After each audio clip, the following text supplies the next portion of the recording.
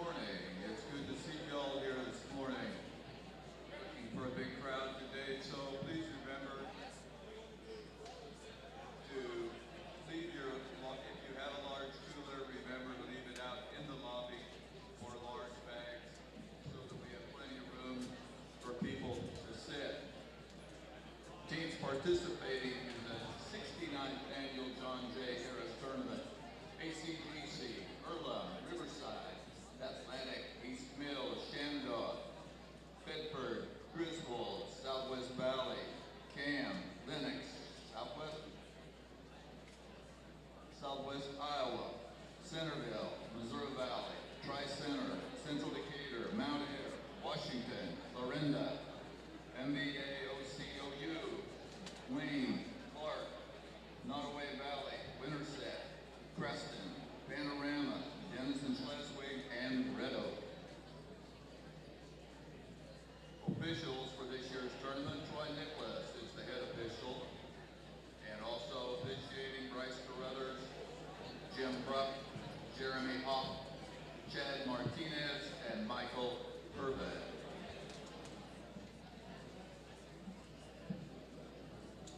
Southwest Valley High School encourages positive sportsmanship and behavior at our activities. Please encourage players and coaches with positive comments and acts, and respect the decisions of the game officials. What you do and say during the contest reflects on your team, your school, and your community. Enjoy the tournament by being a good sport. Thank you.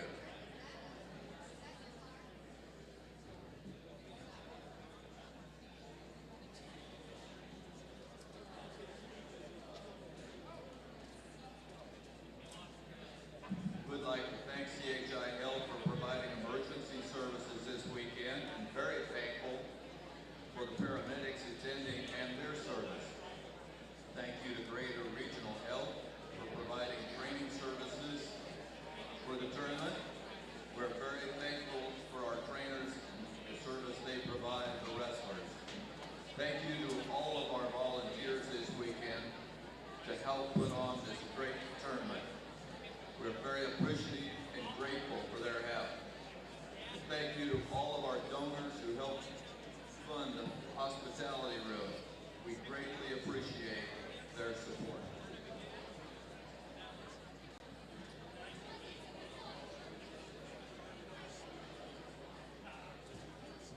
We've been getting quite a few sportsmanship ballots in. Remind the coaches to please turn them in before the end of the day.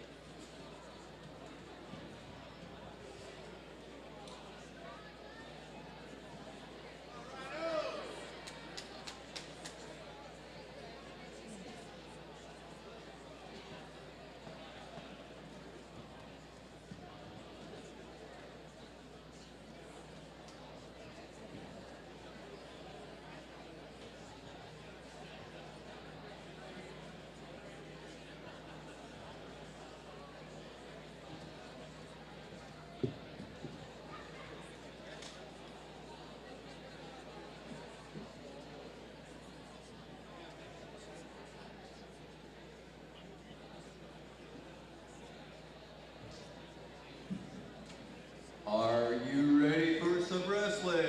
It's 10 o'clock.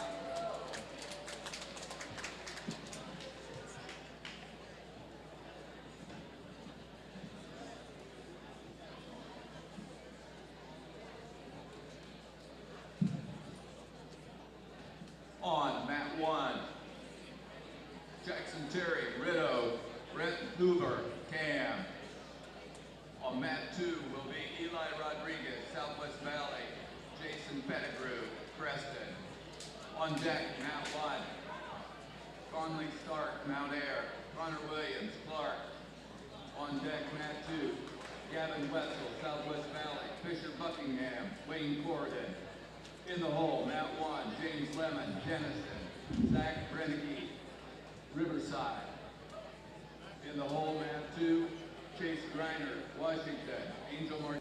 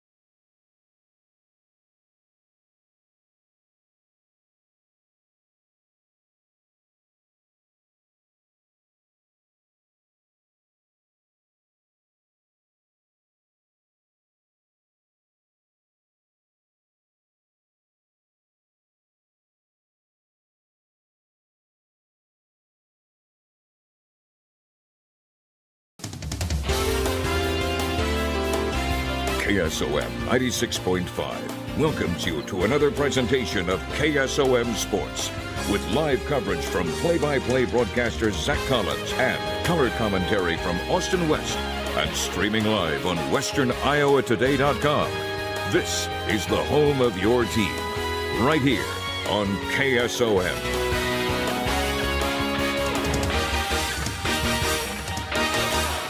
Good morning, ladies and gentlemen. We are live from Corning, Iowa on the campus of Southwest Valley High School for today's day 2 of John J. Harris Wrestling Tournament. I'm Austin West, joined by Zach Collins. We're already underway with the first round of consolations here this morning.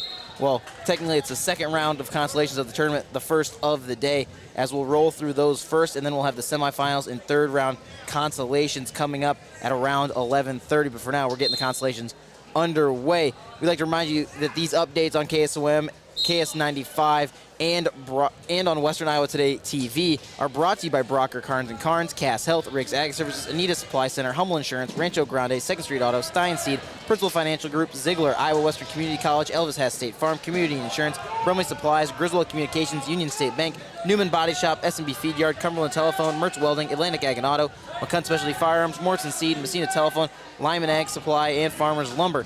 And you're listening here to all of our updates. Again, Austin West, Zach Collins joining you. And quickly through here, we had a couple of area teams move on already. And now that we're underway, it kind of makes it a lot nicer here, Zach, that we'll kind of keep things kind of streamlined for today. Right. I mean, we kind of just are going to have everything mostly in here today. I mean, at least in the afternoon portion of today, and we'll see a lot of some of the top wrestlers here in the state. And you kind of mentioned, yesterday, not any ranked teams here in the John J. Harris Invitational, which is so surprising to me, especially with all the great teams we've got here involved in this Invitational, and at the same time, all the great ranked wrestlers we have here. And I mean, we saw yesterday a lot of these teams, especially, Creston, Atlantic, Winterset, very good teams here this season. Absolutely. Let's take a look at some of our area wrestlers that are moving on to wrestling today. Some of them didn't make it, but the ones that do, at the 106-pound consolation brackets, Hayden Hash of Clarinda and Kingston Kerrigan of Riverside. At the 113-pound consolations, it's Chase Slaybaugh of ACGC, Braxton Hass of Atlantic, Lane Traps of Creston, Jet Christensen of Nottoway Valley, and Braden Mader of Southwest Valley. At 120 pounds consolation, it's Colin Harris of Atlantic, Kason Calhoun of Cam, Nathan Hansen of Earlham, Ty Strode of Nottoway Valley, Kellen Oliver of Riverside, and Carson Cooper of Southwest Valley. At 126 pounds consolation, Gavin Sloss, ACGC, Broderick Phelps, Creston, Kean Stevie of Nottoway Valley. At 132 pounds consolation, Bradley Geeby of Nottoway Valley, Dayton Guzman of Red Oak, Jack Brannon of Riverside. At 138 pounds consolation, Brandon Briley of Creston, Malachi Haruska of Earlham, Kyler Sandholm, Red Oak. Emery Evans, Riverside. At 144 pounds consolation, it's Calvin Hayes, Atlantic. Cole Edel, Erlin. Joshua Lorette, Red Oak. Jackson Gordon, Riverside. 150 pounds consolation is Bretton Hoover, Cam. Jackson Pettigrew, Crescent. Jackson Terry, Red Oak. Zach Brennicky, Riverside. Eli Rodriguez, Southwest Valley. At 157 pounds consolation, Angel Martinez, ACGC. Gavin Wetzel, Southwest Valley. 165 pound consolation, Jackson Frang of ACGC. Leyland Woodruff of Clarinda. Dylan Bartles of Nottoway Valley. Baz Clear of Red Oak. At 175 pound consolation is Donovan Hendrington, Atlantic. Dominic Polsley of Clarinda. Caleb Christensen of Nottoway Valley. Andrew Johnson of Red Oak. Gavin Hackett of Riverside. Bo Johnston of Southwest Valley. At 190 pound consolation, Michael Fuller, ACGC. Cohen Bruce, Atlantic. Jagger Luther, Creston. Ty Willem, Earlham. And Charles Rudolph, Nottoway Valley. At 215 consolation, Carter Richter, ACGC. Dylan Einman, Southwest Valley. And at 285 consolation, it's Mason Nally, Corinda, RJ DeShong, Griswold, and Sawyer Wilkinson of Southwest Valley. And again, just looking at consolations, we're going to see a lot of area teams match up, a lot of area wrestlers match up against each other as they make their way through the brackets. Taking a look at our winners side of the brackets, we'll start at 106 pounds. It's Tay Jordan, Atlantic, Kylan Parsons of Crescent, and Max Milage of Earlham. At 113 pounds winners bracket, Dallas Conyer of Earlham, Davis Brahman of Riverside. 120 pound winners bracket, Tegan Slaybaugh, ACGC, Christian Ahrens of Creston. 126 pounds, Aiden Smith, Atlantic, Peyton Harger, Earlham. 132 pounds, Jaden Harder, Atlantic, Lincoln Keeler, Creston, Josh Winey, Earlham. At 144 pounds winners bracket, Austin Evans, Creston, and Carmine Shaw of Nottoway Valley. At 157 pounds winners bracket, Milo Staver, Creston, Jet Rose, Riverside. 165 pounds, William Bowlinger, Creston, Ryan Stiles, Earlham, Ian Forsyth, Southwest Valley. And at 175 pounds, it's just Owen Hoover of Camp. At 190 pound winners bracket, Bryson Harris of Clarinda, Tate Hafner of Southwest Valley. 215 pound winners bracket is Carson Downey, Clarinda, Quentin Fuller, Creston, Ashton Honnold, Nottoway Valley. And finally, at the heavyweight 285 winners bracket, Peyton Jacoby, ACGC, Evan Sorensen, Atlantic, Max Chapman, Creston, and Trenton Warner, Nottoway Valley. So 4 of the 6 winners bracket members at 285 are all area wrestlers, so that should be a good one here to watch. And then finally, our area team scores coming into today. Creston leading the way with 95.5. Earlham in third with 63. Atlantic right behind him in fourth with 60.5. Nottoway Valley in seventh with 49. 8th place is Riverside with 44.5. 10th place, ACGC 36, right behind them. In 11th, Clarinda with 35 points. Southwest Valley is in 15th with 31. Cam and Red Oak tied for 21st with 16. And Griswold with 4 points in 25th place. And I think that about covers all the updates from yesterday. I think it does. And, I mean, one thing to kind of say about yesterday was we saw some excellent matches here in the Activity Center. Weren't able to see kind of the lower weights over in the high school gym. But, man, I mean, we've got some of the top wrestlers in the state here. It's great to watch these kids just come in. I mean, they wake up early. They come here after a long night last night. Even I'm tired, and all I did yesterday was kind of just sit up here and watch the excellence happening on the mat. So it's great to be back here once again. It's great to have these kids out here battling once again on the mats, and wish all the teams the best of luck here today. Absolutely, and we'll bring you those updates as we go along. Again, your updates brought to you by Brocker Carnes & Carnes, your trusted insurance since 1894. Cass Health, Neighbors Caring for Neighbors. Riggs Ag Service, transform your planner with help from Riggs Ag Service in Lewis. And, of course, Lyman Ag Supply with Lee Satoff and Jim Swanson, and so many others as well. But you'll hear from those sponsors as the day continues. I'm Austin West. That's Zach Collins. We'll give you more updates here on KS95, KSOM, and Western Iowa Today TV, where we are streaming both mats here in the Activity Center. So you'll get both those heavyweight matches if you want to tune into that on the website as well. But for now, that'll do it from the John J. Harris Tournament. We'll be back with more updates as the day continues. At the heart of Channel Seeds are the relationships we build with farmers. Hi, this is Lee Sadoff with Lyman Ag Supply. When you partner with Lyman Ag for your fields, you'll experience our seedsmanship at work. Jim Swanson and I are committed to working with you through year-round customized service. We are committed to your success. It starts with placing products to perform, extends to evaluating crop development throughout the season, and continues well after harvest into planning for next year. Expert advice, customized service, and elite products. We're Lyman Ag Supply, and our goal is your profitability. Give us a call. That wrestler in the corner is dedicated and determined to work as hard as he can for his team. His drive and perseverance comes from his core. Now, wouldn't it be nice to have an insurance agent do the same for you and be on your team? Here at Elvis Haas State Farm, we're in your corner to help you with your insurance on your auto, home, farm, business, life, and financial services. We help you understand your insurance and show you the benefits of bundling all of your coverages with just one company. Put us on your team here at Elvis Haas State Farm, 1/2 block west of the courthouse, or call 712-243-4824.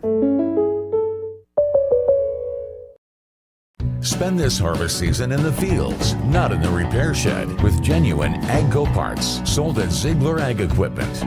When every second matters, eliminate downtime by running with OEM rigorously tested genuine AGCO parts made with superior quality materials. Skip the breakdowns this harvest and run full out. Stop in today to Ziegler Ag Equipment in Atlantic to get your genuine AGCO parts. Remembering whether it's a home or away game, getting the right kid to the right playing field on the right day. Why are simple things sometimes so complicated? Thankfully, with auto owners, insurance doesn't have to be one of them. We work with independent agents who keep insurance simple so you can worry about more important things, like not being that fan. Oh, come on, ref! That's simple human sense. Call Community Insurance in Audubon today at 712-563-4422 or stop by their office in the Depot Building at 405 Market Street in Audubon. Are you ready to conquer your next project? Where's the best place to take your to-do list? Who has been in business for over 100 years? 100 years. Farmers Lumber in Fontanelle, that's who. Their well-trained staff can assist you with all your lumber and repair needs. They'll make sure you have all the supplies and the know-how to use them. Farmers Lumber is located at 211 Washington Street in Fontanelle. Farmers Lumber is a proud sponsor of Nottoway Sports.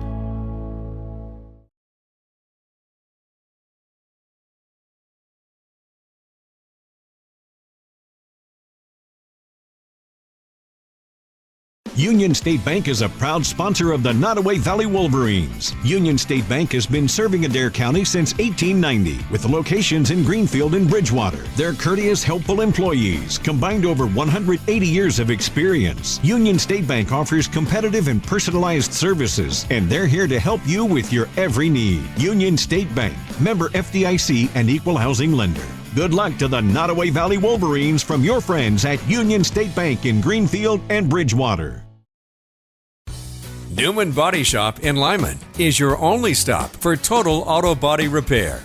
Newman handles everything from glass replacement, paint and wheel alignment, to complete auto restoration. For information on all the services Newman Body Shop offers, give them a call at 712-778-4428 or stop by Newman Body Shop on Tucson Road in Lyman. Newman Body Shop is a proud supporter of Griswold Tiger Sports.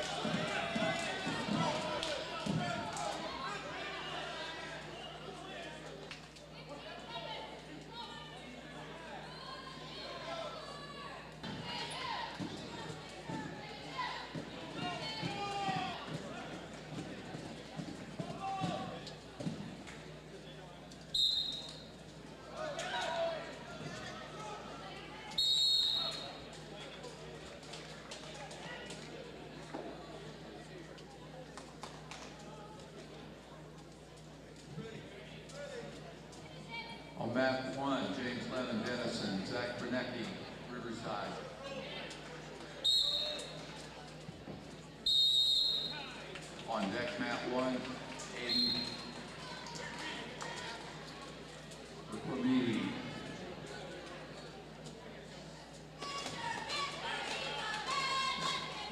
Valley, Bracken Collier, Mount Air.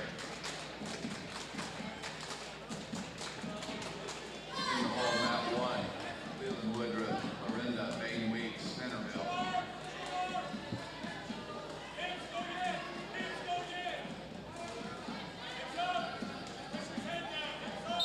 On mat 2, Chase Steiner, Washington, Angel Martinez, ACGC. On deck mat 2, King Kibbers, Winterset, Gabe Wagner, Panorama. In the hall, mat 2, Jacob Reister, Shenandoah, Baz Cleary, Riddle.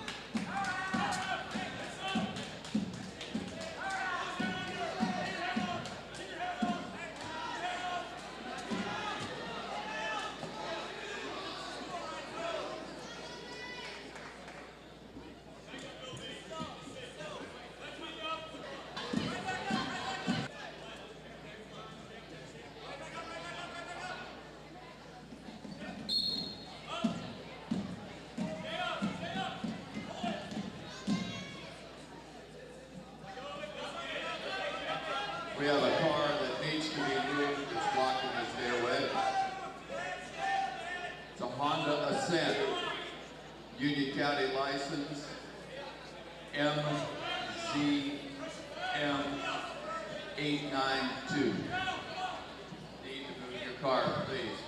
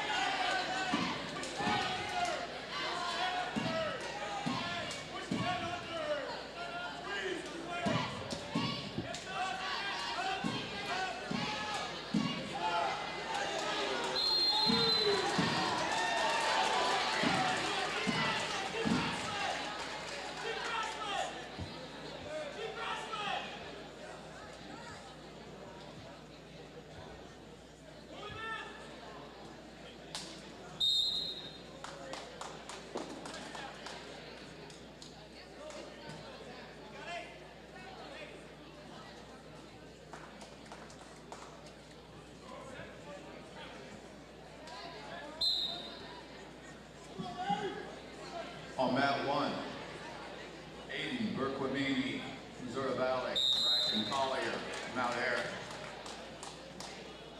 On deck, mat 1, Leland Bluto, Brenda Wayne Weeks, Centerville. In the hole, mat 1, Blaine Reese, Washington, Bo Johnston, Southwest Valley.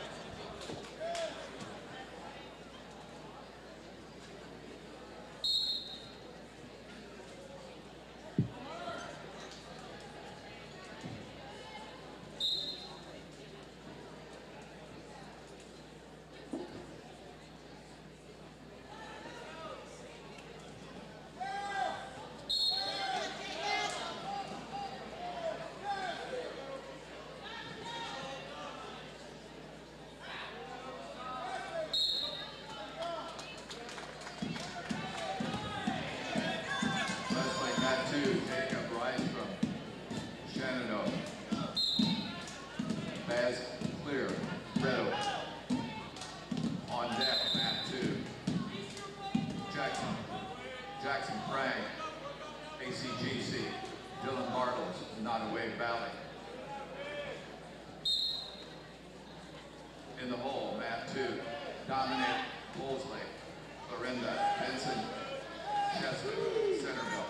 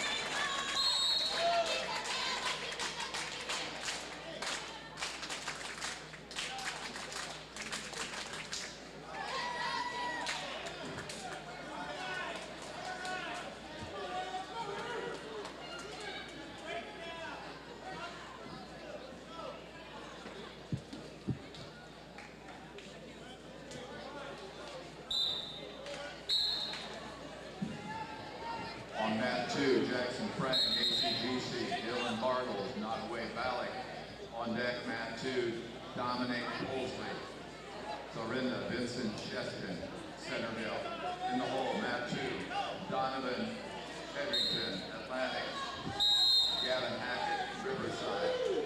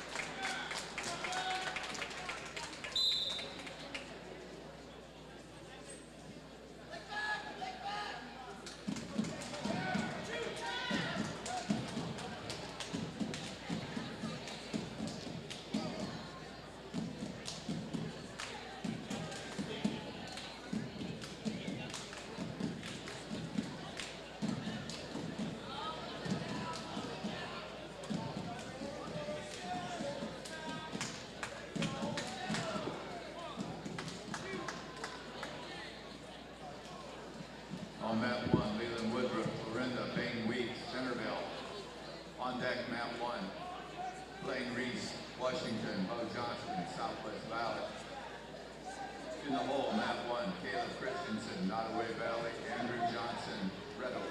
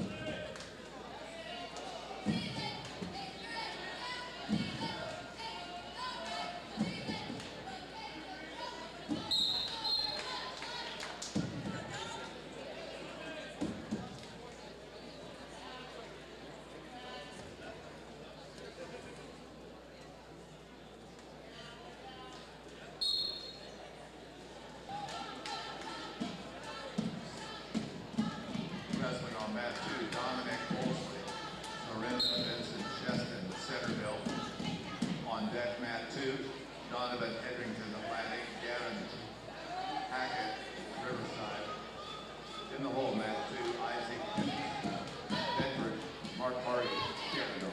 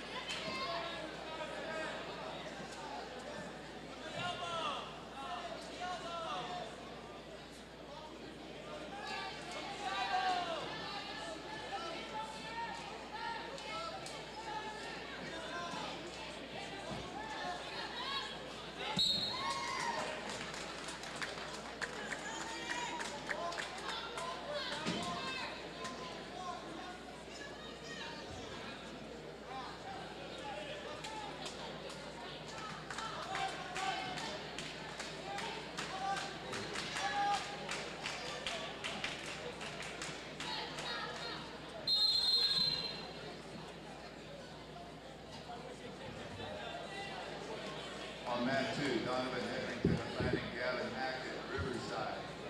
On deck, mat 2, Isaac Dukes, Bedford, Mark Hardy, Shenandoah. In the hole, mat 2, Jacob Luther, Preston, Charles Rudolph, Nottoway Valley.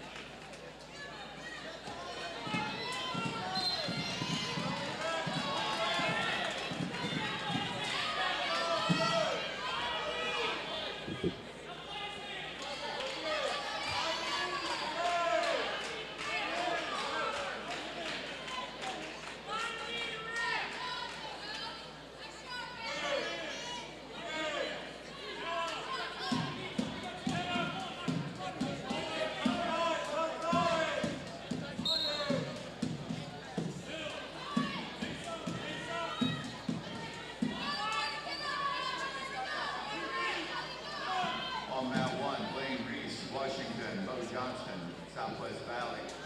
On deck, mat 1, Caleb Christensen, Nottoway Valley, Andrew Johnson, Center. In the hole, mat 1, Michael Fuller, ACDC, Hunter Cox, Missouri Valley.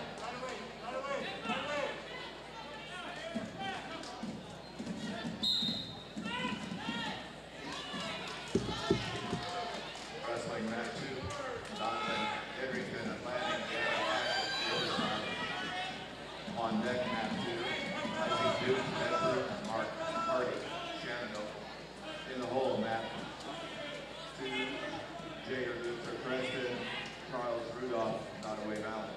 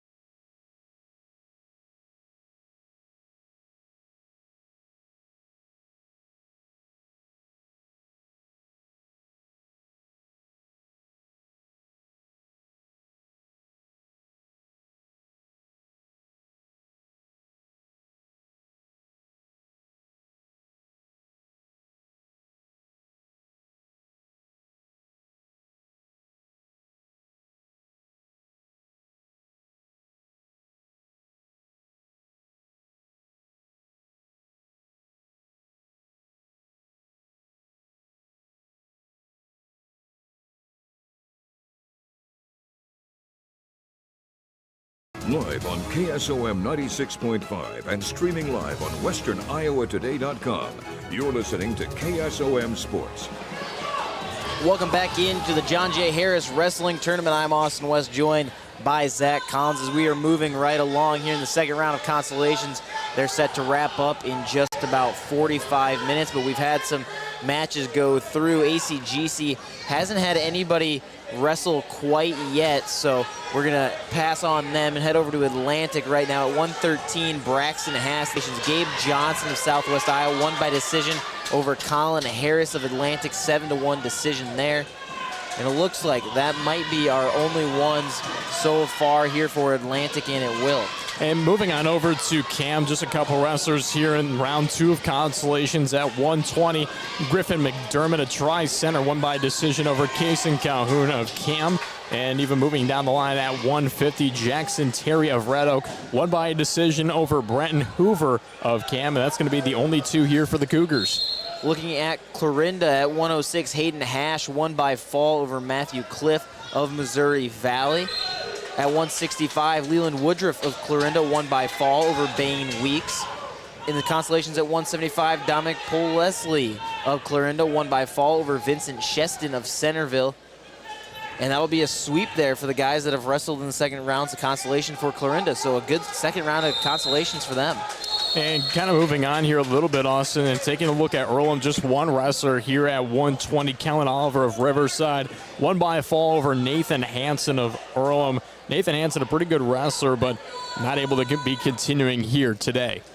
We're going to look at Nottoway Valley next at 113 pounds in the second round of consolations. Braden Mader of Southwest Valley won by fall over Jet Christensen of Nottoway Valley. Those are those area matchups we said we're going to see a lot here in the consolation brackets. At 120 pounds, Ty Strode won by disqualification over Siler Schaefer of Panorama. So Schaefer a DQ in that one. Not sure if it was injury related or not.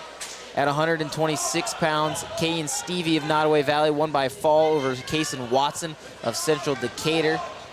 And looking down the line, at 165, Jackson Frang of ACGC won by fall over Dylan Bartles of Nottoway Valley. So that one just came in for ACGC because we were just looking. ACGC hadn't had a match come through the second round of consolation yet, so that'll be a big one there. They're first. And kind of moving on here, we go to Red Oak with quite a few consolation matches here in round 2. At 132, Tully Wood of Wayne won by a decision over Dayton Gooseman of Red Oak. At 138, Kyler Sandholm won by a forfeit over Emery Evans of Riverside. So interesting to see there at 138. At 150 in round 2, Jackson Terry of Red Oak for Baz Clear and consolation round 2. Looking at Riverside at 106 pounds, Kingston Kerrigan of Riverside won by fall over Angel Gomez Perez of Clark.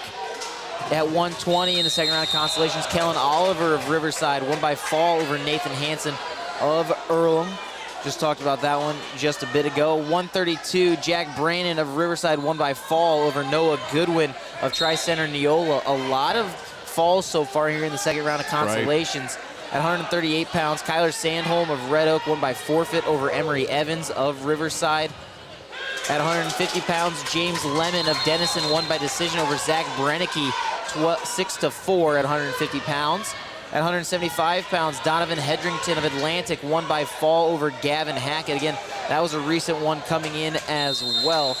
And at 190, no match yet for for Charles Rudolph, who will be the Nottoway Valley one, as Jackson Allen done it for the weekend for Riverside. And we'll kind of talk here about Shenandoah. Didn't talk about them so much yesterday, but we'll kind of focus on the Mustangs a little bit more here today for the John J. Harris Wrestling Tournament. At 113 in round 2 of the consolation, Lane Travis of Crescent won by fall over Devitt Holst of Shenandoah, so Holst will be done here today. At 126 in round 2, Luke Schroeder, Missouri Valley, won by fall over Tyler Babe of Shenandoah. And at 132 in consolation round 2, Kaysen Cochran of Winterset won by major decision over Hayden Roush of Shenandoah in consolation round 2 as well. And 165, Jacob Reibstrom of Shenandoah won by a fall over Baz Clear of Red Oak. And that's going to finish off the Mustangs there, as we're awaiting a lot of other consolation rounds down the line for Shenandoah. Southwest Valley, we talked about this one. Braden Mader got a big win by fall over Jet Christensen of Nottoway Valley at 126. Niall Benj won by disqualification over Carson Cooper of Southwest Valley. Again, we don't know if these were, temper-related or injury-related disqualifications. Not sure on those quite yet, if they're saying. At 150, Eli Rodriguez, Southwest Valley, we talked about him, won by decision over Jackson Pettigrew of Crescent again in the consolations. Gavin Wetzel will fall by decision to Fisher Buckingham of Wayne. At 175 pounds, Bo Johnston of Southwest Valley will lose by fall to Blaine Reese of Washington. And that'll round out our consolations matches right now for Southwest Valley, our hosts here for John J. Harris. And so taking a look at that, we're getting early here started. We'll be back with more updates. Again, 11:30 is when we're set to start the semifinals. After that point, after 11:30, all of the stream you see on Western Iowa Today TV, it will be all winners bracket side. So that'll be what we are streaming. We'll have the semifinals, third place, second place, first place matches, all of those here on the stream on Western Iowa Today TV. We'll have play-by-play for the finals as well. For right now, we'll keep updates going here on Western Iowa Today TV on KS 95.7 and 96.5 KSOM. I'm Austin West. That's Zach Collins. We'll get you more updates from John J. Harris Wrestling, the granddaddy of them all. At the heart of Channel Seeds are the relationships we build with farmers. Hi, this is Lee Sadoff with Lyman Ag Supply. When you partner with Lyman Ag for your fields, you'll experience our seedsmanship at work. Jim Swanson and I are committed to working with you through year-round customized service. We are committed to your success. It starts with placing products to perform, extends to evaluating crop development throughout the season, and continues well after harvest into planning for next year. Expert advice, customized service, and elite products. We're Lyman Ag Supply, and our goal is your profitability. Give us a call. Cumberland Telephone Company is a full-service telephone company that offers fiber to the home within their exchange. They offer both local and long-distance, plus superb internet service with unlimited data. Cumberland Telephone, they strive to constantly offer the best of service to their customers. There are several speed packages to choose from, so if you're interested, give them a call. It's Cumberland Telephone 712-774-2221. That's 712-774-2221. Cumberland Telephone Company, always supporting you and always cheering you on. Keeping you connected, Cumberland Telephone in Cumberland. Dang, the oxygen tank is empty again. When you visit town, can you pick one up from Atlantic Ag and Auto? Empty? I just got a full tank. Did you leave the valve open again? How many times do I have to tell you? Lefty loosey, righty tighty. I'll check the acetylene. It's probably empty too. Huh, we all know who's full of hot air. What was that? I said Atlantic Ag and Auto. Your locally owned CarQuest Auto Parts store has welding supply. It's a chance to up your game. Every day brings a new challenge, but with the enhanced Channel Seed brand on your side, you can rise to it. With our top-performing seed. You and be there for you as your coverage needs change and to meet your needs.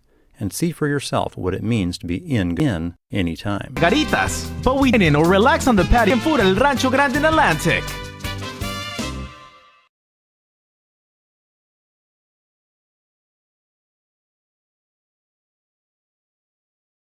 Join our team as independent sales representatives. If you're passionate about agriculture, ready to make a difference, and want unlimited earning potential, join the Stein team as an ISR. To learn more about open positions near you, contact your local Stein RSA, Darren Petty, at area code 712-249-5884. Spend this harvest season in the fields, not in the repair shed, with genuine AGCO parts sold at Ziegler Ag Equipment. When every second matters, eliminate downtime by running with OEM, rigorously tested, genuine AGCO parts made with superior quality materials. Skip the breakdowns this harvest and run full out. Stop in today to Ziegler Ag Equipment in Atlantic to get your genuine AGCO parts.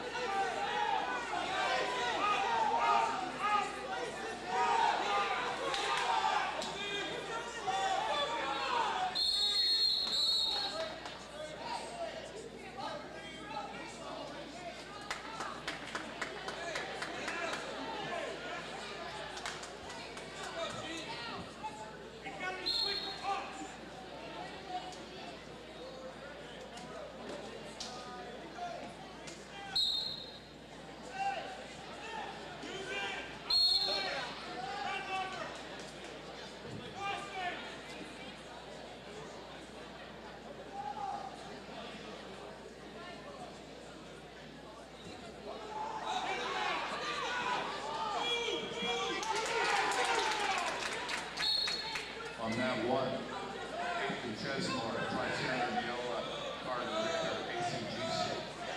On deck, mat 1, Cole Penny, Clark, John Mendes, Southwest Valley.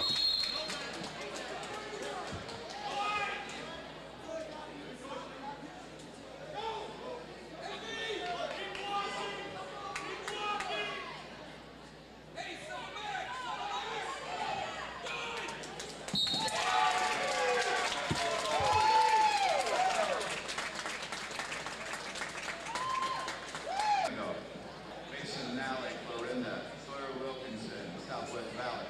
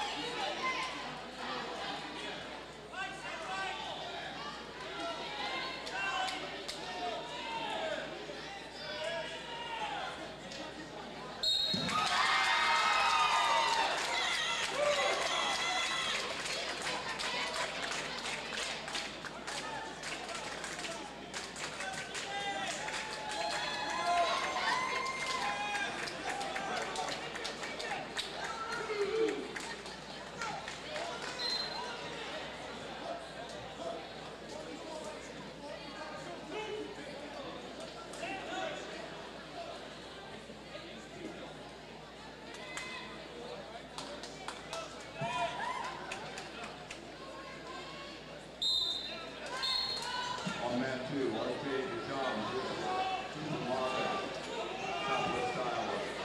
On deck, mat 2, Mason Nally,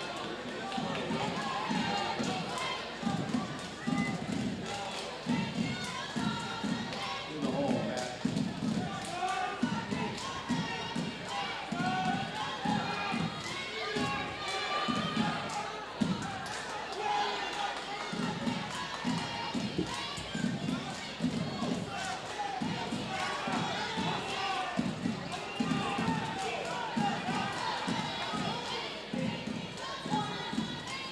Wrestling mat 1. Ethan Chesmore, Tri-Center, Carter Richter.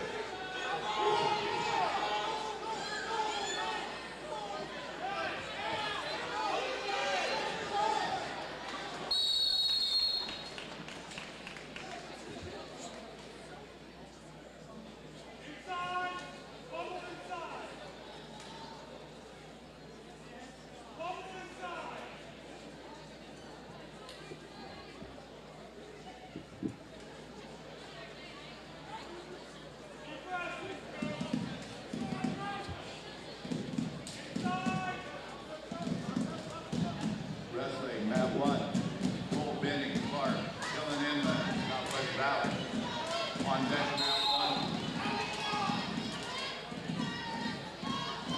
Isaac Monroy, Nunez, Panorama, Albert Goudet, Wayne Ford.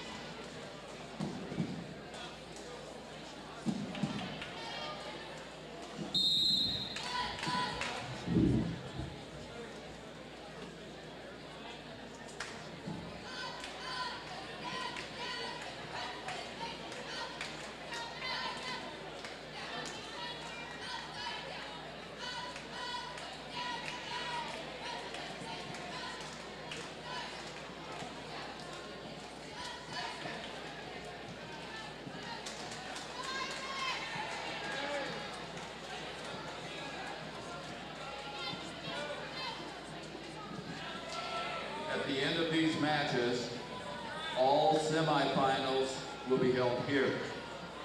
And all third-round consolation will be held across the street at the high school.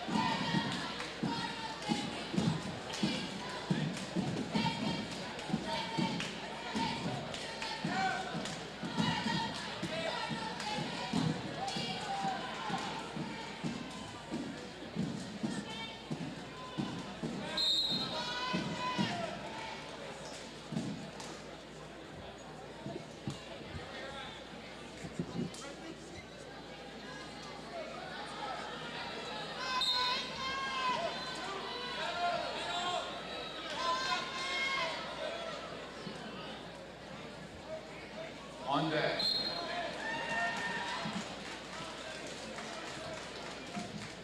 On deck at 106, Map 1, Ty Jordan, Atlantic. Killen Parsons, Preston. On deck, in the hole, on Map 1.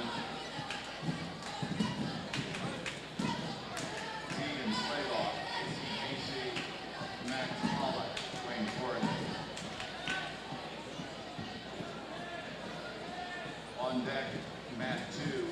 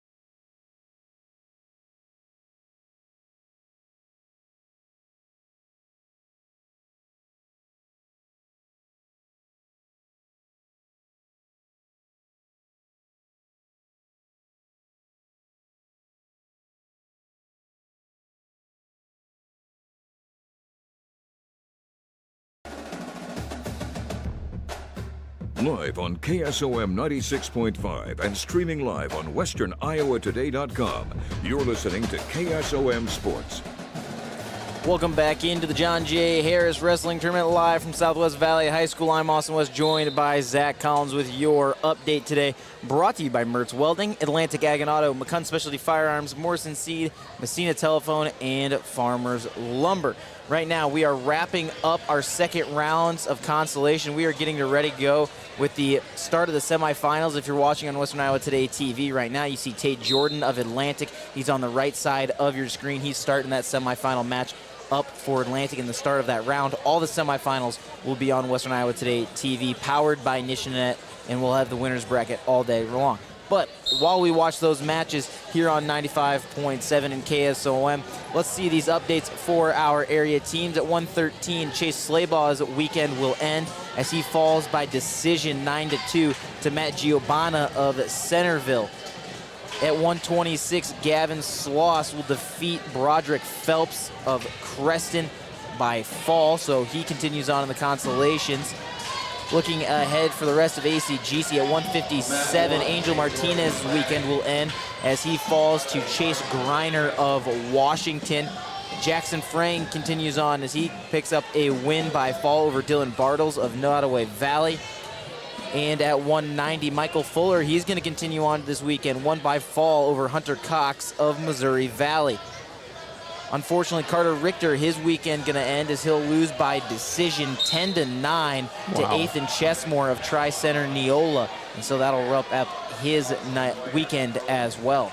And moving on here, also, we got to move on over to Atlantic as we move to 113. Braxton Hass of Atlantic will continue on the consolations after he beat Cray Hunt of Central Decatur. At 120 in consolation round 2, Gabe Johnson of Southwest Iowa won by decision over Colin Harris, so Harris will be done here for the day. Continuing to move down the line to round 2 at 144, Calvin Hayes of Atlantic won by fall over Cole Itel of Earlham, so he'll move on to round 3 of the consolations. 175, Donovan Henrington of Atlantic won by fall over Gavin Hackett in the consolation, so he'll continue to move on as well. So a lot of these Trojan wrestlers continuing to move on. Good to see here for Atlantic. At 190, Ty Willem of Earlham beat Colin Bruce of Atlantic, so Bruce will be done here for the day today. And we wait still for 215 and 285 here for Atlantic. Looking at Cam at 120, Griffin McDermott of Tri-Center Neola will win by decision over Kason Calhoun of Cam 4-2. Calhoun, his weekend will end here today. At 150 pounds, Jackson Terry of Red Oak will win by decision over Brenton Hoover of Cam 10-3, ending Hoover's run as well. And that's it for Cam. They've got a lot of guys in the quarterfinals as well, so something to watch there for them the rest of the day. And looking and moving on here, we go to Clorinda at 165 in consolation round 2. Leland Woodruff of Clorinda will continue on after he won by fall to Bain Weeks of Centerville. 175, Dominique Posey of Clorinda won by fall over Vincent Cheston of Centerville. And that's going to be it here as we wait for 190 of Bryson Harris as he'll continue on to the quarterfinal alongside Carson Downey. But we'll see kind of what happens down the line. For Creston at 113 pounds, Lane Travis won by fall over Davin Holst of Shenandoah. He'll move on the consolation brackets. At 126 pounds, we talked about this, Broderick Phelps, his weekend coming to an end at the hands of Gavin Sloss. At 138 pounds, Brandon Briley won by fall over Malachi Haruska of Earlham. He'll continue in the consolation rounds. At 150 pounds, Jackson Pettigrew will fall by decision to Eli Rodriguez of Southwest Valley. His weekend will end. And looking down the rest of the way, at 190 pounds, Jager Luther of Creston won by major decision over Charles Rudolph of Nottoway Valley. Again, another area matchup here in the consolation rounds. We're going to see a lot of those, but that'll round out Creston right now. And we move on over to Earlham. A lot of quarterfinal matchups will happen down the line here for the Cardinals. Just looking down the line at 138, Brandon Briley of Creston, as you kind of just mentioned, won by fall over Malachi Herska of Earlham. In 144 consolation round 2, Cole Itel will be done today after Calvin Hayes of Atlantic beat him in that matchup. Looking down the line here at 190 in consolation round 2, Ty Willem of Earlham will continue on in the consolations after he won by fall over Cohen Bruce. And we're still waiting here for 285 for consolation round 2. For Keegan Long. Actually, Keegan Long is going to be done here for today. My fault. He lost yesterday in consolation round 1. And Tate Jordan of Atlantic just picked up a win. Looked like it was by fall over Kylan Parsons of Crescent. So Jordan moving on in the winner's side. Looking at Griswold, RJ DeShong wins by fall over Cooper Marvel of Southwest Iowa. That's in the consolation, so he'll continue on his way that way. Looking at Nottoway Valley, Braden Mader of Southwest Valley defeats Jet Christensen by fall. So Nottoway Valley's Christensen done for the weekend. Ty Strode won by that disqualification. We talked about that one earlier. 126, Kane Stevie, Nottoway Valley won by fall over Kason Watson of Central Decatur. 132 pounds, Bradley Gebbe of Nottoway Valley won by decision over Owen Becerra of Missouri Valley. At 165 pounds, Jackson Frang defeated Dylan Bartles of Nottoway Valley by fall. At 175 pounds, Andrew Johnson of Red Oak won by decision over Caleb Christensen of Nottoway Valley. His weekend going to be over after that consolation round loss. Jager Luther, we talked about him, won by major decision over Charles Rudolph of Nottoway Valley. Rudolph's weekend is done at 190. And we'll wait for the quarterfinal matchups here to continue for Nottoway Valley's Trenton Warner at 285 and Ashton Honnold at 215. They'll be wrestling here in the semifinals as we are just starting that round once again. And Austin, let's take a look at Red Oak here at 132 consolation round 2. Tully Wood of Wayne won by decision over Dayton Gooseman of Red Oak, something I mentioned before. But moving on to 138, kind of an update here for you in round 2 of the consolations. Kyler Sandholm will continue on for Red Oak as he won by forfeit to Emery Evans of Riverside. Moving down the line here at 150, Jackson Terry of Red Oak won by decision over Brenton Hoover.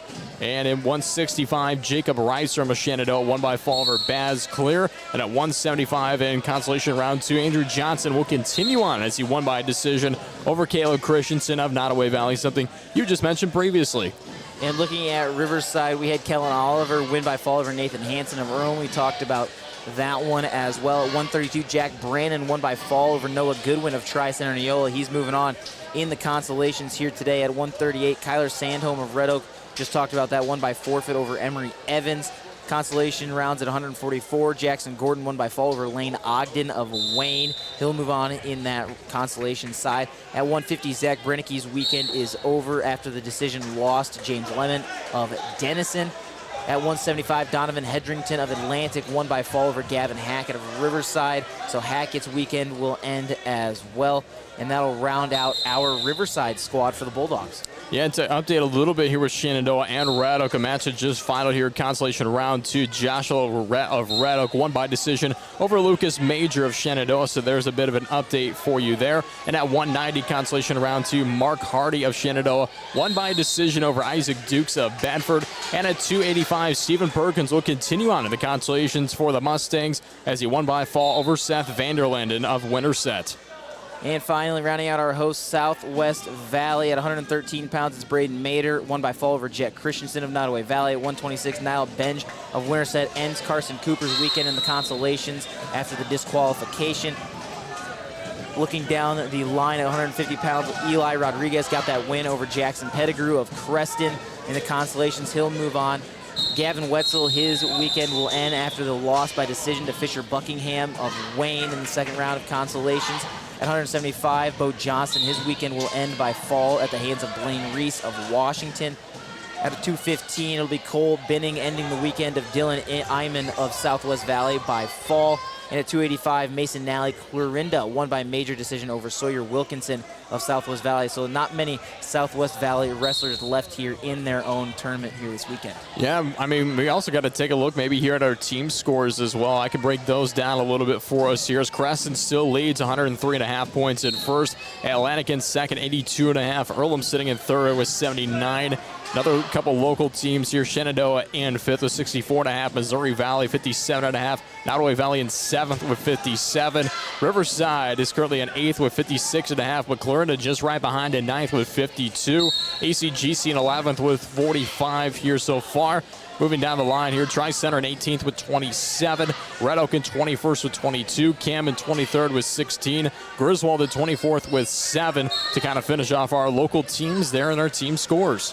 Absolutely, and again, we'll have more updates as we go. Again, if you're watching on Western Iowa Today TV, powered by Nishanet, these are the semifinal matchups you're watching right now. So you've got two mats going for those. But if you're here on KS 95.7 or 96.5 KSOM, keep listening here. We'll keep giving you updates until we reach the finals. We'll be going play by play for those finals matchups. Again, your updates brought to you by Cass Health, Neighbors Caring for Neighbors, Brocker Carnes & Carnes, your trusted insurance since 1894, excuse me. I flipped the numbers around, so they've been in business even longer than what I said. 2nd Street Auto, tow it, know it before you blow it. 2nd Street Auto in Atlantic, and Stein Seeds. Stein has yield. Contact Darren Petty, your local Stein representative.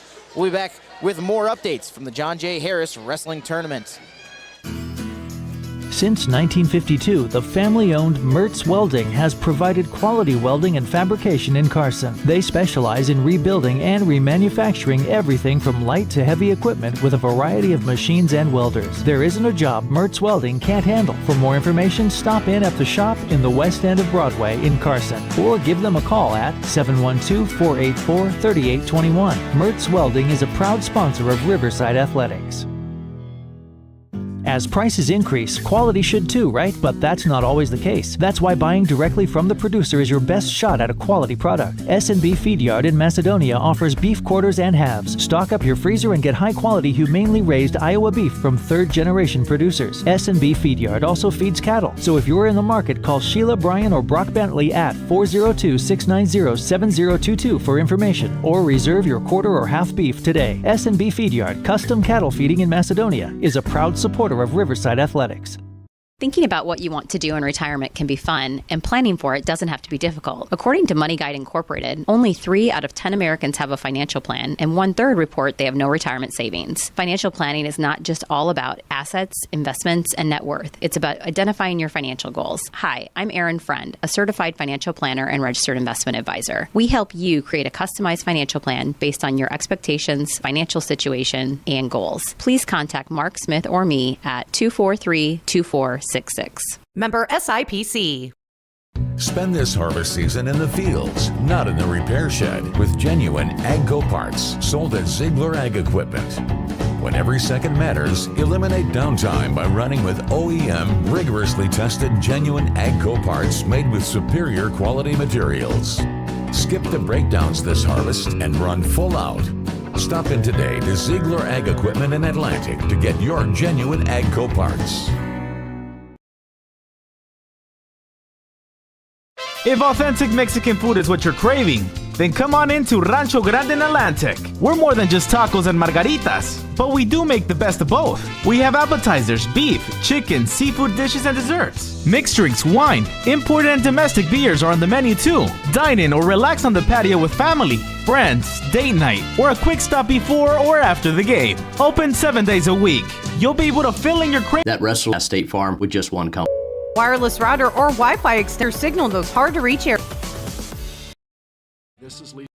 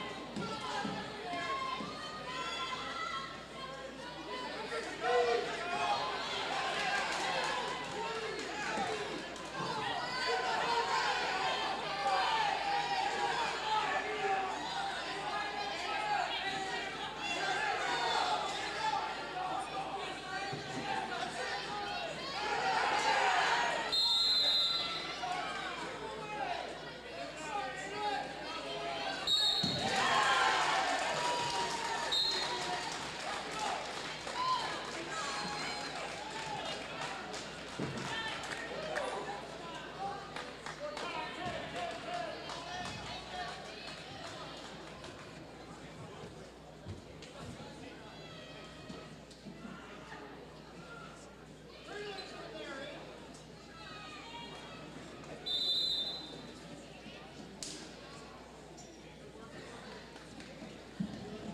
mat 2, Lincoln Keeler, Creston, Josh Whiting, Erla. On deck, mat 2, Dylan Stein, Lennox, Cole, Scammon, Shenandoah. In the hole, mat 2, Austin Evans, Creston, Gavin Day, Winterstaff.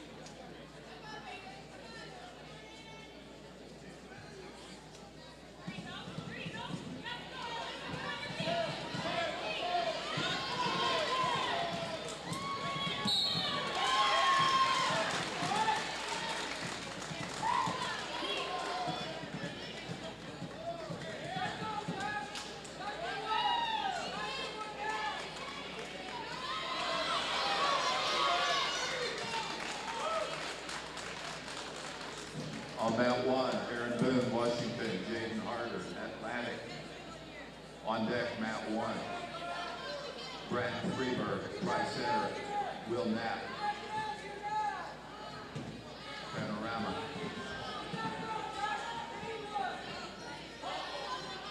In the hole, Matt 1.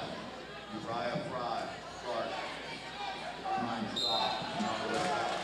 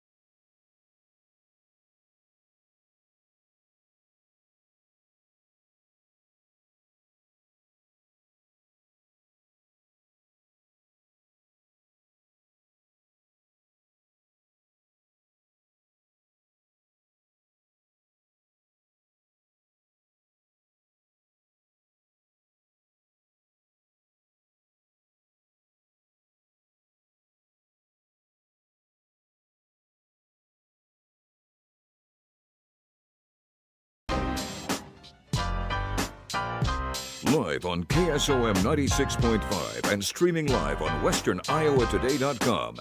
You're listening to KSOM Sports. Welcome back into Southwest Valley High School. I'm Austin West, joined by Zach Collins for the John J. Harris Wrestling Tournament. With your update now, brought to you by Mertz Welding, Atlantic Ag and Auto, 2nd Street Auto, Stein Seed, Principal Financial Group, and Ziegler, as well as Iowa Western Community College. Right now, we're getting to our semifinal round here on Western Iowa Today TV. You can see both those semifinal matches happening right now. We've got some third-round consolations as well. But let's take a look at those area wrestlers for ACGC. Right now, this only semifinal we're looking at is 120 pounds. Is Tegan Slaybaugh for ACGC, who won by fall over Max Pollock of Wayne. So a big move into the finals for Tegan Slaybaugh. for ACGC. And again, he's looking like really the only one for ACGC because we haven't seen Peyton Jacoby yet. We haven't made it to those higher weights. Looking over at Atlantic, Tate Jordan, we talked about him, got a big win by fall over Kylan Parsons of Creston in the semifinal round. So Parsons going to head to the consolation bracket. Meanwhile, Tate Jordan found himself a spot in the finals. At 113 pounds, Braxton Haas of Atlantic won by decision over Lane Travis of Creston. That's in the third round of consolations. So Braxton Haas making a run at some placement on the podium as well. At 126 pounds, Aiden Smith won by fall over Caden Griner of Washington. Another Trojan headed to the finals. 132 pounds, Aaron Boone of Washington won by fall over Jaden Harder of Atlantic. Harder will head over to the consolations at 132. Looking at the rest of the team here, nobody yet, because again, Evan Sorensen, the big weights. We got to wait for the big guys still. Yeah, still waiting for the big weights on that end, and kind of moving on over to Clarinda as celebrating a match over here are the Lennox Tigers. Is at 106 in a consolation of round 3. Hayden Hash of Clarinda won by fall over Joseph Schreiber, so he placed 6th overall here in this John J. Harris tournament. Looking down the line here for the Cardinals, not much else either. Looking at Creston, we talked about Kylan Parsons again, lost in the semifinal round to Tate Jordan. He'll be headed to the consolations. Lane Travis lost in the consolations to Braxton Haas of Atlantic. Atlantic dealing some losses already to Creston. In the semifinal at 120, Eli Becerra of Missouri Valley won by fall over Christian Ahrens of Creston, so he'll head to the consolation rounds. Semifinal at 132, Lincoln Keeler of Creston won by decision over Josh Winey of Earlham, 8-5. He'll find himself in the finals as well. And that'll do it. Again, we're not to the big weights yet. We're just doing the little guys right now. And even Earlham kind of with the little guys, but a big guy in terms of the state rankings. He's ranked number 9 in the state at 106 in the semifinal. Max Milage of Earlham won by fall over Braden Thomas of Central Decatur, and Dallas Conover for Earlham also won in his decision over Brock Shaha of Mount Air at 113. Looking down the line here, another semifinals. Peyton Harger of Earlham won by fall over Seth Edelman of Southwest Iowa. At 132, Lincoln Keller in the semifinal of Crescent won by decision over Josh Winey of Earlham. And it looks like that's going to finish things off there for the Cardinals as well. Looking at Nottoway Valley, Ty Strode's run in the consolation rounds comes to an end as Kellen Oliver will win by decision over him in the third round of those consolations, 5-1. At 126 pounds, Gavin Sloss again defeats Caden Stevie of Nottoway Valley by decision. And again, nobody else for Nottoway Valley. Their small guys are done waiting on the big guys. A lot of quarterfinal matchups for Nottoway Valley here in the semifinals, for that team. They got a lot of guys that are in the heavier weights that are making some appearances on the winner side of the bracket. Right, and we'll talk about Missouri Valley just a little bit here. Haven't talked about them too much here in our John J. Harris wrestling coverage, but in a consolation round, Luke Schroeder won by decision over Niall Ben, so he placed 6th overall. So that finalizes that there for Missouri Valley. That's going to be the only one to update there for the Big Reds. Red Oak, they haven't had a guy wrestle quite yet for any of their consolations or semifinals. Taking a look at Riverside, though. Consolation is round 3 at 106. Kingston Carrigan making a run through there. Won by fall over Tucker Olson of Tri-Center Neola. At 113 pounds, Davis Brahman moves on to the finals. Won by decision over Judah Gerwell of Winterset, 5-2. At 120 pounds, we talked about Kellen Oliver cutting off Ty Strode's consolation run by a decision victory. And then again, we make it to 150 pounds, and that's kind of where we're sitting right now, waiting for those guys to go. So that'll wrap up Riverside just for this update, as they'll be having a couple matches here coming soon. And, of course, we'll kind of finish things off here with Southwest Valley, kind of just to place things off at 113. Braden Meter in consolation round. He'll play 6 after he won a decision over Matt Ginabata of Centerville. Looking down the line here, it looks like that's just about it to update there for Southwest Valley, as a lot of falls there in consolation round 2 for Southwest Valley here. And we talked about yesterday, we thought Creston was running away with the team score.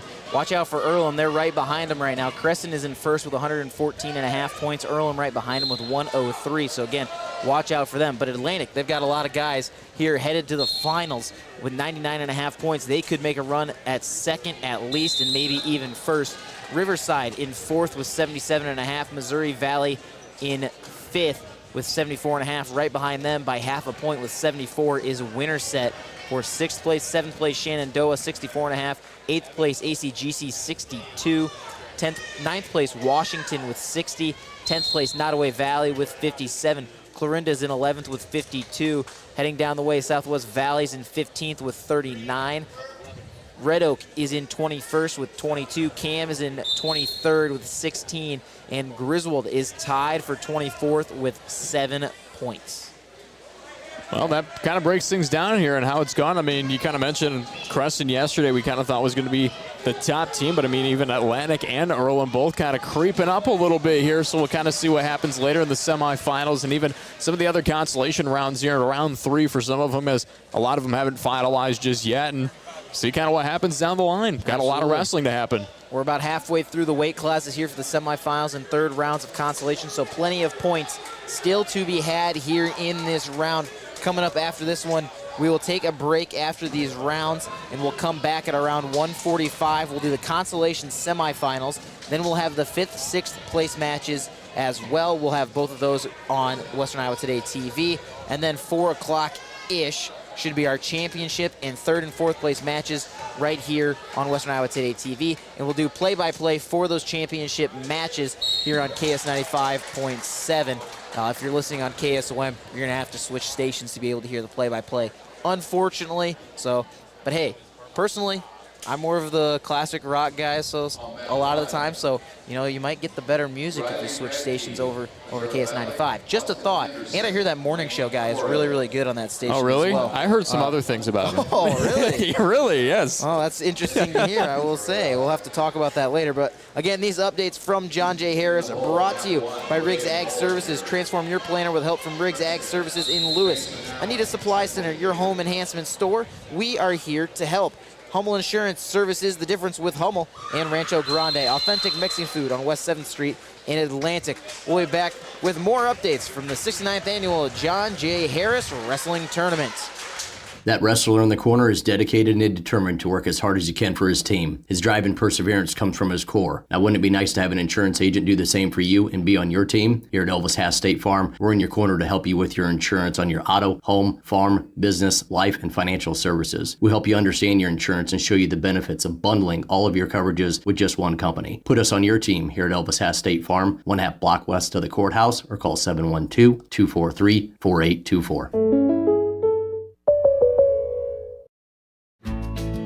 Are you ready to conquer your next project? Where's the best place to take your to-do list? Who has been in business for over 100 years? 100 years. Farmers Lumber in Fontanelle, that's who. Their well-trained staff can assist you with all your lumber and repair needs. They'll make sure you have all the supplies and the know-how to use them. Farmers Lumber is located at 211 Washington Street in Fontanelle. Farmers Lumber is a proud sponsor of Nottoway Sports.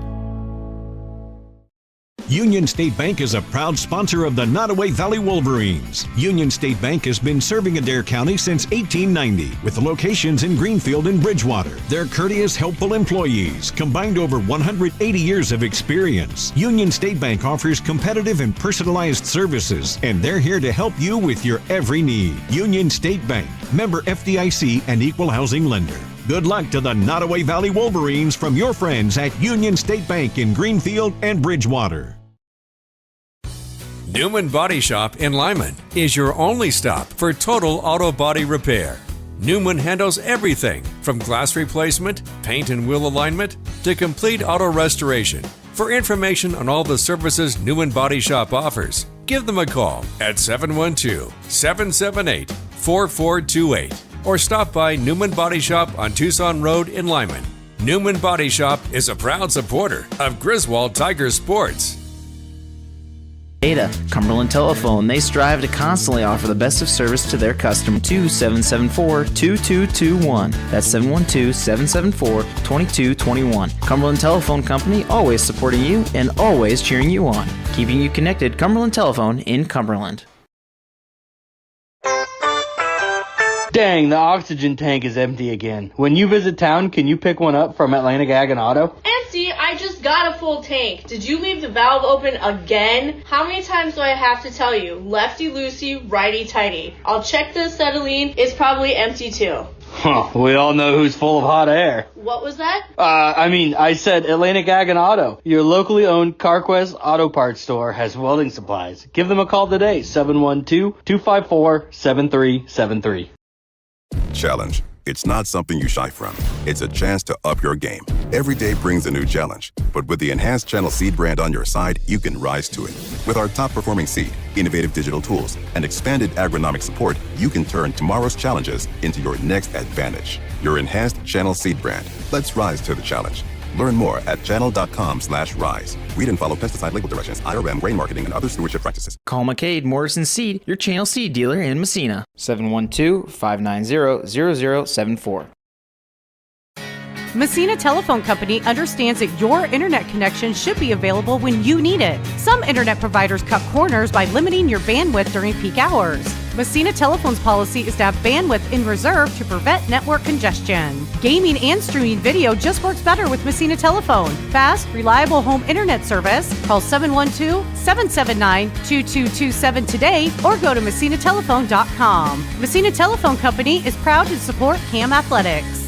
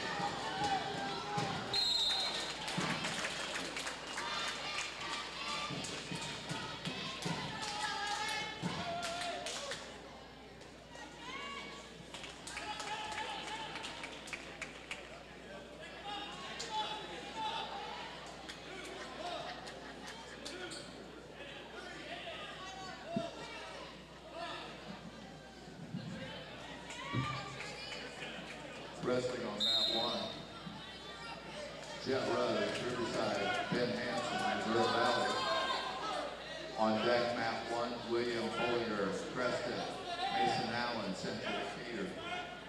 In the hole, map 1, Owens, Hoover, Cam, Jordan Martin, Cleveland, Lennox.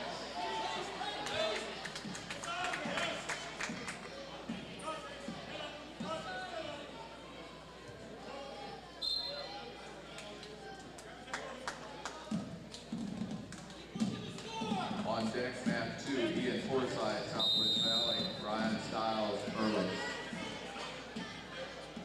In the hole, map 2, Jaden Dickerson, Shenandoah, Caden Van Meer, Panorama.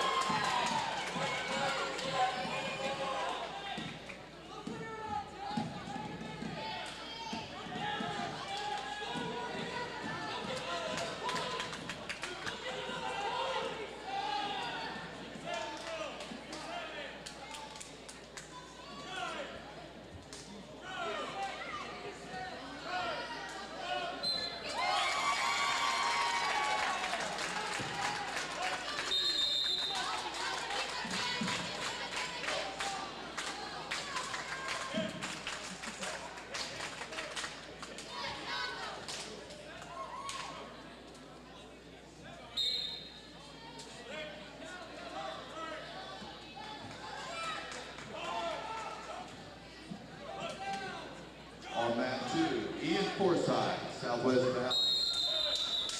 Ryan Stiles, Early. On deck, mat 2. Jaden Dickerson, Shenandoah. Caden Van Meer, Panorama. In the hole, mat 2. Tate Hafner, Southwest Valley. Brian Snyder, Senator.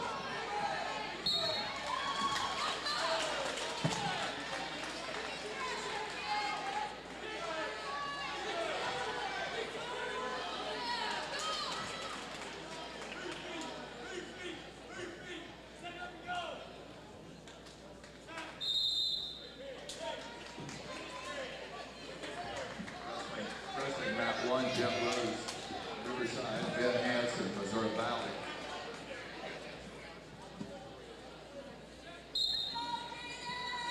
On deck, on map 1, William Bollinger, Preston, Mason Allen, Central Decatur. In the hall, map 1, Owen Hoover, Cam, Jordan, Martin England, Lennox.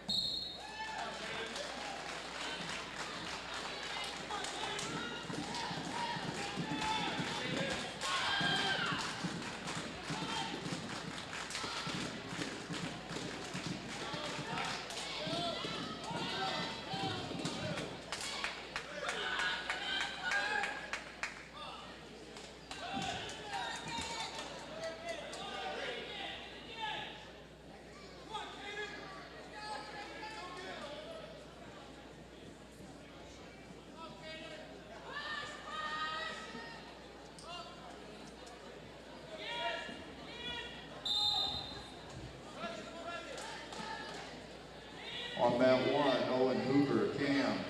Jordan Martin, England, Lennox. On deck, mat 1. Carson Downey, Florinda, Jane Cooper, Winterset. In the hole, mat 1. Ashton Hahn with Nottoway Valley, Quentin Fuller, Preston.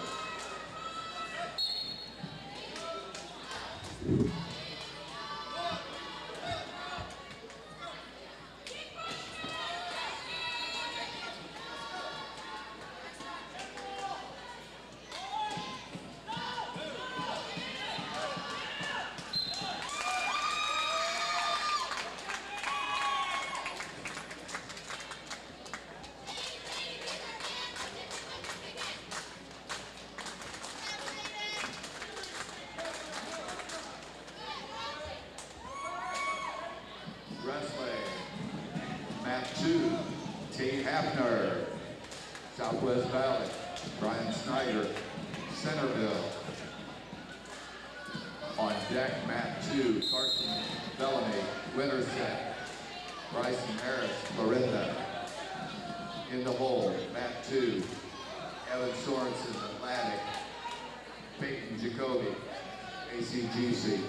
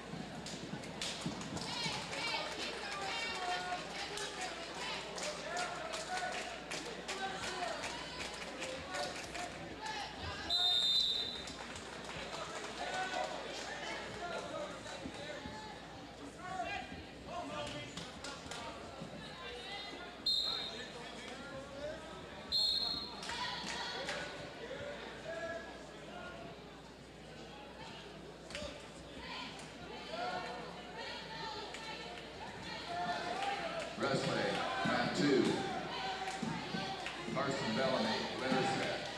Bryson Harris, Florinda. On deck, mat 2.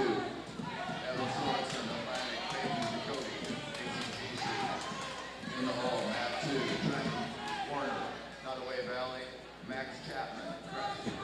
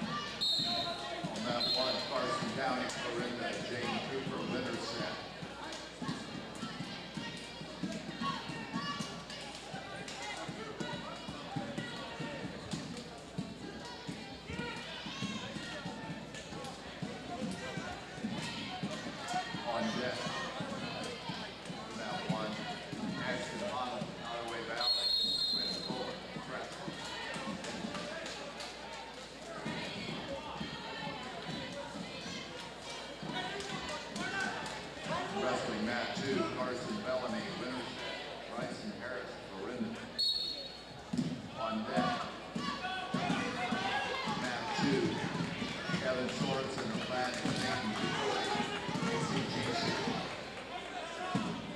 In the hall, Matt 2, Trenton Warner, Nottoway Valley, Max Chapman, Crescent.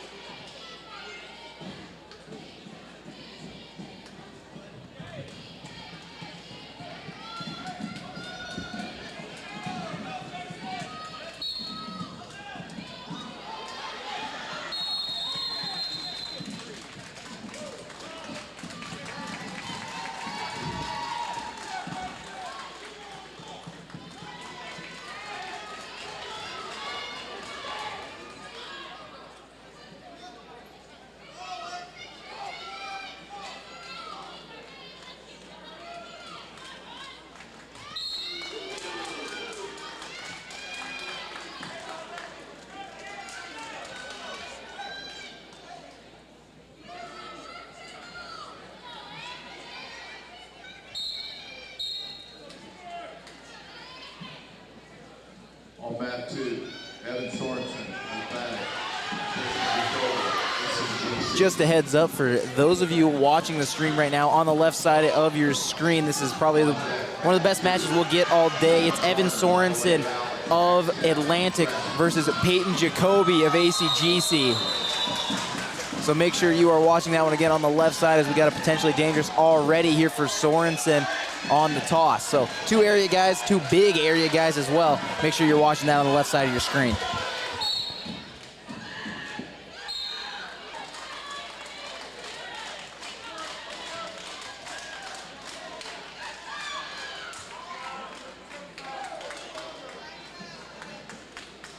On mat 1, Ashton Honnold, Nottoway Valley, Quentin Fuller, Preston.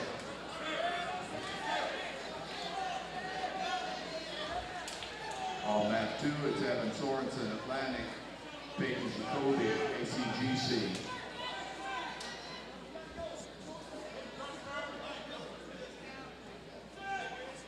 Trenton Warner, Nottoway Valley, Max Chapman, Preston on deck for mat 2.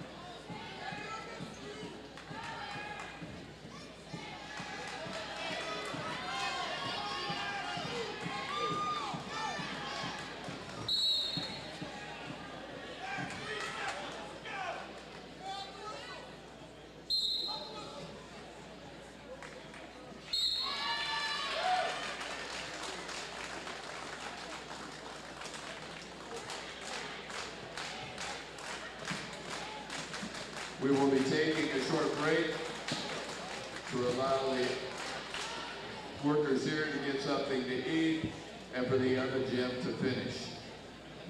And then we'll be getting back together, and all the rest of the matches will be in this facility.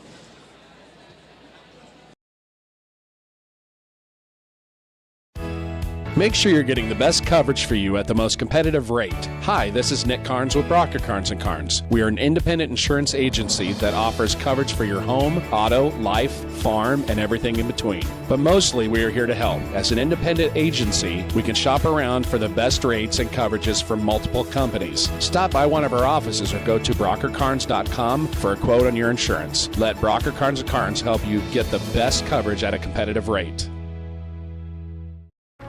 Cass Health in Atlantic, Iowa is a nationally recognized hospital, and we are proud of the awards and all of our recent accomplishments. But do you know what drives us to be the very best? You. We're passionate about helping our patients heal and feel their very best at any age and any stage of life. Cass Health, neighbors caring for neighbors. Anita Supply Center is here for you. From the big jobs to the small tasks, we're here to help. Hi, this is Kim with a reminder of our hours, so when you need our help, we're here. Anita Supply Center is open Monday through Fridays, 7 to 5, and Saturdays, 8 to 5. We're here 6 days a week for all of your building, landscaping, how-to projects, repairs, and more. We offer free in-home measurements, free estimates, and can help put your ideas together. Anita Supply Center is open 6 days a week for all your home improvement and building needs. 6.5 and streaming live on westerniowatoday.com. You're listening to KSOM Sports. Austin West, Zach Collins joining you here on Western Iowa Today TV, powered by Nishanet and KS 95.7 with your update from the John J. Harris tournament here as we head into our break. Your updates brought to you by McCunn Specialty Firearms, Morrison Seed, Messina Telephone, Lyman Ag Supply, and Cumberland Telephone. Let's start off with our area wrestlers. We've had some great matches here in the semifinal round. It's been a lot of fun. Well, let's start off with ACGC. Just to recap, we've talked about a couple of these guys already, but we're just going to big recap right now. Tegan Slaybaugh for ACGC in the semifinal, won by fall over Max Pollock of Wayne at 120 pounds. In the third round of the consolations at 126 pounds, Gavin Sloss of ACGC won by decision over Kean Stevie of Nottoway Valley. Looking down as we get into the bigger weights, consolation round number 3 at 165 pounds. ACGC's Jackson Frang would fall by major decision to Jacob Rystrom of Shenandoah, and that would end his weekend here today. And at 190 pounds, Ty Willem of Earlham would win by fall over Michael Fuller of ACGC, ending his weekend as well. And at 285, possibly the best match that we were looking forward to on the semifinal side. It's Evan Sorensen of Atlantic winning by fall, surprisingly, over Peyton Jacoby of ACGC. Again, those two guys both ranked at 285 in their respective classes. They won't see each other come state tournament time, but Peyton Jacoby ranked 10th in Class 1A. Evan Sorensen ranked 5th in Class 2A. So that was a big one here to watch. Yeah, it was huge. And at the same time, talking with ACGC's head coaches, even ACGC fans, Peyton Jacoby is one of the top wrestlers here in the state, and to see him by fall is huge and just shows how good Warner is this season. Yeah, Sorensen, again, an undersized 285-pounder as well. Probably, if I had to guess, he's sitting more at a 225 spot. So Yep. most of these guys he's wrestling have about 60 pounds. We'll see how that affects him headed towards the state tournament and the postseason. But so far, hasn't seemed to play a factor. No, it really hasn't. I mean, kind of speaking on Atlantic here just a little bit at 106, Tay Jorgen will be moving on as he won his semifinal over Kylan Parsons of Crescent at 113. Braxton Hess in the consolation round. He'll play 6 as he won over decision over Lane Travis of Crescent at 120. Colin Harris will be out here after today. He lost in round 2 of the consolations. At 126, Aiden Smith of Atlantic won by fall over Caden Griner of Washington in the semifinal, so we'll continue to see him here today. At 132, Jaden Harder will not continue as he plays 6 overall as he lost in the semifinal to Aaron Boone of Washington. At 138, Drevin Smith hasn't been able to do anything here after he lost in the consolation round yesterday. 144, Calvin Hayes in the consolation round 3 lost to Jackson Gordon by fall. So we won't see either one of those, with Jackson Gordon earning a place there. We'll talk about him a little bit later. And then continuing down the line here at 175, Donovan Hendrington of Atlantic will play 6 here after he won a decision over Andrew Johnson of Red Oak in round 3 of the consolations.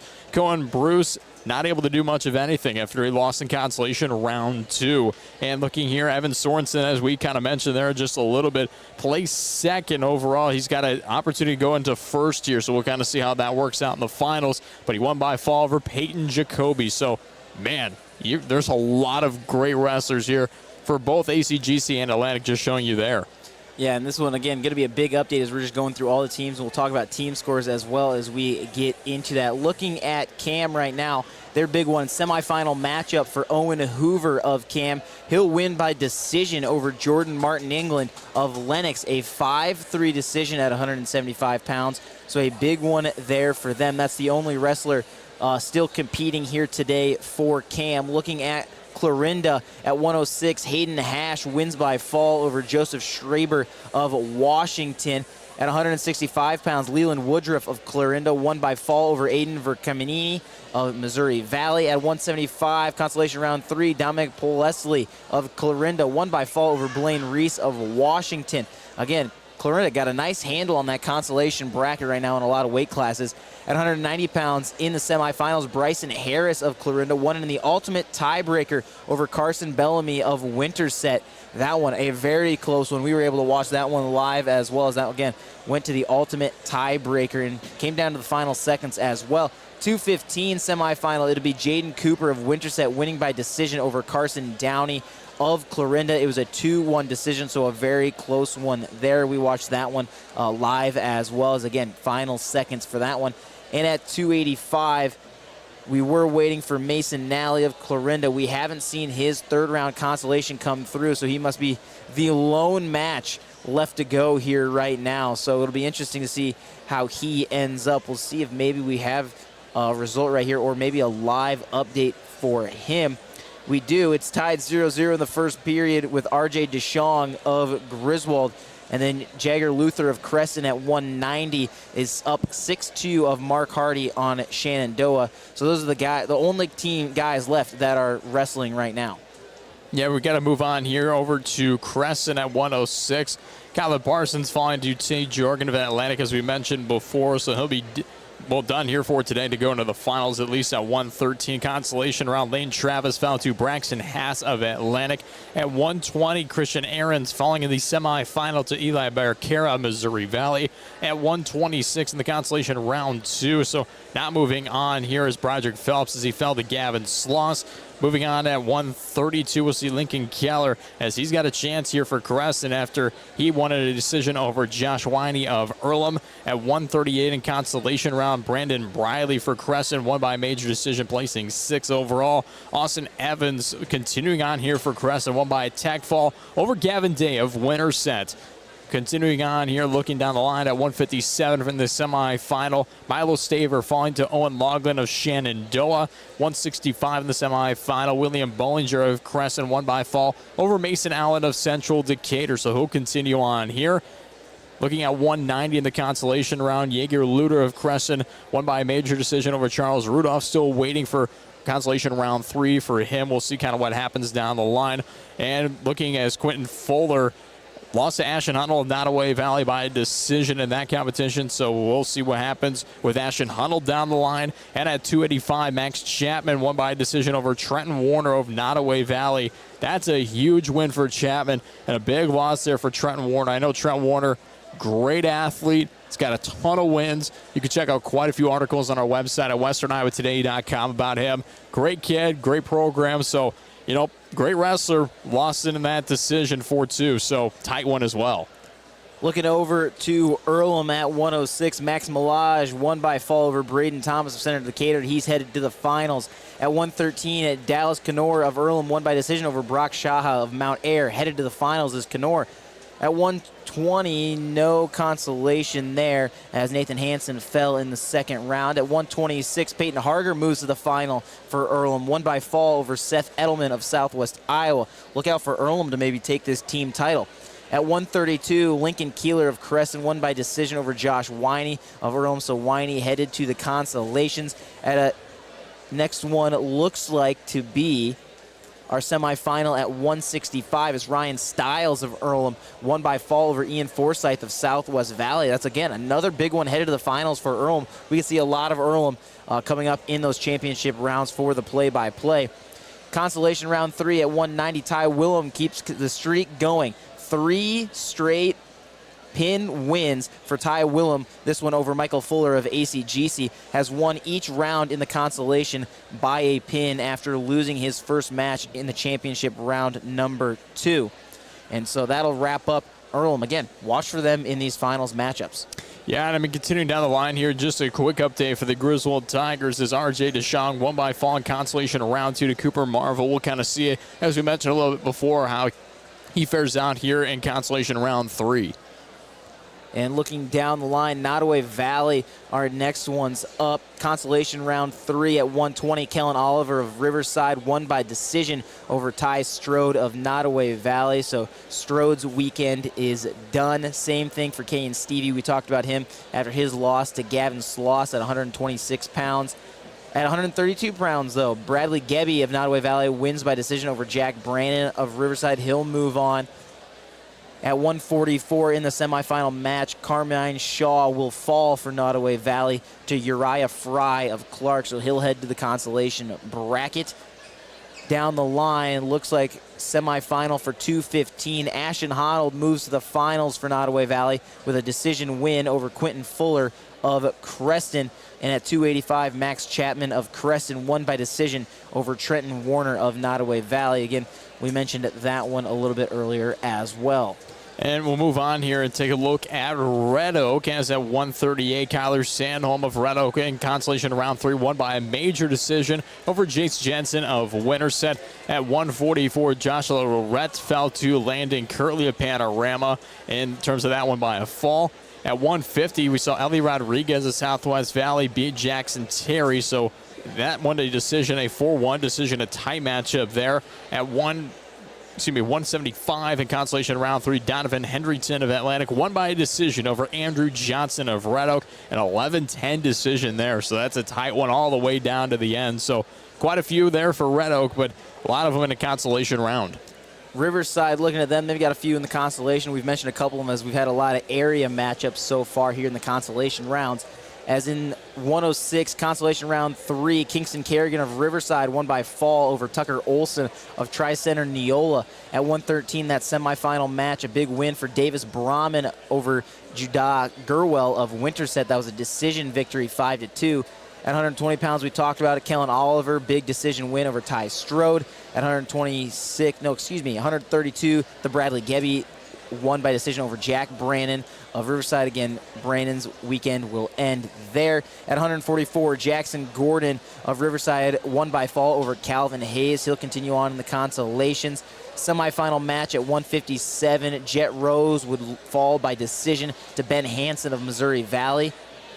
And it looks like that'll do it for our Riverside Bulldogs here again. But they got guys all over, so it'll be interesting to see if maybe they drop in those team standings. Sure, we got to move on to Shenandoah a little bit here as at 138, Dylan Stein in the semifinal for Lennox 1 over Cole Scraman of Shenandoah. So we'll see Scraman and see what happens down the line later in the semifinal at 150. Jacob McCargo will continue on here for the Mustangs as he won by a tech fall over Jax Jensen of Winterset. At 157, Owen Loughlin in a semifinal 1 over Milo Staver of Crescent. A big win there, and I mean, good job by Loughlin to kind of keep Staver down. At 165, Jacob Rydstrom for consolation round 3, won by a major decision over Jackson Frayne of ACGC. At 175, Jaden Dickerson will continue on here for Shenandoah as he won by fall over Caden Van Meter of Panorama. At 190, consolation round 3, Mark Hardy lost to Jaeger Luther of Crescent in a decision 9-2.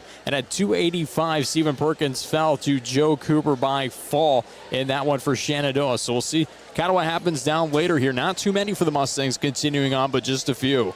And to wrap up our individual wrestlers for Southwest Valley at 113 pounds is Braden Mader of Southwest Valley. Won by decision over Matt Giovanna of Centerville.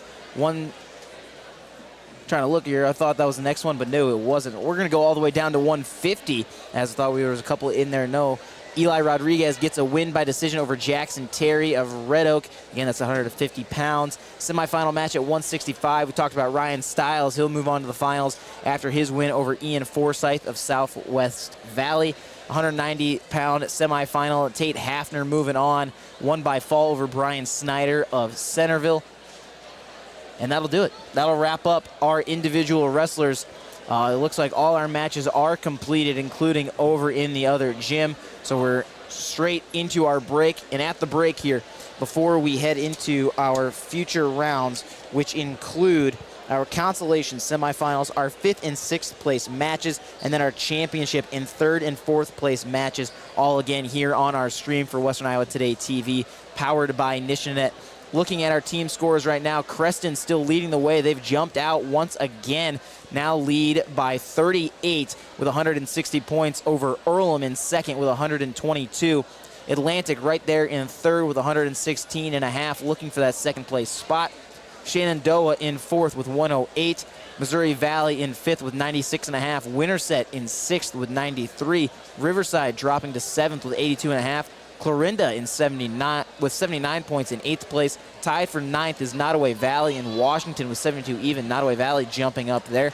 In 11th, ACGC with 62 points. In 12th, Southwest Valley with 56. 13th, Panorama 52 points. 13th place, Panorama. 14th place, Clark 48 points. 15th place, Wayne with 45. 16th place, Lennox with 43. Tri-Center Neola with 38 points in 17th. Southwest Iowa with 32.5 in 18th. At 19th, it's 32-point team at Central Decatur. Tied for 20th, Cam and Red Oak, 2 area schools with 27. 22nd, Centerville with 25. 23rd, Mount Ayr with 21.5.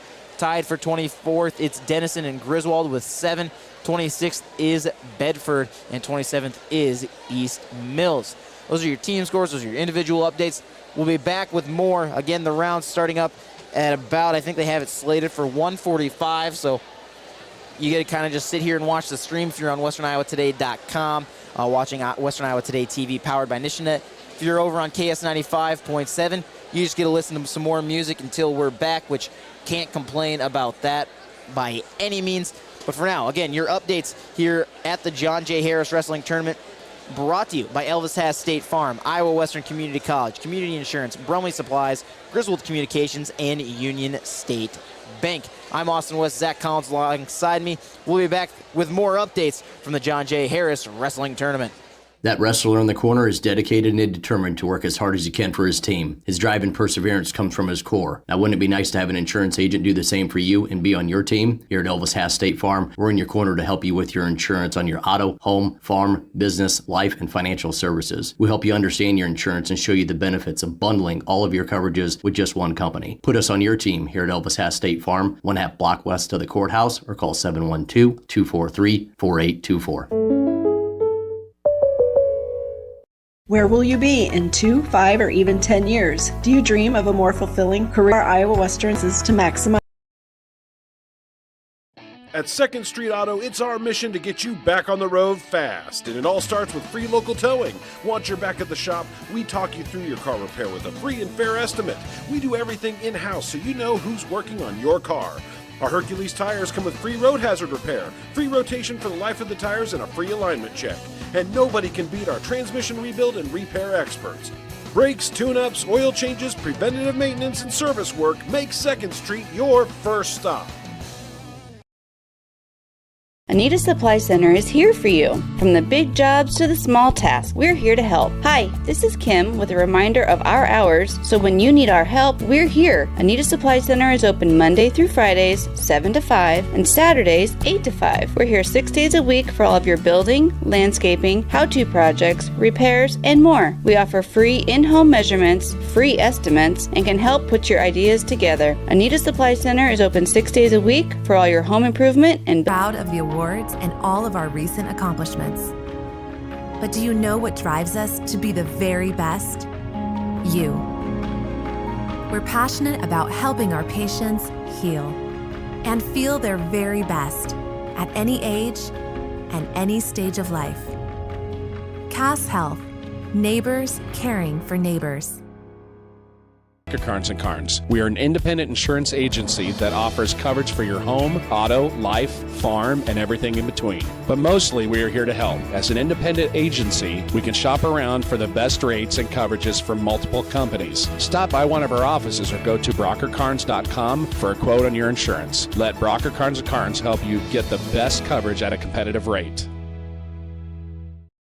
If authentic Mexican food is what you're craving, then come on into Rancho Grande in Atlantic. We're more than just tacos and margaritas, but we do make the best of both. We have appetizers, beef, chicken, seafood dishes, and desserts. Mixed drinks, wine, imported and domestic beers are on the menu too. Dine in or relax on the patio with family, friends, date night, or a quick stop before or after the game. Open 7 days a week. You'll be able to fill in your cravings of authentic Mexican food at Rancho Grande in Atlantic. What's it mean to be in good hands? It means you get an expert agent who's in it for the long haul. We'll get to know you and be there for you as your coverage needs change. I'm Craig Hummel at Hummel Insurance Services, and we work with Allstate Insurance. Let us help you choose the right amount of protection to meet your needs, and see for your state 26426 or stop in anytime. When you walk your fields this spring, will each plant have emerged consistently? Ensure consistent emergence of every plant by managing residue and isn't left to chance. Transform your planter with Riggs Ag in Lewis and get the best stand you ever had. Call Jim Riggs at 712-254-2408 today.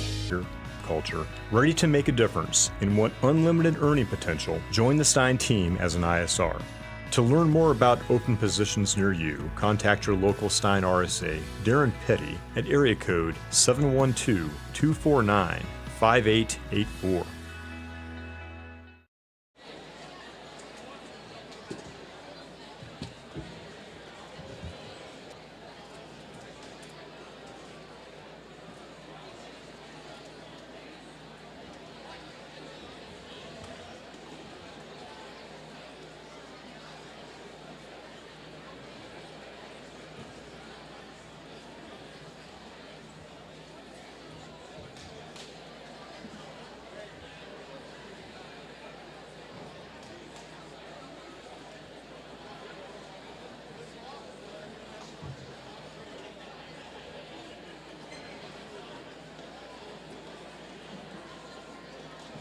Please give me your attention.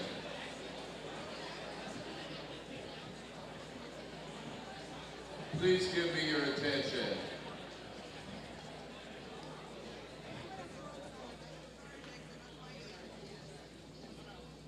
We would like to take a moment of silence for the Perry community and everyone affected by their recent tragedy. Thank you.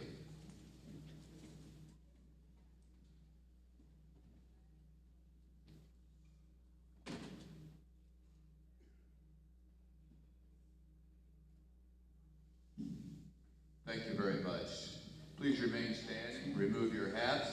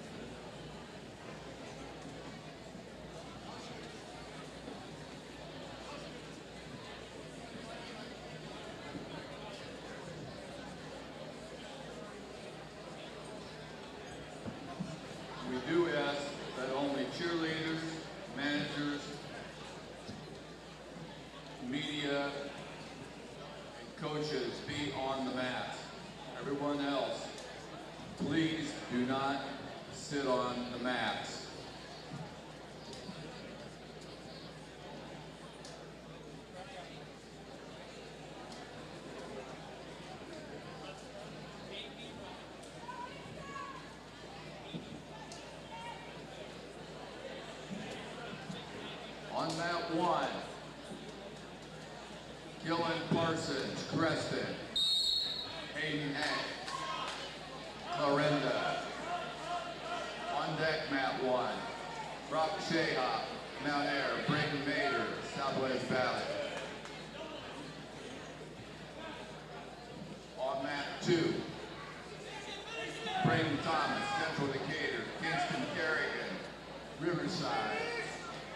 On deck, mat 2, Judah Thurwell, Winterset, Braxton Mass, Athletics.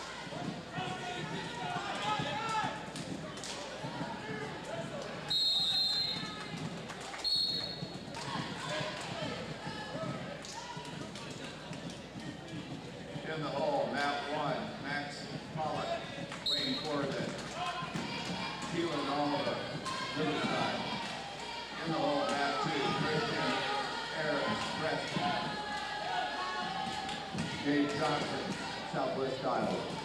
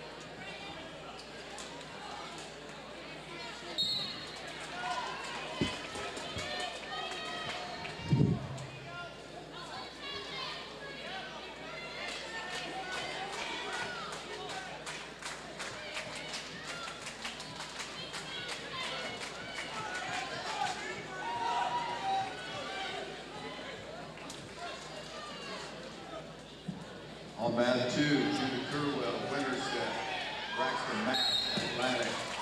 On deck, mat 2, Christian Aaron, Streston, Gabe Johnson, Southwest Iowa. In the hole, mat 2, Seth Edelman, Southwest Iowa, Luke Schroeder, Missouri Valley.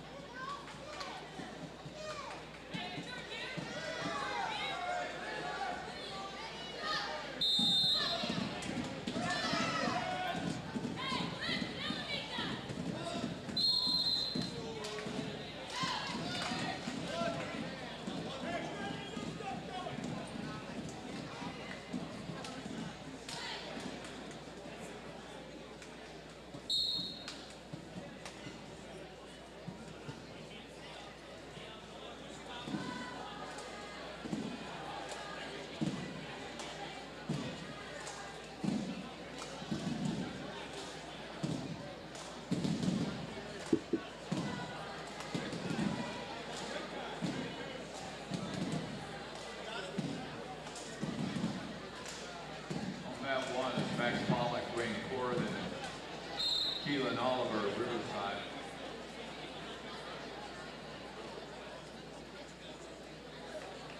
Mat 2 is Judah Kerwell, winner set, and Braxton Haas, Atlantic. On deck on Mat 1, Garden Griner, winner set, Gavin Schloss. Derek Casey, got the center. That's on for Mat 1. On deck, Mat 2, Christian Ahrens. Preston, Gabe Johnson, Southwest Iowa. In the hole, Mat 1, Jaden Carter, Atlantic. Jason Cochran, winner's set. In the hole, Mat 2, Seth Elderman, Southwest Iowa. Luke Schroeder, Valley.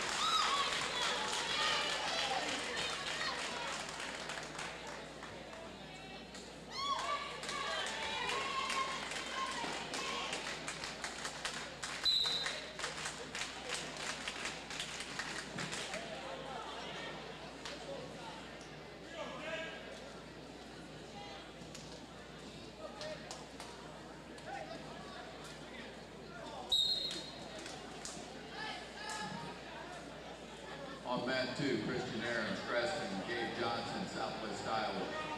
On deck, Mat 2, Seth Edelman, Southwest Iowa, Luke Schroeder, Missouri Valley. And in the hole, Mat 2, Cole Scammon, Shandoff, Tyler Sandholm, Red Oak.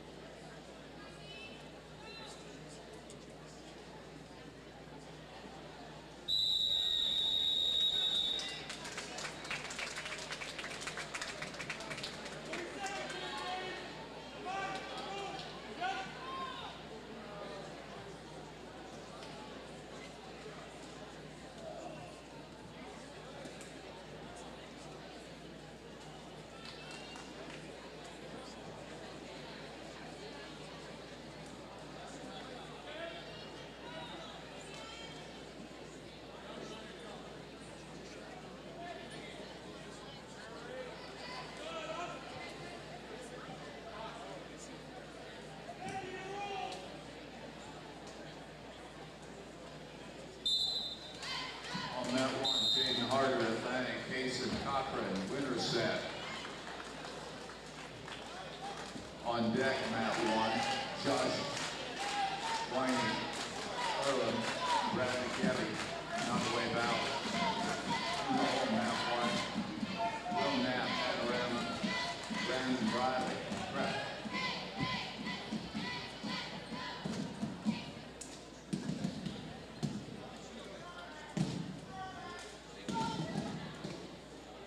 On mat 2.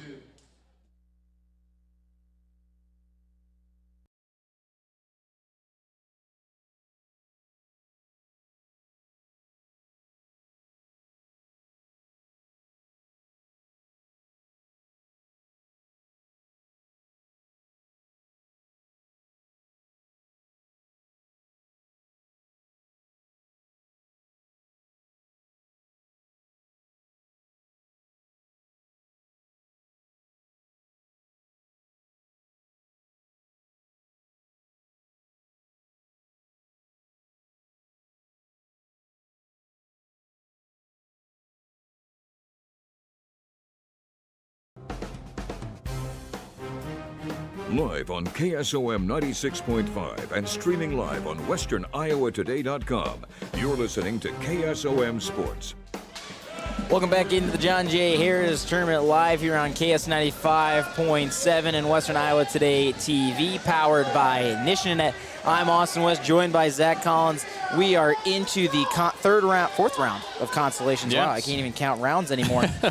Fourth round of the Constellation semifinals here, as we're getting to decide who moves on to the third place match, who moves on to the fifth place match. And that's kind of been the big decider here. Your updates, of course, brought to you by Riggs Ag Services, Brockner Carnes & Carnes, Cav Health, Anita Supply Center, Hummel Insurance, Rancho Grande, and 2nd Street Auto. Starting off, usually we do the teams for these updates. Now we're just going by the brackets to kind of see what teams we've got going on here. And it looks like headed to the third place match, it's Parsons of Creston, as he won by fall over Hash of Clarinda. So 2 area ones there. So Hash of Clarinda going to move on to the fifth place matchup. He's going to face off against Thomas of CDEC. As again, some of these, acronyms and stuff are weird to figure out half the time. Right. Which makes it a whole lot more interesting. But Hash of Clarinda going to move on to the fifth place round. And in the finals, once again, it's Tay Jordan of Atlanta and Max Milage of Earlham, a big ranked matchup there at 106. Yeah, moving on, kind of looking at 113 here in terms of the third place. It'll be Sasha out of Mount Air, as well as Haas of Atlanta. They'll be taking one another on for the third place matchup. And looking at the fifth place, it'll look to be Southwest Valley's Meter, as well as Winterset's Gerwell. So we'll see who kind of fights for that spot. And in terms of the first place match, we'll see Conover of Earlham and Brahman of Riverside. So that should be a very good one there for the first place, as well as even some of the consolation matches here. Looking over to the 120-pound bracket, your championship bout is going to be Slaybaugh of ACGC and Becerra of Missouri Valley. Meanwhile, your third place match is going to be Pollock of Wayne and Aarons of Creston. And looking at the fifth place, it's going to be Oliver of Riverside and Johnson of Southwest Iowa. Those are going to be your matchups there. As not many to update here. I think 126, we might have some updates for that one, as those matches are just wrapping up. Yeah, so for 126, it looks like we're still waiting to see who's going to be taking on Griner of Washington's between Edelman of Southwest Iowa and Schroeder of Missouri Valley. That one's currently taking place just as you speak if you're watching on our website, westerniowatoday.com. Western Iowa Today TV is where you want to be to see all of your wrestling action here at the John J. Harris Wrestling Tournament. And then looking for the fifth place match, it's Sloss of ACGC, and still looking for the loser of this match currently taking place. So we're kind of seeing what's going to happen down there to get some of those places lined up. But for the first place match, it'll be Harger of Earlham taking on Smith of Atlantic. So very good matchups there, especially in the first place. Once again, it looks like most of our first place matches are going to be some of the top wrestlers in the state here, which you love to see. Again, we came into this tournament with 35 ranked wrestlers overall. All but one weight class had a ranked wrestler in it. And now multiple ones have had double ranked wrestlers, so that was really cool to see for a lot of these brackets as well. But again, that's really it for the matches we've gotten to. We've got a 132 matchup and a 126 matchup going on right now. Again, that's Seth Edelman of Southwest Iowa, Luke Schroeder of Missouri Valley. That's on the left side of your screen if you're watching on Western Iowa Today TV, powered by Nishanet.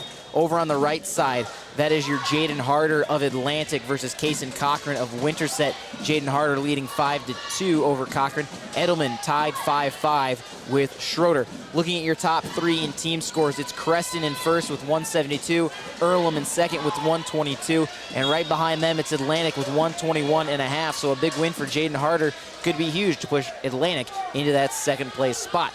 That'll do it for our quick update here. Anything else to add, Zach? I mean, really, we're just kind of waiting to see what happens down the line here in these consolation matches. I'm almost a little too giddy for the finals, so I'm kind of waiting for these to kind of get over. We got some good wrestling here in the meantime. However, if you want to watch the live stream, of course, go to our website. And at the same time, if you want to continue to listen to our updates, just stay tuned right here on KS 95.7 for your KSOM sports updates on KS 95. So a little bit confusing, but we've got Iowa State going on here today, and we want to respect them as a very good basketball team there this season for the Cyclones, ranked number 24th in the nation. Absolutely, doing very, very well this season.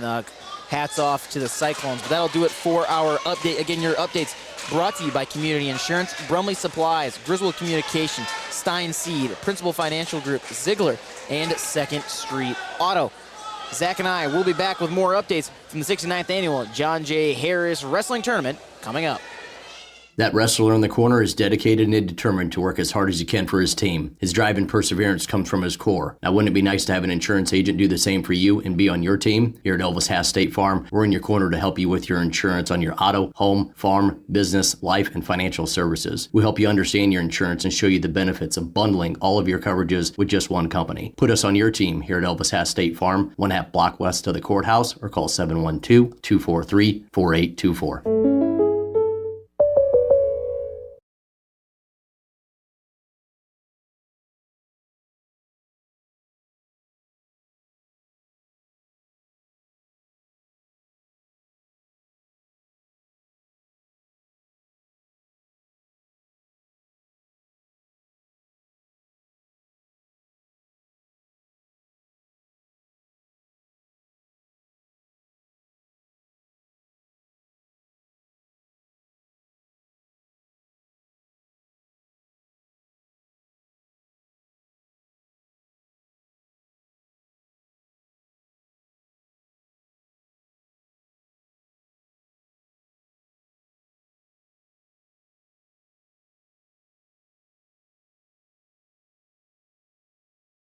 At the heart of Channel Seeds are the relationships we build with farmers. Hi, this is Lee Sadoff with Lyman Ag Supply. When you partner with Lyman Ag for your fields, you'll experience our seedsmanship at work. Jim Swanson and I are committed to working with you through year-round customized service. We are committed to your success. It starts with placing products to perform, extends to evaluating crop development throughout the season, and continues well after harvest into planning for next year. Expert advice, customized service, and elite products. We're Lyman Ag Supply, and our goal is your profitability. Give us a call.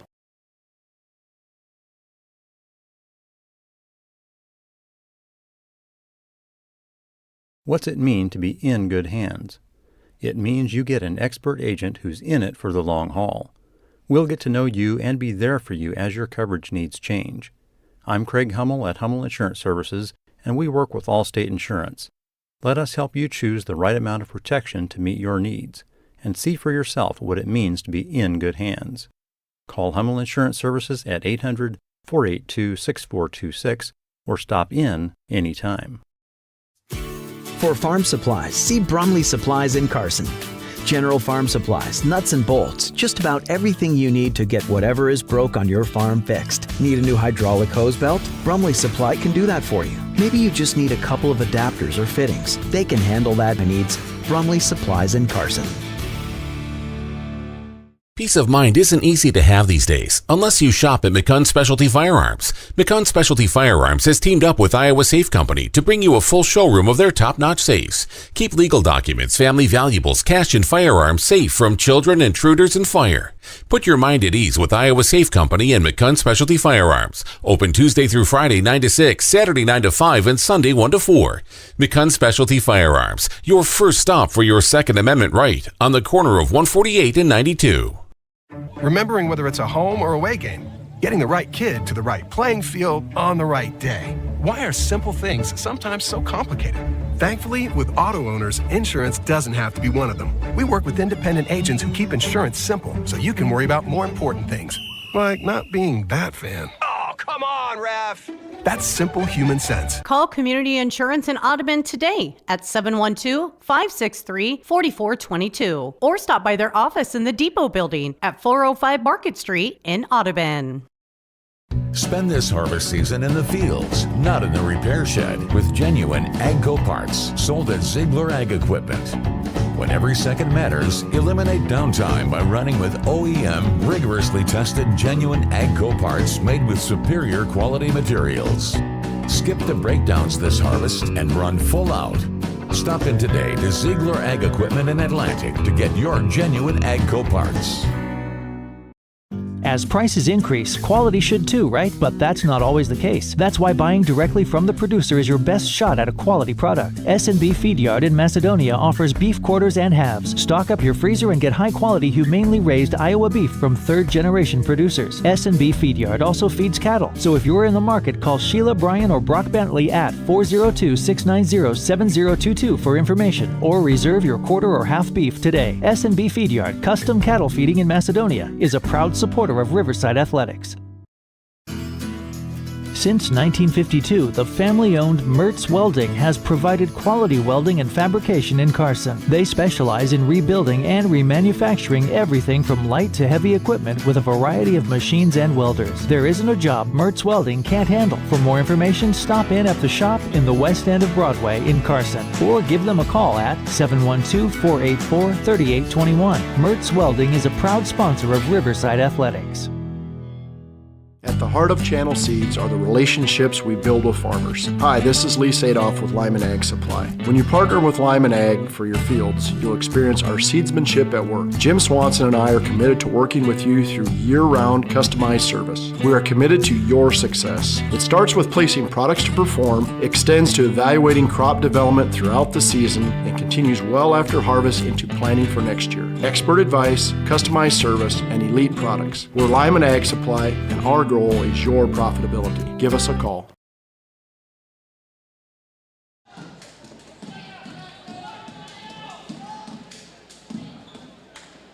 Need to remind everybody that we ask that only cheerleaders, managers, and coaches can be on the edge of the mat. Everybody else needs to stay back off the mat. Provide plenty of room.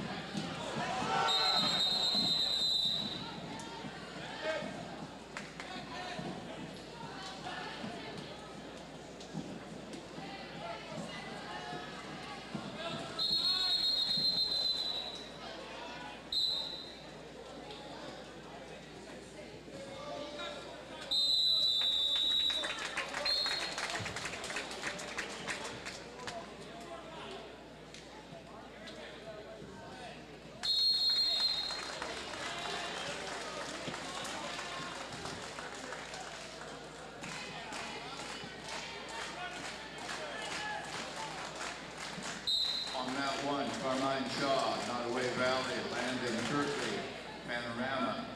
On deck, map 1, Austin Henderson, Wayne Corbin, Eli Rodriguez, Southwest Valley. In the hole, map 1, Milo Taylor, Preston, Chase Reiner, Washington.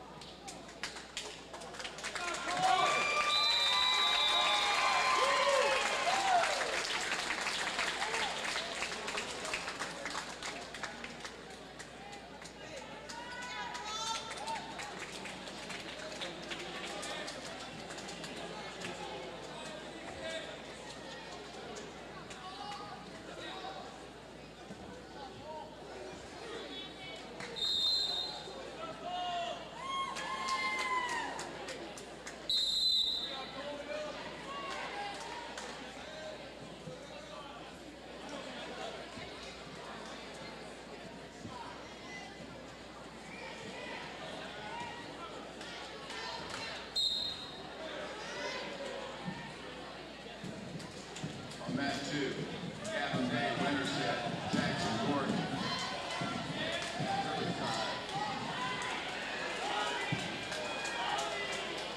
On deck, Mat 2. Jackson Jensen,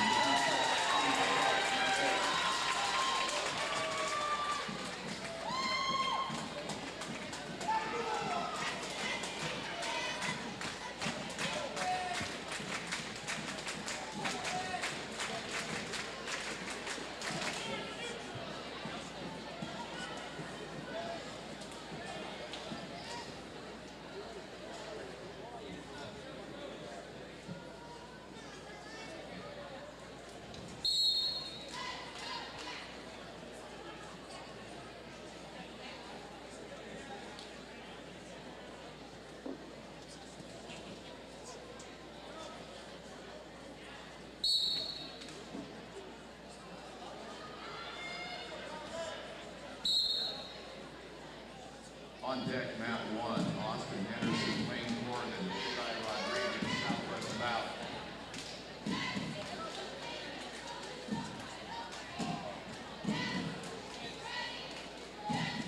Wrestling, Mat 2, Jackson Jensen, Winterset, Conley Stark, Mount Air. On deck, Mat 2, Jeff Rose, Riverside, Con Kibbers, Winterset.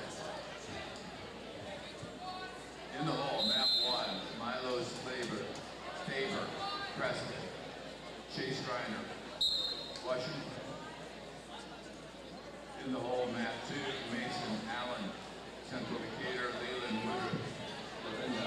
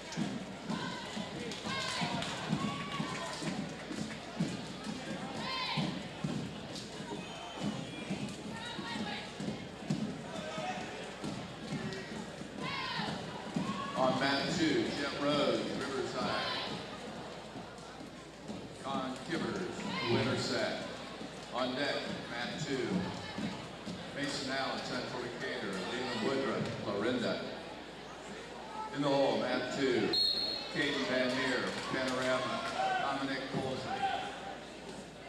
Florinda.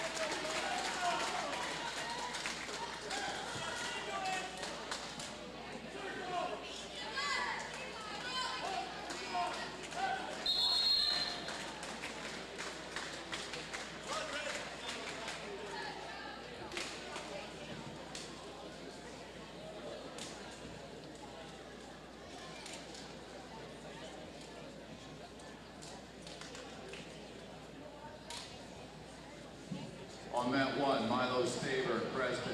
Chase Griner, Washington. On deck, mat 1, Ian Forsyth, Southwest Valley. Jacob Rystrom, Shenandoah. In the hole, mat 1, Jordan Martin, Nathan Lennox, Donovan Hendrickson, Atlanta.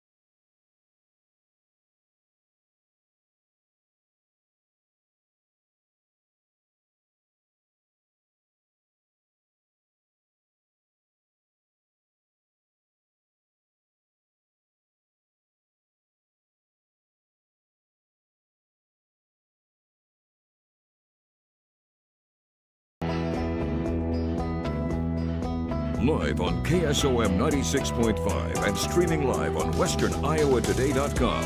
You're listening to KSOM Sports.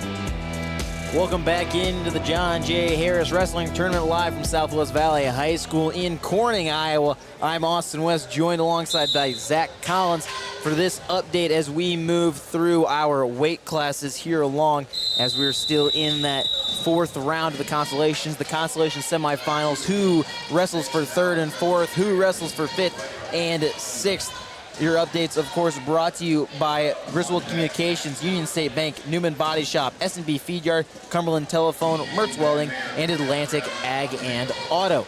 Let's start off with 106 pounds. Your first place matchup going to be Tate Jordan of Atlantic, Max Milage of Earlham. That's going to be one to watch there as well. Again, we talked about a lot of these weights, so we'll just breeze through these first place matchups first for these weights. At 113 pounds, first place matchup is Davis Brahman of Riverside and Dallas Kenor of Earlham. At 120, it's Tegan Slaybaugh of ACGC and Eli Becerra of Missouri Valley. At 126, it's Aiden Smith of Atlantic and Peyton Harger of Earlham. Now 132, this is where we left off from our last update. Your first place match is going to be Aaron Boone of Washington and Lincoln Keeler of Creston. Your third place match is going to be Josh Winey of Earlham and Jaden Harder of Atlantic. In your fifth place match, Bradley Gebbe of Nottoway Valley and Kaysen Cochran of Winterset. So 4 of 6 are area wrestlers at 132 pounds. We'll look forward to those matches as well. And I mean, I got to kind of ask you, I mean, pardon me, who's going to be your Elvis Haas kind of match to watch here coming for our finals? Coming for our finals, I think right now, looking at the matchups that we know already, I'm thinking it's going to be the 106 place match, Tate Jordan of Atlantic, Max Milage of Earlham. 2 ranked wrestlers here in that one. Max Milage ranked 9th in Class 1A at 106. Tate Jordan ranked 8th in Class 2A. I think that one going to be a strong start to the finals matchup. It's going to be a lot of fun here to watch. And you know, at 285, I mean, for the first place matchup, I mean, Evan Sorensen of Atlantic, Max Chapman of Creston, 2 very good wrestlers there. But at the same time, I mean, we got to expect Trent Warner, Peyton Jacoby there. So kind of interesting to see that both of them weren't able to make it to that round of the finals here. But we'll kind of see what happens down the line, because we will see Trent Warner and Peyton Jacoby looks like possibly will be able to be taking on one another. We'll kind of see how things play out at the end. Looking up at 138 pounds, your first place match is going to be Dylan Stein of Lennox versus Brant Freeberg of Tri-Center Neola. Third place match, Brandon Briley of Creston and Cole Scaman of Shenandoah. In your 5th place match, Kyler Sandholm of Red Oak and Will Knapp of Panorama. So a lot of good matchups there as well. Yeah, still a lot to come. I mean, we'll kind of see how things continue to play out here for some of our 3rd and 5th place matches. We'll kind of see how that plays out here with a couple more to go. But, I mean, it's a lot more wrestling here tonight. And, well, coming up tonight eventually. I mean, we're still here in the afternoon hour at about 2 o'clock. But lots of wrestling still to happen. And we'll just kind of see how these guys do. Because right now, a lot of these guys fighting for that 3rd place spot. And I'd much rather take 3rd place than 4th place. I don't know about you. Absolutely. A couple more weight classes to go through at 144 pounds. 1st place matchup is going to be Austin Evans of Creston. He's going to be facing off against Uriah Fry of Clark. 3rd place matchup is Jackson Gordon of Riverside versus Landon Kirtley of Panorama. And in your 5th place matchup is going to be Carmine Shaw of Nottoway Valley and Gavin Day of Winterset. Finally, at 150 pounds right now, your 1st place matchup is going to be Riley Radke of Missouri Valley, Jacob McGargle of Shenandoah. Your 3rd place match, Jax Jensen of Winterset versus Eli Rodriguez of Southwest Valley. In your 5th place match, Connolly Stark of Mount Ayr and Austin Henderson of Wayne. And so those are kind of the ones that are fully figured out after this consolation semifinals. They're in the 157-pound matchups right now, so those will probably be a part of our next update. Right now, though, looking at team scores, still kind of the same in this top 3. Crescent with 177. Earlham in 2nd place with 129. Atlantic right behind them, still trailing by half a point, 128.5. Shenandoah in 4th place with 114, and rounding out the top 5, it's Winterset with 105 points. So it looks good there in our top 5. We'll have more updates as this round continues. Again, your updates brought to you by Mertz Welding, Atlantic Ag and Auto, McCunn Specialty Firearms, Morrison Seed, Messina Telephone, Lyman Ag Supply, and Farmers Lumber. We'll have more updates here on KS 95.7 and Western Iowa Today TV, powered by Nishanet, as our tournament continues. At the heart of Channel Seeds are the relationships we build with farmers. Hi, this is Lee Sadoff with Lyman Ag Supply. When you partner with Lyman Ag for your fields, you'll experience our seedsmanship at work. Jim Swanson and I are committed to working with you through year-round customized service. We are committed to your success. It starts with placing products to perform, extends to evaluating crop development throughout the season, and continues well after harvest into planning for next year. Expert advice, customized service, and elite products. We're Lyman Ag Supply, and our goal is your profitability. Give us a call. Thinking about what you want to do in retirement can be fun, and planning for it doesn't have to be difficult. According to Money Guide Incorporated, only 3 out of 10 Americans have a financial plan, and 1/3 report they have no retirement savings. Financial planning is not just all about assets, investments, and net worth. It's about identifying your financial goals. Hi, I'm Erin Friend, a certified financial planner and registered investment advisor. We help you create a customized financial plan based on your expectations, financial situation, and goals. Please contact Mark Smith or me at 243-2466. Member SIPC. As prices increase, quality should too, right? But that's not always the case. That's why buying directly from the producer is your best shot at a quality product. S&B Feed Yard in Macedonia offers beef quarters and halves. Stock up your freezer and get high-quality, humanely raised Iowa beef from third-generation producers. S&B Feed Yard also feeds cattle. So if you're in the market, call Sheila Bryan or Brock Bentley at 402-690-7022 for information, or reserve your quarter or half beef today. S&B Feed Yard, custom cattle feeding in Macedonia, is a proud supporter of Riverside Athletics. Since 1952, the family-owned Mertz Welding has provided quality welding and fabrication in Carson. They specialize in rebuilding and remanufacturing everything from light to heavy equipment with a variety of machines and welders. There isn't a job Mertz Welding can't handle. For more information, stop in at the shop in the west end of Broadway in Carson, or give them a call at 712-484-3821. Mertz Welding is a proud sponsor of Riverside Athletics. Are you ready to conquer your next project? Where's the best place to take your to-do list? Who has been in business for over 100 years? 100 years. Farmers Lumber in Fontanelle, that's who. Their well-trained staff can assist you with all your lumber and repair needs. They'll make sure you have all the supplies and the know-how to use them. Farmers Lumber is sponsor of Nottoway Sports. Peace of mind isn't easy to have these days, unless you shop at McCunn Specialty Firearms. McCunn Specialty Firearms has teamed up with Iowa Safe Company to bring you a full showroom of their top-notch safes. Keep legal documents with Iowa Safe Company and McCunn Specialty Firearms. Open Tuesday through Friday 9 to 6, Saturday 9 to 5, and Sunday 1 to 4. McCunn Specialty Firearms, your first stop for your Second Amendment right on the corner. Why are simple things sometimes so complicated? Like not being that fan. Oh, come on, ref! That's simple human sense. Call Community Insurance in Audubon today at 712-563-4422 or stop by their office in the Depot Building at 405 Market Street in Audubon.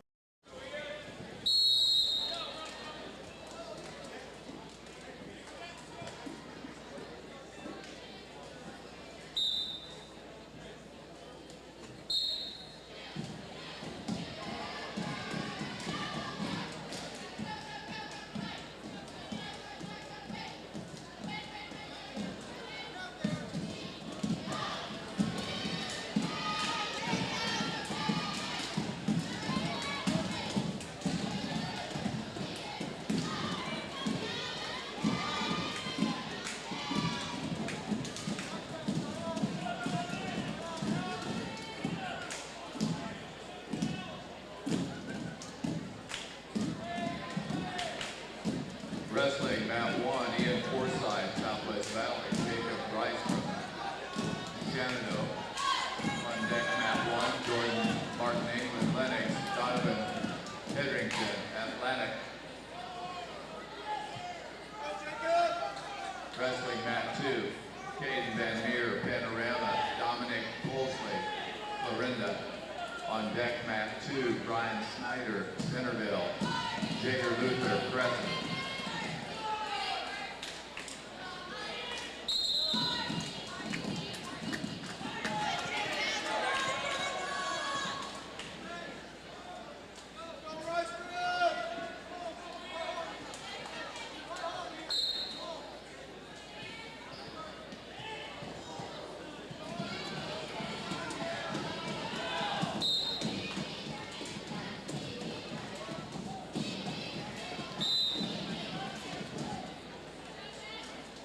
On deck on map 2, Caden Van Meer, Panorama, Dominic Wolseley, Florinda.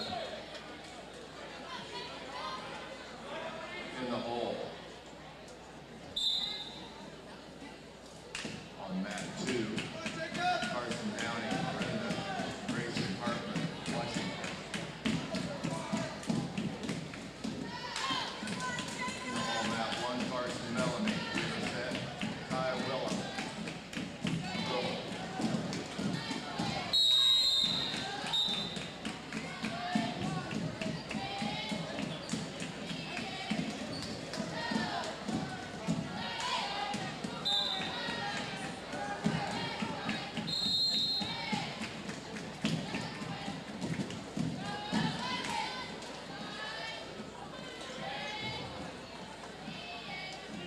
Wrestling mat 2, Caden Van Meer, Panorama, Dominic Wolseley, Florinda on deck. Brian Snyder, Centerville, Jager Luther, Crescent.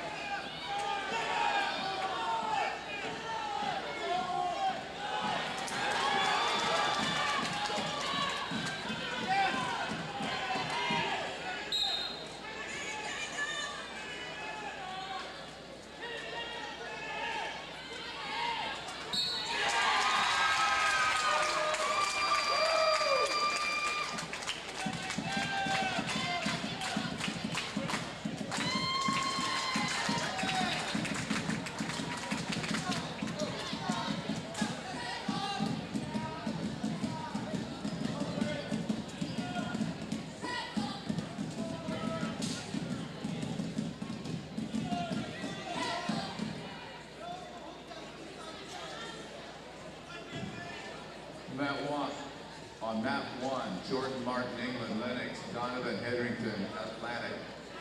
On deck, map 1, Carson Bellamy, Winterset, Ty Willem, Erlen.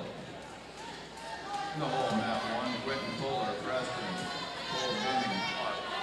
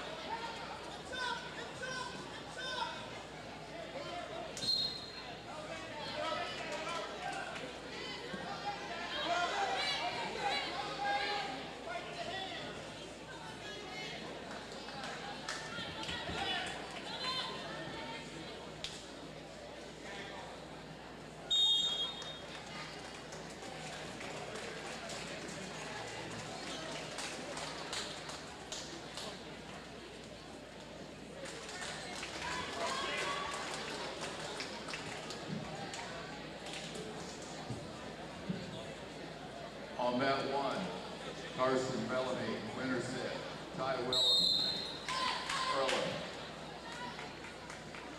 On deck, mat 1, Quinn Fuller, Preston, Cole Benny, Clark. In the hole, mat 1.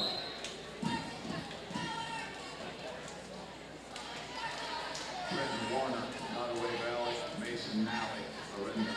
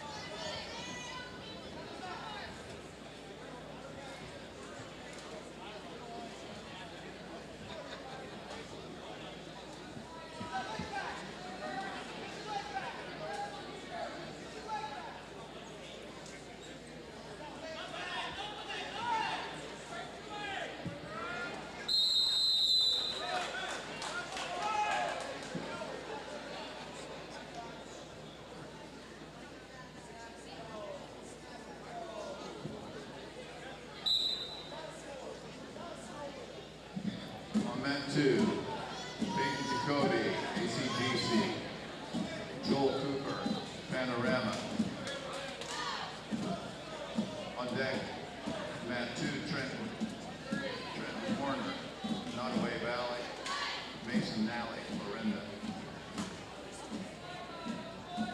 On deck for mat 1, Quentin Fuller, Preston, Cole Benny, Clark.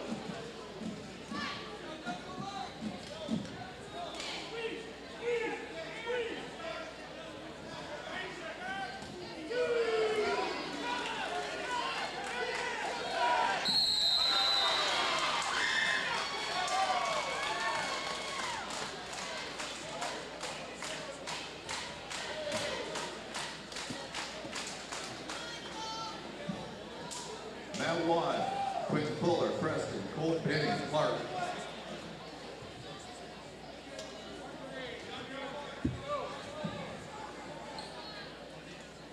On deck, mat 1,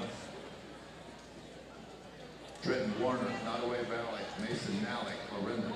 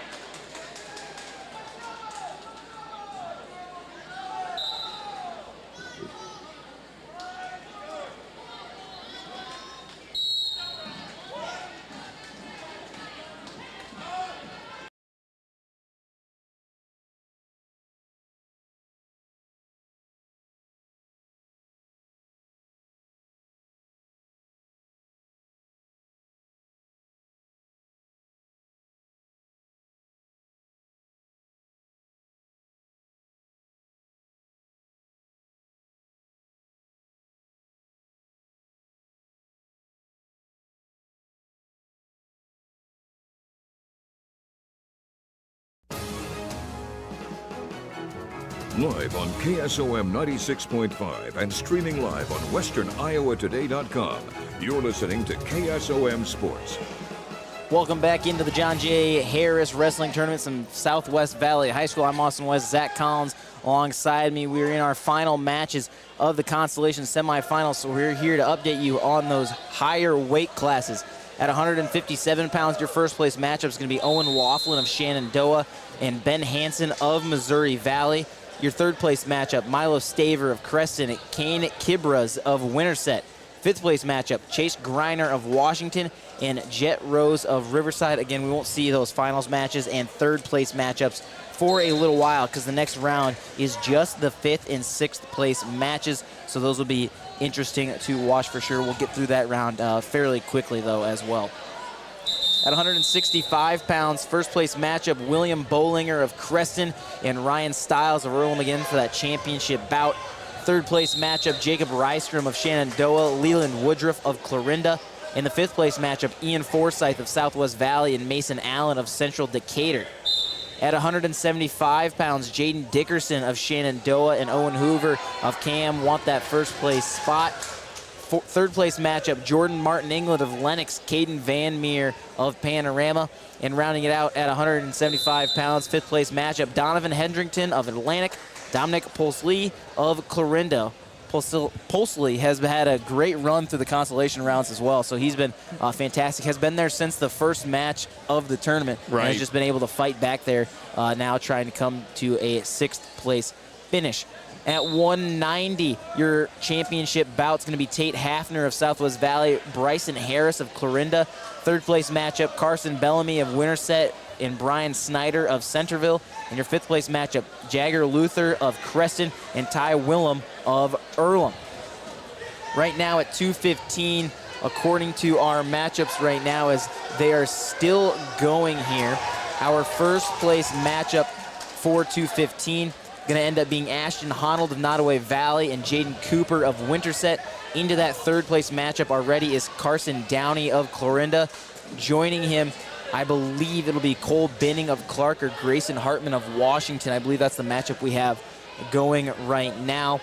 And then 285, all those matches going currently, looking like Peyton Jacoby could be picking up a spot in that third place matchup as we're watching him right now. But we're waiting in the wings for some other wrestlers as well, of Trenton Warner and Joel Cooper of Panorama.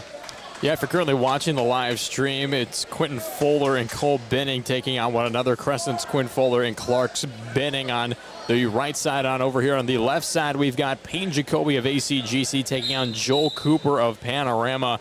Two very good ones right for you here on Western Iowa Today TV on westerniowatoday.com. So it'll be Mason Nally and Trenton Warner facing off to see who will face. Likely, it looks like with 10 seconds left, it'll be Peyton Jacoby, who's winning 9-3 right now. So they'll decide that one immediately after that match, as Jacoby's just going to ride out with a leg in the armpit right now.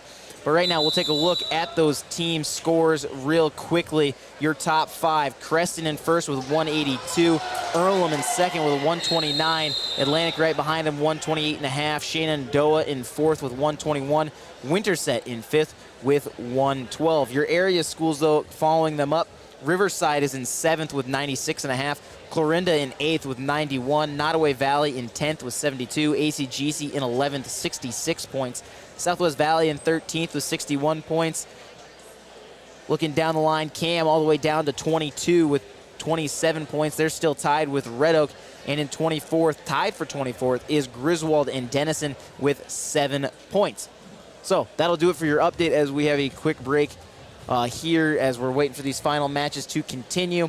And then we'll get into our 5th, 6th place matchups. So from now on, it looks like it'll be about one update an hour until we get into those finals matchups. Because again, those 5th, 6th place matchups, they're going to go really quick. Right. So we'll probably update right at the end of those when we come back to do the play-by-play for the finals. So be ready for that here on KS 95.7 and over on Western Iowa Today TV, powered by Nishanet. Again, your updates brought to you by Stein Seeds. Stein has yield. Contact Darren Petty, your local Stein representative. Brocker Carnes & Carnes, your trusted insurance since 1894. And Riggs Ag Services. Transform your planter with help from Riggs Ag Services. in Lewis. We'll be back for the finals matchups with our play-by-play and final updates here from the John J. Harris Wrestling Tournament in Corning.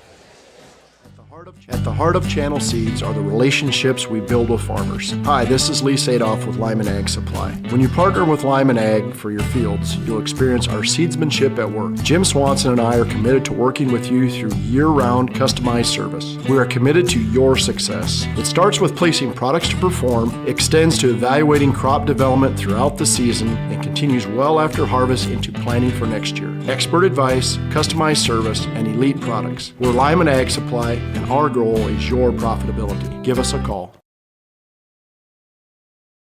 Peace of mind isn't easy to have these days, unless you shop at McCunn Specialty Firearms. McCunn Specialty Firearms has teamed up with Iowa Safe Company to bring you a full showroom of their top-notch safes. Keep legal documents, family valuables, cash, and firearms safe from children, intruders, and fire.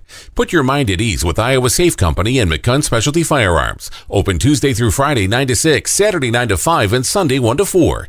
McCunn Specialty Firearms, your first stop for your Second Amendment right, on the corner of 148 and 92. Are new gadgets in your household searching for better Wi-Fi coverage? Griswold Communications has you covered. No need to maintain a wireless router or Wi-Fi extender yourself when they will do it for a low monthly fee. They set it up, secure it, and maintain your wireless router. And Wi-Fi extenders can boost your signal in those hard-to-reach areas. Call Griswold Communications for more details. 712-778-2121. Are you ready to conquer your next project? Where's the best place to take your to-do list? Who has been in business for over 100 years? 100 years. Farmers Lumber in Fontanelle, that's who. Their well-trained staff can assist you with all your lumber and repair needs. They'll make sure you have all the supplies and the know-how to use them. Farmers Lumber is located at 211 Washington Street in Fontanelle. Farmers Lumber is a proud sponsor of Nottoway Sports.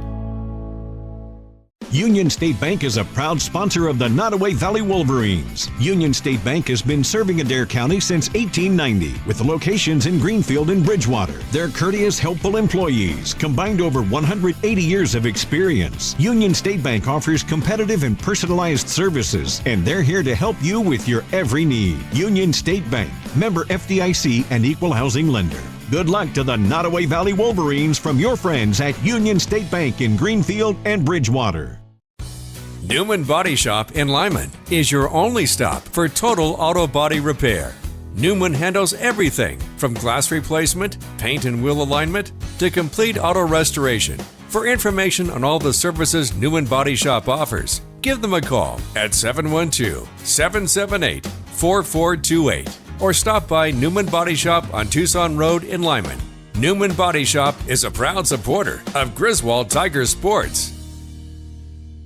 Cumberland Telephone Company is a full-service telephone company that offers fiber to the home within their exchange. They offer both local and long-distance, plus superb internet service with unlimited data. Cumberland Telephone, they strive to constantly offer the best of service to their customers. There are several speed packages to choose from, so if you're interested, give them a call. It's Cumberland Telephone, 712-774-2221. That's 712-774-2221. Cumberland Telephone Company, always supporting you and always cheering you on. Keeping you connected, Cumberland Telephone in Cumberland.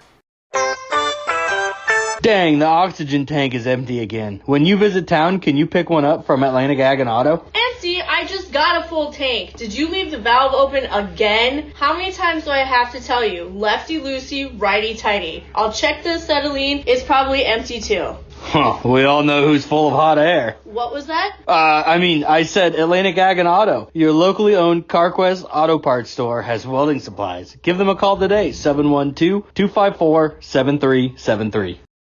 Challenge. It's not something you shy from. It's a chance to up your game. Every day brings a new challenge, but with the enhanced Channel Seed brand on your side, you can rise to it. With our top-performing seed, innovative digital tools, and expanded agronomic support, you can turn tomorrow's challenges into your next advantage. Your enhanced Channel Seed brand. Let's rise to the challenge. Learn more at channel.com/rise. Read and follow pesticide label directions, IRM, grain marketing, and other stewardship practices. Call McCade Morrison Seed, your Channel Seed dealer in Messina. 712-590-0074. Messina Telephone Company understands that your internet connection should be available when you need it. Some internet providers cut corners by limiting your bandwidth during peak hours. Messina Telephone's policy is to have bandwidth in reserve to prevent network congestion. Gaming and streaming video just works better with Messina Telephone. Fast, reliable home internet service. Call 712-779-2227 today or go to messinatelephone.com. Messina Telephone Company is proud to support CAM Athletics.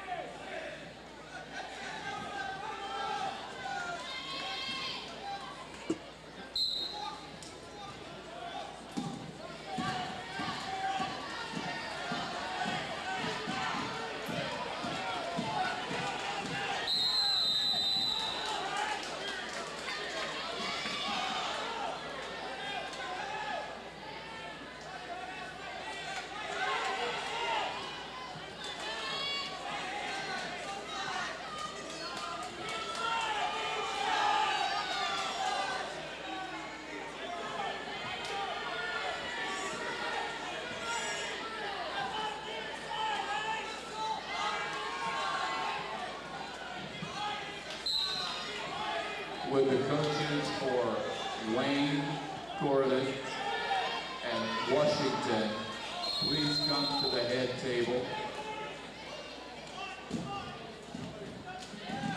Washington and Wayne and Gordon coaches, please.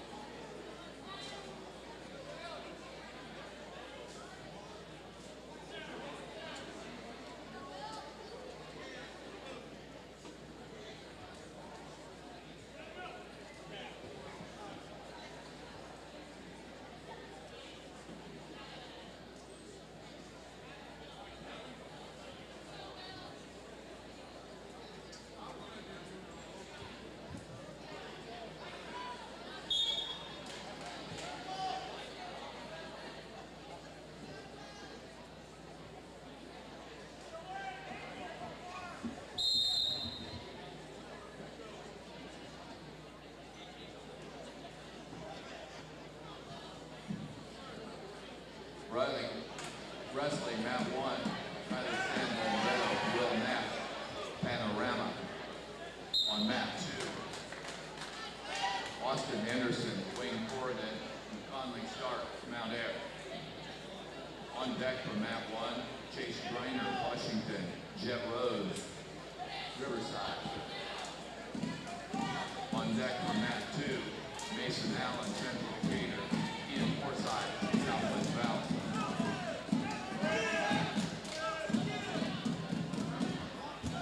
In the hole, map 1, Jager Luther, Preston, Ty Willem, Erlen. And in the hole for map 2, Dominic Colsley, Lorinda, and Donovan Hedrington, Atlantic.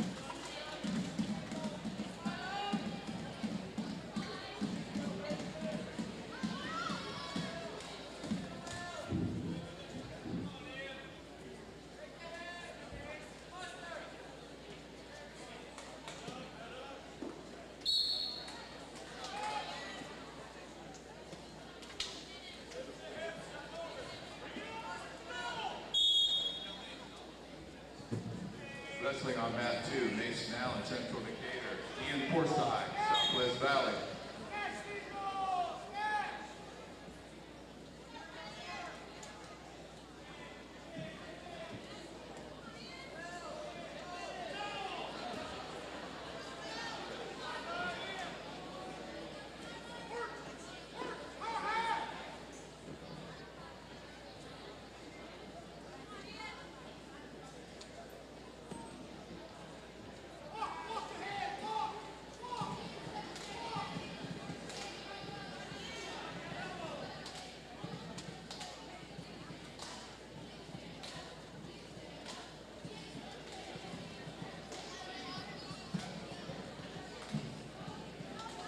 When the fifth place matches are all done, we're going to roll right in to the championship match on map 1. And then the third place match on map 2. We're going directly into third place map 2, championship match on map 1.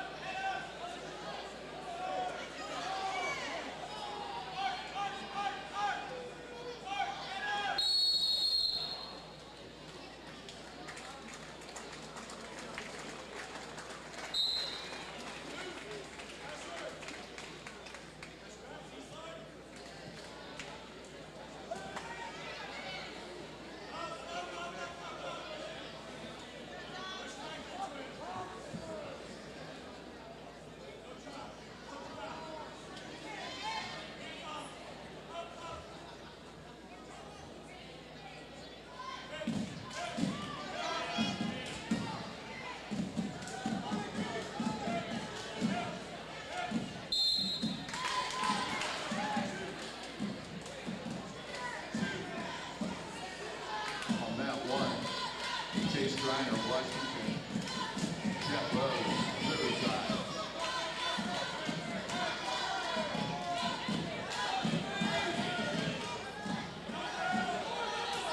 On mat 2, Chase Schreiner,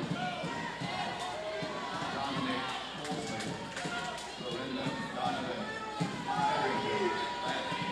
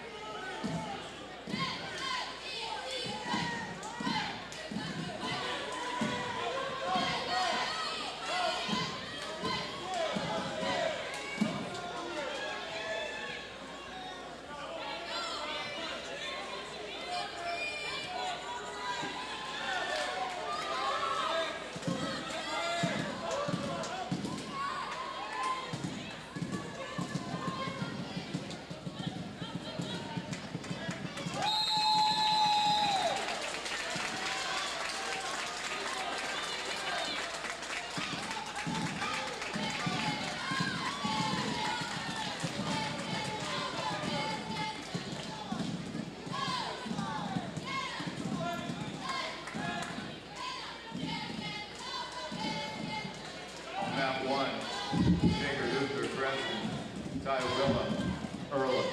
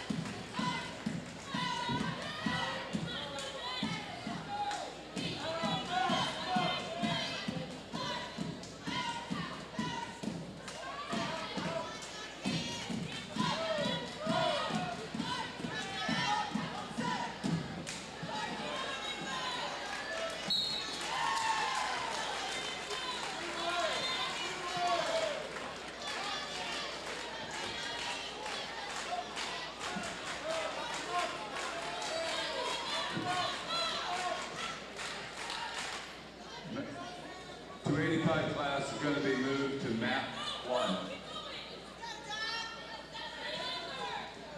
Panorama, Florinda, maps.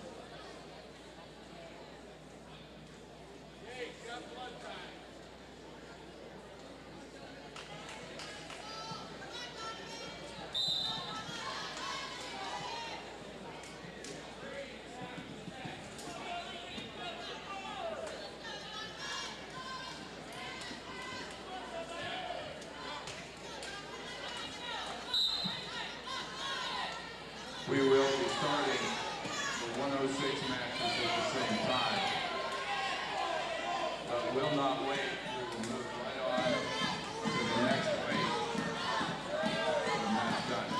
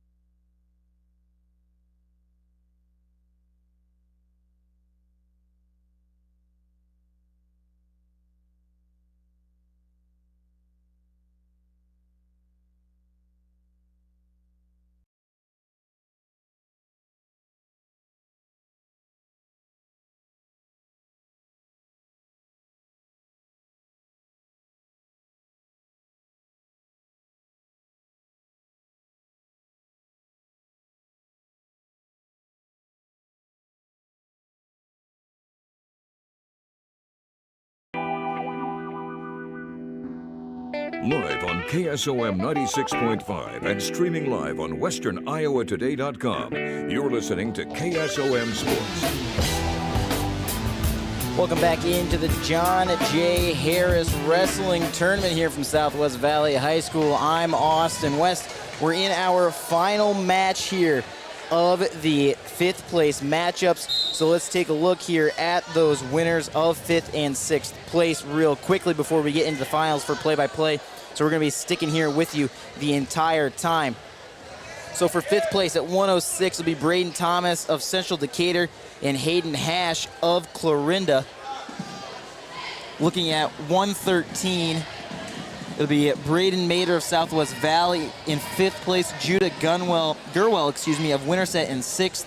At 120, 5th place, Kellen Oliver of Riverside. 6th place, Gabe Johnson of Southwest Iowa.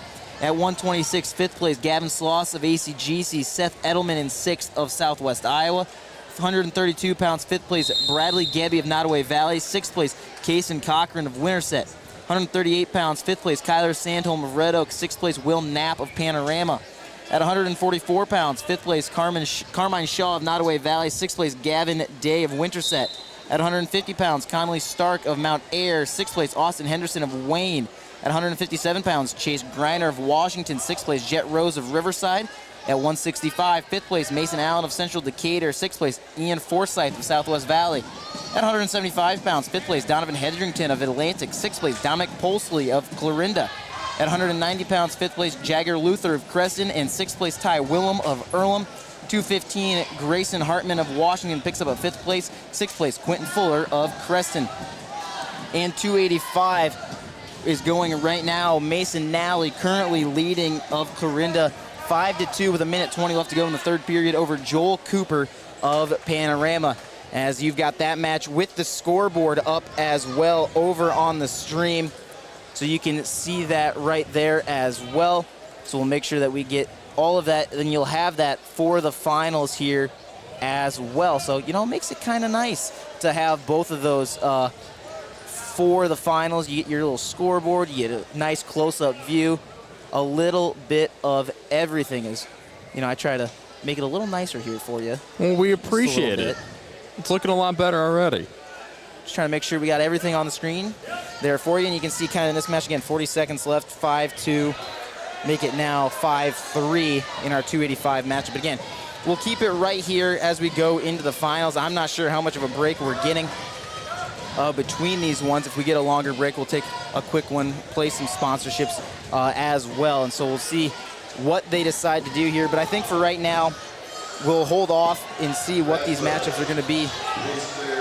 As no, they're clearing mats right away. So we will absolutely take a quick minute break here on Western Iowa Today TV, powered by Nishanen and KS 95.7, and be right back with your finals matchups.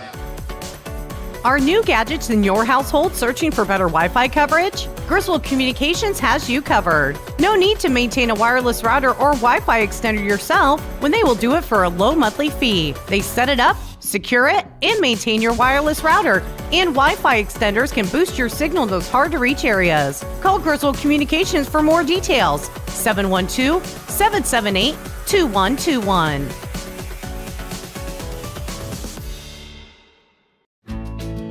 Are you ready to conquer your next project? Where's the best place to take your to-do list? Who has been in business for over 100 years? 100 years. Farmers Lumber in Fontanelle, that's who. Their well-trained staff can assist you with all your lumber and repair needs. They'll make sure you have all the supplies and the know-how to use them. Farmers Lumber is located at 211 Washington Street in Fontanelle. Farmers Lumber is a proud sponsor of Nottoway Sports.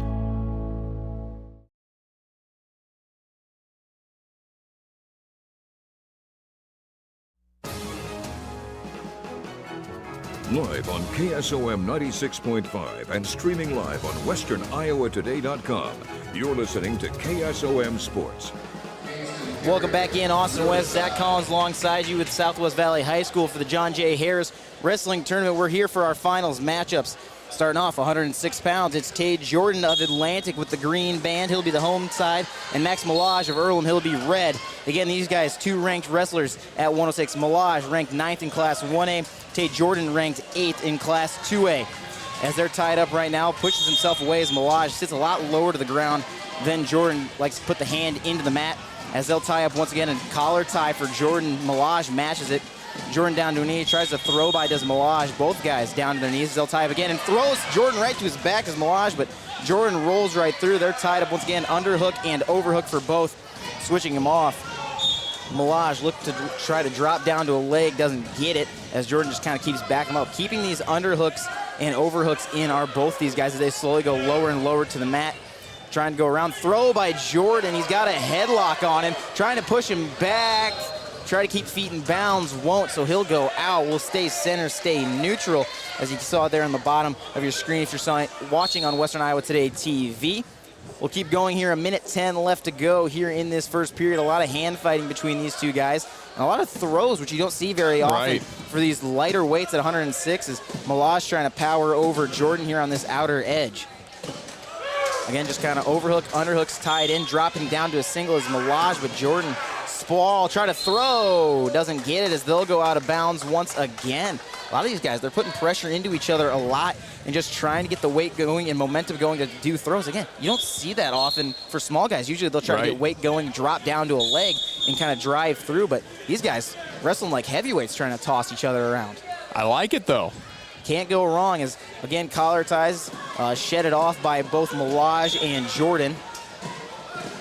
As again, still hand fighting, 30 seconds left to go here in this first period. Still scoreless, 0-0, as they're down to their knees and hand fighting on their knees. Tries for a high crotch, does Jordan wizard off by Milage. Step behind, he's got a single leg, does Jordan trying to break him down to the mat. Milage has got a nice whizzer in those. They're trying to roll over each other. Milage has got Jordan in almost quite a headlock, but doesn't have control. Jordan's got Milage down to his back, though, still no takedown.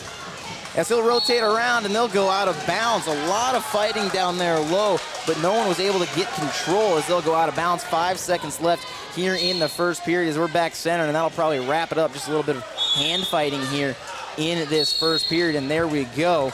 And we'll have ourselves a quick little break, and we'll flip the coin. Yeah, we'll kind of see what happens here, but on the other side here, trying to aim for third place. Just 4-3 here for Kylan Parsons of Crescent over Kingston Carrington of Riverside. So definitely a match to watch out for as well here in the third place matchups. But, of course, we're focusing on the finals over here. Absolutely. Max Milage going to choose down here in this second period. Tate Jordan on top. We're 10 seconds in. Milage up on his feet, but locked in. We're going to get a potentially dangerous on Tate Jordan, so we'll return to center, but Milage still on bottom here as well. 1:48 left to go in the second period. Tate Jordan covers, and we'll get action started. Just trying to roll him down, pressure down, takes a risk. Jordan off on his hip. Milage trying to roll through, but Jordan's got him rolled through on his back. He's getting back points. 1:38 left to go. Milage rolls it through. He's got a hold of that arm of Jordan underneath his head, trying to maybe shimmy his way out. Looks like Jordan might have a cradle in. He'll get 2 back points, so Jordan takes the first points of this match with 1:25 left to go. 2-0, locks up the cradle as Jordan. He's got Milage on his back. Squirming, Milage fights out, looking for a reversal. Jordan's stuck underneath him, so it's 4-0, and Milage now gets the reversal. He's up on top. 4-2 our score now. 1:08 left to go in the second period as Milage breaking down Jordan to his belly.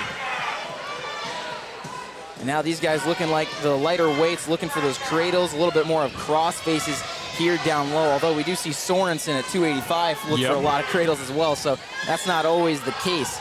Milage putting a boot in. He's trying to get the second in on Jordan. Looks like he does, just trying to stretch him out flat. Looked like he was aiming for a power half, doesn't get it. Jordan fights it off. 40 seconds left to go in the second period. A 4-2 battle here in the 106 championship bout. Tate Jordan leading Max Milage in this one. 30 seconds left to go in the second period. Looking to take a crossface over is Milage. Look for a power half, doesn't get it. Rolling Jordan over his wrists. He's got one wrist now, trying to combat it. Jordan's done a great job of fighting off the pressure from Milage on top, just kind of stretching him out, and it's not like he's stalling down there either. Right. He's been able to keep moving as he comes to his feet. 5 seconds left, trying to scoot back out, rolls away, and they're out of bounds. Almost made their way over to the third place match, decided to join their mat. 3 seconds left, 4-2 our score here in the second period. Tate Jordan still on bottom. Max Milage will come to cover for 3 seconds. And again, I believe Tate Jordan does get this choice here in the third period. And he does, and he'll choose down. So Tate Jordan looking for an escape, maybe put himself up by 3 here in the third period, as he's looked pretty good so far through the first 2 periods, which has been really good for him. And we're getting started in the third period as well for a third, fourth place matchup. So these matches going right alongside each other so far. 150 left to go. Milage trying to suck back on Jordan. Jordan trying to rotate out. He's out. He's got that escape. There's one. Drops down to a single, then to a double. Does Milage a little bit of a roll through. Gator roll, to say the least, as Milage trying to lift in return. Jordan kind of from the ground, and that'll be a takedown for Milage. So make it a 5-4 match. 1:30 left to go. Milage is going to let Jordan up, let him get the escape, and go for a takedown now to tie this one up. 5-4, 1:23 left to go in the third period. Milage, high cross shot. Slow one, so not much of a strong one. That time he gets the high crotch, connects to a leg, rolls through on Jordan. Jordan rolls him out of bounds, will stay neutral. The thing about Jordan, he hasn't been really throwing the whizzer in. He's just been kind of trying to roll and see if he can throw Milage off that way. I'd like to see him sprawl a little bit more and maybe just kind of pressure down on the head, as it's 6-4 right now in favor of Tate Jordan, as he's returning a shot, reversal shot on Milage. It'll be 2. He's getting back points now on Milage as well. Huge for Tate Jordan, as he'll pick up 2 back points, make it 10-4 with 54 seconds left to go. Tate Jordan might have just locked this thing up, but crazier things have happened. A sit back by Milage as Jordan trying to hold on and suck him back and maybe go out of bounds. Drops down to a single leg, lifting it up. Drops to a low ankle, does Milage, and he's on his back. Jordan looking for some more back points, maybe even a pin for the bonus, as they'll slide out of bounds with 33 seconds left to go. But it will be 2 bonus points, back points, excuse me, for Tate Jordan. Make it a 12-4 match. Tate Jordan running away with this 106 championship bout here in this third period. 32 seconds left to go, as he'll just pressure Milage. Milage tries to roll him over, and Tate Jordan just holding on here for dear life, trying not to get reversed on him. Milage is looking to do it. He has a spot here to be able to do it. The fulcrum of kind of leverage here is in favor of Milage, but Jordan's going to roll him through with 13 seconds left. He's got a wing in, just trying to pressure him over for more back points. 7 seconds left to go, still 12-4. It looks like Tate Jordan's going to hold on to this one, ride him out for the win. So Tate Jordan of Atlantic takes on Max Milage of Earlham and will claim the 106-pound championship here at John J. Harris. What a start. Really a heck of a start here to the finals matches here at 106, and a nice job there by Jordan for Atlantic, especially to just kind of pull in all the way. A ranked wrestler. We had a ranked competition between 2 of the state's best wrestlers here, and definitely showed right there in that match. And a last-second upset here at 3rd and 4th place at 106.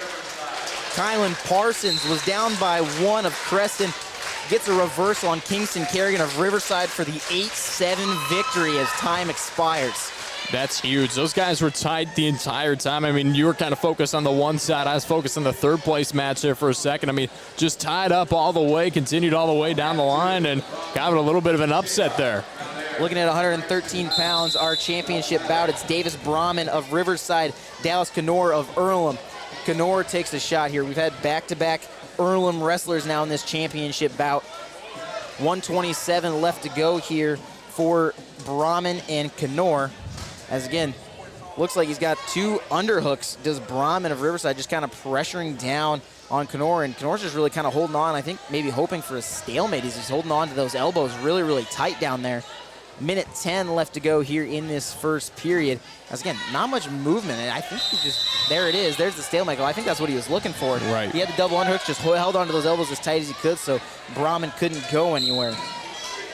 103 left to go here in this first period, scoreless at 113 pounds between Brahman of Riverside and Knorr of Earlham. As they'll just kind of dance around each other here in the center circle. Haven't really left that center circle, which as an official you have to love to see. They're not trying to look for the out of bounds. As double leg tried by Knorr, and he'll roll through on Brahman. He's got it locked up. He could have himself a pin right here, and he will with 38 seconds left.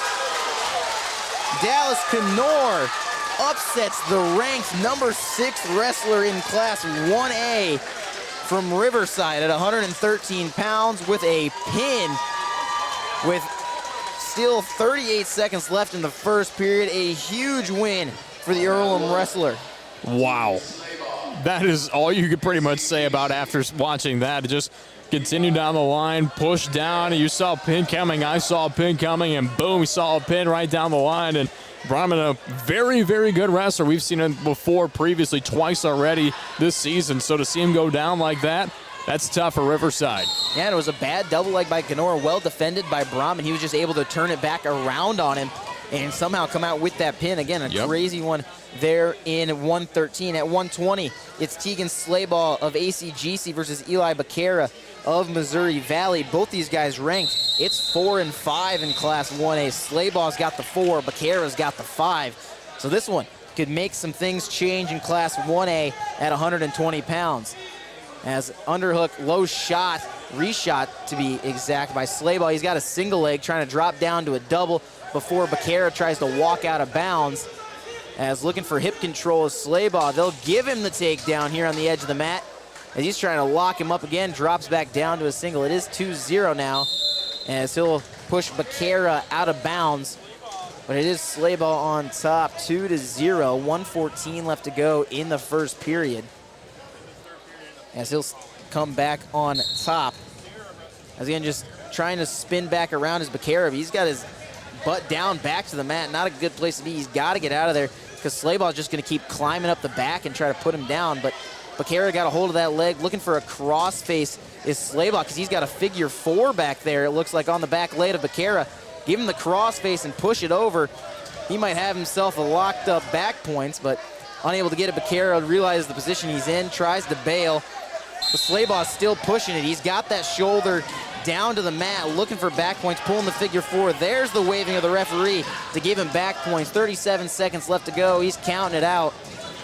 But he's not getting any movement from Becerra to even get that second shoulder even closer to that mat. 26 seconds left to go. ACGC coaching staff yelling from the corner for Slaybaugh on what to do here.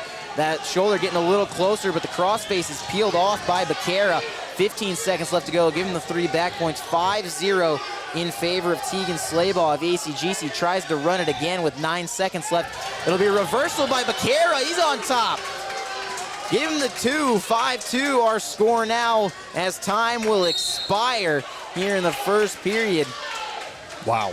And it's just really the weight of Slaybaugh started to shift forward and got too high up on Becerra and slid off the top, and Becerra was able to roll out of it. Waited a fight by Becerra there in that one. It's almost like he was going to try to stay low, but realized he didn't have much time left. Try to go for the pin, try to go for the shoulders, keep him down, but in that case, couldn't right there.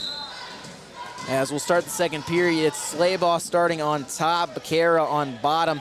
On a single leg is Slaybaugh. There's the trip down to the mat. He had an arm, so kind of face plants down there is Becerra. 1 minute, 50 seconds left to go in the second period. We're just 10 seconds in. 5-2 our score in favor of Slaybaugh. As Slaybaugh trying to run something here. Can't quite see as, again, their backs are to us, so I don't see if he has a wrist. He's trying to maybe get that figure 4 again, attacking some wrists. There's the figure 4 he's looking for. He's got an ankle, loses it. Becerra going. Now he's looking for an arm bar. No, tight waist sucks him back. He's got a wrist there as Becerra will stand up. Slaybaugh has still that wrist and tight waist as they're standing, trying to trip him back, and he will suck back once again, and they'll go out of bounds, so no escape for Becerra. A lot of fighting there on the feet as Becerra trying to stand up. 1:09 our time left here in the second period. As it'll be 5-2 and Becerra still on bottom here at 120. Get going once again. Again, just over a minute left to go in the second period. Trying for a forward trip to Slaybaugh. Gets it, try to switch on Becerra. He's got an opportunity if he can get back around, but Slaybaugh had a hold of that far ankle for Becerra, so he turns him back to his stomach, pins the ankle back on his back, and just not giving him a place for his feet to go and kind of plant himself and build a base for Becerra. So really, Slaybaugh just kind of got to control this and control those legs to be able to go somewhere as the legs would come out for Becerra. 37 seconds left to go. 5-2 our score here in the second period. 30 seconds left now. Slaybaugh just really kind of controlling on top here. We haven't seen him make a move to get back points like we saw early in the first period, as he's got Becerra down to his stomach, but lets him come back up to a base now, just trying to break that base on that arm. Tries to get a tight waist, but Becerra got a hold of that wrist, peeling it off.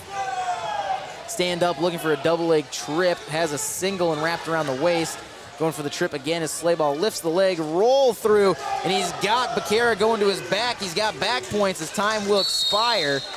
They'll give him 2, make it 7-2 as we head to the third period. And it'll be Slaybaugh's choice. He'll choose neutral. A surprising choice here. Want to maybe try to get those bonus points for a major decision. As a take that he needs 3 for the major decision right now. That shot by Becerra, sprawled on by Slaybaugh, gets well away from it. Shot by Slaybaugh, defended well by Becerra. He'll rotate around, underhooks in for both these guys. Meanwhile, got elbow ties on the other arm. Both got hooks in with their other arms. Fighting off Becerra's shot, go around behind by Slaybaugh as he tries to pull him down and around. And they'll go out of bounds with 1:33 left to go. 7-2, Slaybaugh is leading. Kind of looks like that hip drop tackle that Slaybaugh is trying to pull off here on Becerra, especially when he gets those goes behind and Becerra tries to stand up. So an interesting attack there for Slaybaugh. A go behind on a reshot by Becerra, not going to happen, but Slaybaugh going to be able to get his around. He'll get another takedown. 9-2 our score now here in the third period. 1:16 left to go. As they're sitting right here on the edge of the mat, the far side, 1:10. Again, the third period, looking for back points, needs at least 1 more point to get the bonus point victory with a major decision, as it is 8 points, sitting at 7 right now, 9-2. 56 seconds left to go here in the third period. Slaybaugh just trying to work something, maybe to get some more points on Becerra. Becerra just trying to stay alive and try to find some sort of movement as they're right on the edge of the mat and they'll go out of bounds. So 44 seconds left. We're back to center. Becerra on bottom. Slaybaugh on top, showing that there's a little bit bigger of a gap between 4 and 5 than Becerra maybe thought. Right. Kind of a bit of a bigger gap than we also anticipated, especially watching these two leading up to the final match. I mean, very good wrestlers there respectively, so we'll see kind of how things play out towards the end. As Becerra will get an escape, tried to toss back on Slaybaugh, but Slaybaugh lets it go as they'll be neutral again. 9-3 takedown would be the bonus point victory that Slaybaugh maybe wants here for ACGC. 15 seconds left to go in the third. There's the shot, double leg. Just got to take him down. They're on the edge of the mat. Give it to him. That'll be a takedown for Slaybaugh with 7 seconds left to go. They'll go out of bounds with 5 seconds. 11-3. If no points are scored here, it'll be a major decision victory for Tegan Slaybaugh of ACGC. Again, the 4th ranked wrestler at 120 pounds in Class 1A. Eli Becerra, 5th ranked wrestler in Class 1A at 120. And it'll be a dominant win at that as time will expire as Becerra was trying to go around behind. And it'll be the major decision for Tegan Slaybaugh over Eli Becerra at 120 pounds. Man, what a match. I mean, Slaybaugh just dominated pretty much the entire time. I mean, we saw there a little bit in the first period. It could have been close, but overall didn't go in that favor as the third place match over here still continuing. It's a 3-2 lead here for Luke Schroeder of Missouri Valley over Caden Greiner of Washington. That one at 126 pounds as well. Our 126-pound matchup right now, it's Aiden Smith of Atlantic, Peyton Harger of Earlham, another Atlantic-Earlham matchup. It's the third time Earlham's been in a final matchup as single leg trip down by Smith. Harger will step back up. It'll be a takedown right on the edge of the mat for Smith as he just kind of pressures him out of bounds. As Smith gonna give Harger the neutral position, gives him the escape. Peyton Harger of Earlham is ranked 5th in the state in Class 1A, and Aiden Smith gave him a free point. Wow. Not sure why going that way, but about to impose his will. He's got a single leg cranked up. Trying to whizzer is Harger. Smith putback kind of knocks him back. He's got the takedown again, 2 for Smith of Atlantic, 4-1, a minute 17 left to go here in the first period. He's got to hold that leg. He's getting back points. His bridging on his head is harder, but he's on those shoulders. He's just got to climb the back for Smith. Now he's taking the arm back over the back, give him the 3 back points, make it 7-1. Aiden Smith, the second-ranked guy at 126 over Peyton Harger, who is number 5 in Class 1A. So 2A, 1A, a little bit of a difference. So Aiden Smith showing the 2A moves as it'll be a takedown, fireman's carry down to the mat. And Smith, he's got a locked up headlock, pushing that back Harger to his back, looking for the pin. It's 9-2, 45 seconds, plenty of time to put pressure back into him and get this pin for Atlantic, and he will at 126 pounds. Give the number 2 ranked wrestler in the state a Class 2A the win at 126. Nice move there by Aiden Smith. Just kind of pulled around for a little bit, and when you pull around like that, it's just easy to keep somebody down. You can't even pull out, can't even move. Shoulders can't move. You're just sitting there like a sitting duck. Just got to keep tightening up, keep the pressure on the chest, as well as we move to 132 pounds in our championship bouts as well, as 126 third place still going on our other mat. Right now at 132, it's Aaron Boone of Washington, Lincoln Keeler of Creston. As we already have blood time, maybe, or poked eye, it seems to be actually, with 7 seconds into this match. Mind you, Washington's Aaron Boone is 30-1 this season, so Keeler is 17-8 here for Creston. Boone is well ranked 5th in Class 2A at 132 pounds. Meanwhile, Lincoln Keeler is unranked. So it could be a huge one here for the unranked wrestler in Class 2A, as it is a 2A matchup between these two schools. Right. A minute 30 left to go as Boone pressuring Keeler towards the edge of the mat. They've got both underhooks, drops to a single leg as Boone. Got the double, rotates back inbound. Smart play by Boone.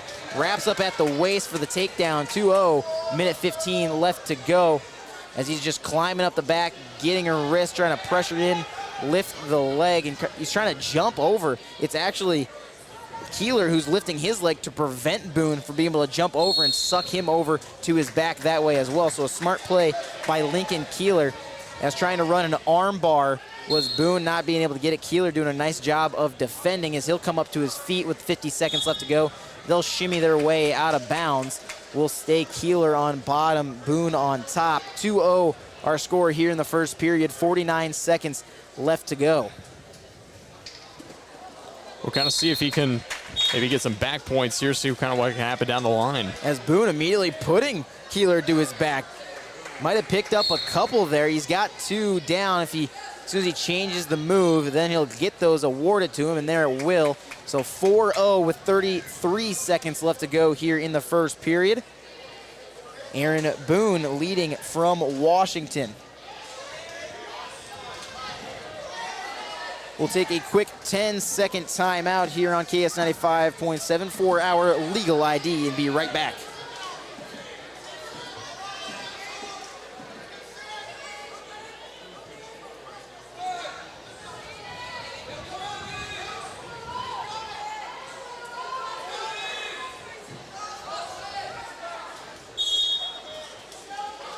We are back as the first period wraps up here for our 132-pound matchup. Right now, it's Aaron Boone of Washington leading 6-0 over Lincoln Keeler of Crescent. Again, Aaron Boone ranked 5th in Class 2A, and Lincoln Keeler unranked in 2A. As single leg pick by Keeler, a nice one, tries to pick it up, but it's just pressure back in by Boone as he looks to lock up a cradle, lets it go though. He'll get the takedown. 8-0 now our score has locked a major decision if no more points are scored, and this one continues the way it is. As Aaron Boone just looking, kind of coming up around the collar for the tie, pushing an arm out, just trying to look for something. He's got a tight waist as Keeler trying to stand up, he will. Sneaks in, grabs a cradle off the single leg on Keeler. He'll let it go as he's unable to lock it up as they're moving towards the edge of the mat here closest to us. A minute 15 left to go. Still 8-0 our score in the second period. As we're getting a close one here as a final escape in the third place match, as a roll through by Keeler will be held up long enough by Boone for the pin. So Aaron Boone, the 5th ranked wrestler and 132 pounds in Class 2A, picks up a win by fall at 132 pounds. Again, a big finish over here in the third place match, Zach. Right, Caden Griner was able to just win pretty much last second. It was tied up all the way to the end, 7-7. With just about 2 seconds left, gets a back point and able to take the win there. So congratulations to him and Washington for taking that win over a very good Missouri Valley team. Yeah, about ran into the official as well, so they were trying to back up as time was expiring. A very, very last second one. At 138 pounds, it's Dylan Stein of Lennox versus Brant Freeberg of Tri-Center Neola. Dylan Stein ranked 6th in Class 1A at 138 pounds. As he's already got himself a takedown, leads 2-0 as he breaks down Freeberg. So Stein riding on top, trying to run that arm around, just moving really quickly around on top as he pressures back Freeberg into the mat. A minute 33 here in the first period. Again, 2-0 our score in favor of Stein after the takedown. So again, just a lot of pressure here on top, not much movement now, as trying to build a base is Freeberg, but then Stein just pressures him right back down immediately, down to his stomach, as he's trying to find something to run here. But again, Freeberg's not really giving him many options, defending it well, but he just, again, hasn't been able to come to a base without Stein breaking it down immediately. 1 minute left to go in the first period. Is trying to suck back. He's got a leg and a crossface. Is just trying to push it over. He'll take 2 back points, though, make it a 4-0 score in favor of Stein of Lennox. 45 seconds left to go in the first period. He's trying to run a back wrist here.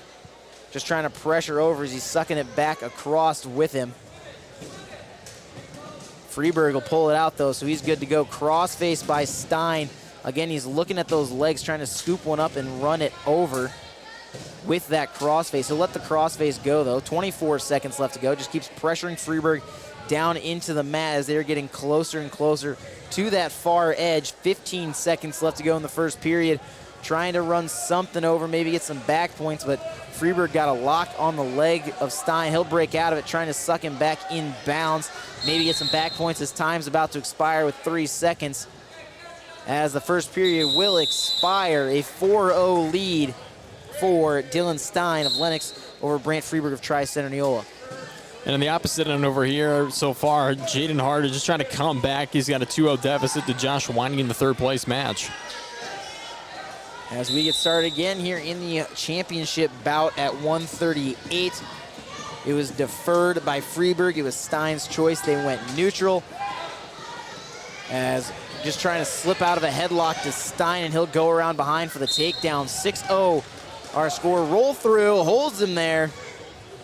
He's looking for back points. Just got to lift those legs and suck back, but he won't for a pin. But that's a full count of back points. Give him 3. 9-0 the score in favor of Dylan Stein of Lennox over Freeberg of Tri-Center Neola at 9-0. A minute 25 left to go here in the second period.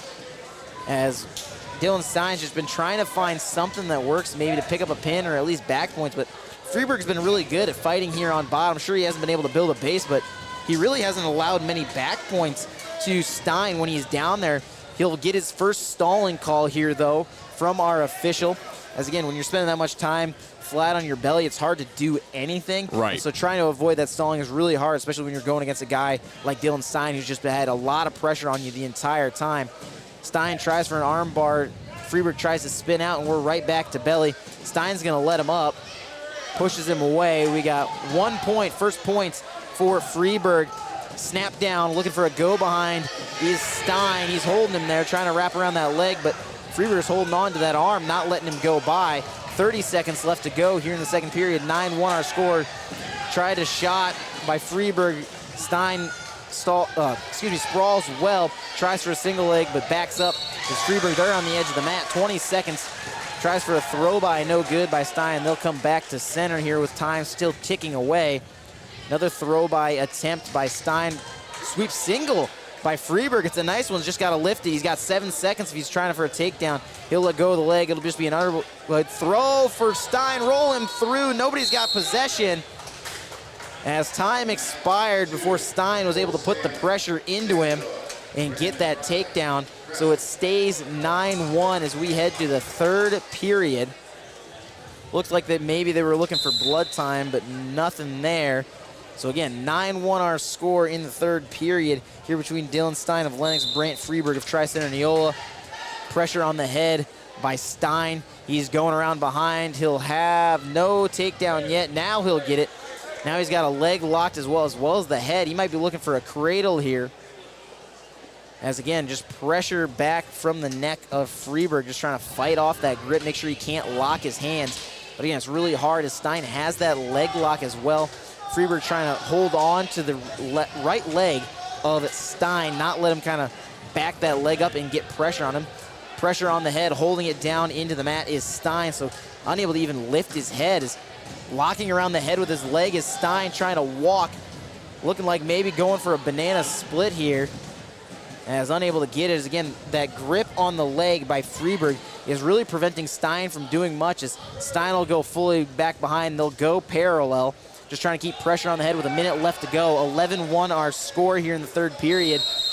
It's Dylan Stein of Lennox leading, just trying to find some more back points. He's already got the bonus point victory for a major decision. They'll hit Freeberg with another stall and give it a point to Stein. That's his second stall call. So 12-1 now our score with 40 seconds left to go here in the third period. As again, they're just going to battle here probably parallel for the rest of this match, the final 30 seconds. As again, that's kind of where they've sat for most of this match in its entirety until they've been able to get takedowns or maybe push off each other a little bit. When they've been down on the mat, it's really just been parallel most of the time. As Stein back on top, trying to ride this one out. Another stall call coming against Freeberg. Not that I think there's much he can do down there, so I think some of these stall calls coming very generously against Freeberg, but Stein will pick up another point, make it 13-1 as time gonna expire here in the third period. So a 13-1 victory for Dylan Stein of Lennox. Again, Stein, the 6th ranked wrestler in class 1A at 138 pounds. And now we'll have our matchup from the only weight class with no ranked wrestlers at 144 pounds. See, I think this is kind of one of the matches that you really want to watch because you want to see kind of what happens down the line, especially when you look at the third place match at 138. Cole Scammon still leading here for Shenandoah over Brandon Briley of Creston. Scammon pretty much just continuing to be on top here, continuing to just really keep up the pace on his end. So technically, I am wrong, but there is a ranked wrestler at 144 pounds. Well, take that back. There's a ranked wrestler at 150 pounds. It's Austin Evans of Creston, but he's wrestling 144 pounds today. Okay. So it's Austin Evans of Creston versus Uriah Fry of Clark. As a lot of weight down on the head of Fry as he tries for a little bit of a fireman's go behind. He's got a cradle locked up. Just Evans of Creston go behind, lets it go. He'll get the first takedown of the match. 2-0 with a minute 35 left to go in the first period. Pressure down, trying to pressure down over the right wrist as he snaps it down. Stand up again by Fry. It's Evans just putting a lot of weight on him. Sit back, suck back, out of bounds. We'll go back to center and restart here. As again, just 2-0 our score. First period, a minute 20 left to go. As Evans gonna let up Fry. That'll give him a point. 2-1 our score now. A minute 21 left to go.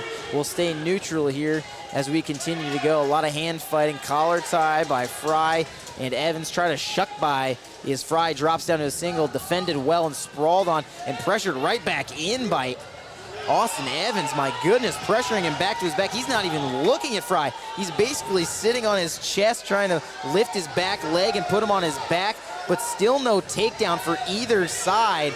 Again, here's the lift of the ankle. Try to pressure back into the back of Fry, but Fry is holding on to a leg, another ankle of Evans, but Evans able to go around behind. He's got the leg, he's got a crossface, give him the takedown finally here with 40 seconds left to go here in this first period, as a nice scramble down there on bottom by these two wrestlers at 144 pounds. as running the arm across the back is Evans. Tries to get in there underneath it. He's got the wrist, trying to muscle over, looking for any potentially dangerous. Are the officials looking for a crossface and drive over? 17 seconds left to go. 4-1 our score. We've got back points being counted. 10 seconds left to go. Looking for a pin is Austin Evans of Creston. It's getting close with 5 seconds left to go, and there it is. Right at the 5-second mark is the pin for Austin Evans. Again, listed as the 8th ranked wrestler in Class 2A at 150 pounds, is here wrestling 144. So an interesting change up there as we move on to 150 pounds. And over here in the third place match at 138, they're going to round 3. So we'll kind of see, or excuse me, the third period overall, is we'll kind of see if Brandon Briley can hold his lead. He's down 9-7 over Cole Scammon, so we'll see how that continues down the line. And really, they've just been back and forth. The score has not remained consistent here on this side.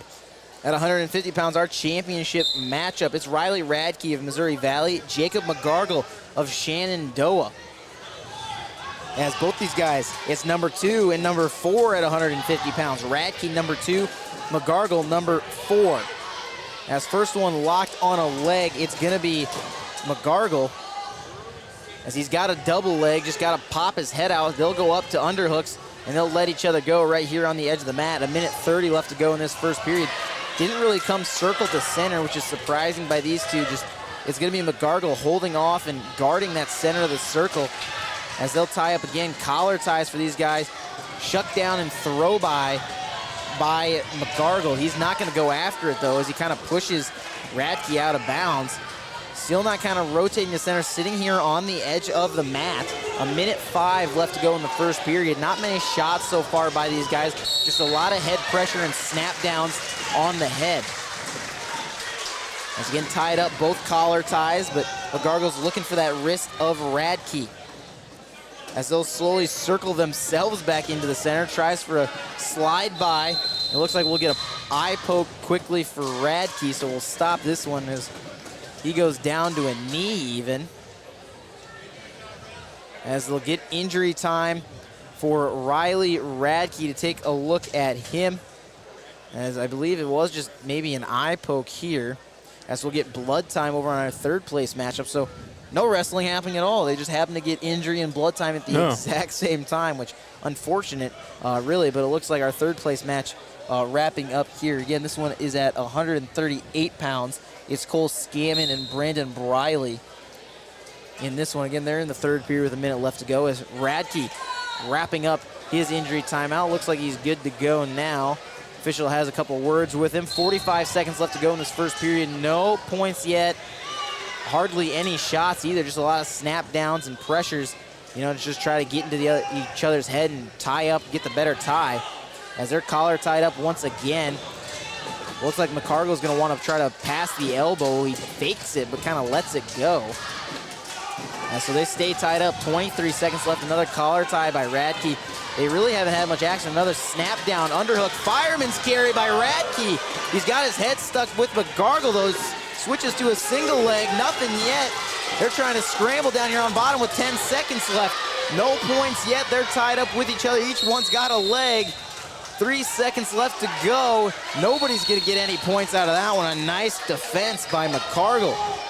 This one's gonna come down to the wire. I can already feel it as we are zeros through the first period as Radke gonna defer and give his choice to McGargle.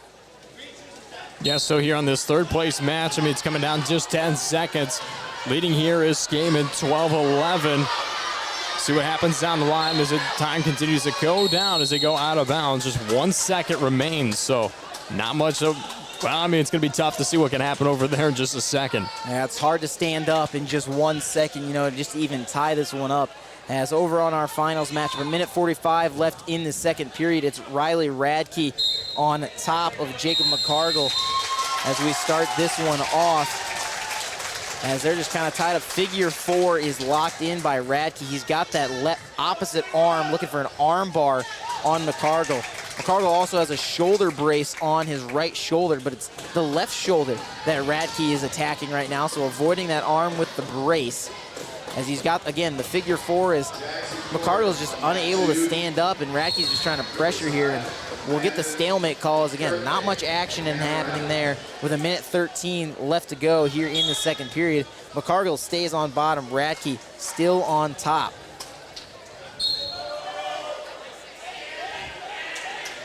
I still can't believe that we're scoreless here in this finalist match on the right side. As you say that, an escape by McCargill as he was lifting Radke up on his back. A minute left to go in the second period. It's just 1-0 though, and likely we'll see Radke on bottom to start the third period, especially if this rides out as 1-0, like we saw it kind of do in the first period where they just tied up, not many shots, a lot more snap downs than anything in this first period. Speaking of snap downs, there's another one. It'll send Radke in on a leg. But again, sprawling hard is McCargill as he'll stand back up to his feet. He's got an elbow in the head, in the chin of Radke, so he's got a chance to maybe lose as well, but he'll just suck his arm back out. 28 seconds left to go in the second period. It's still 1-0 in favor of McCargill. As they'll tie up once again, collar ties here. 20 seconds left to go.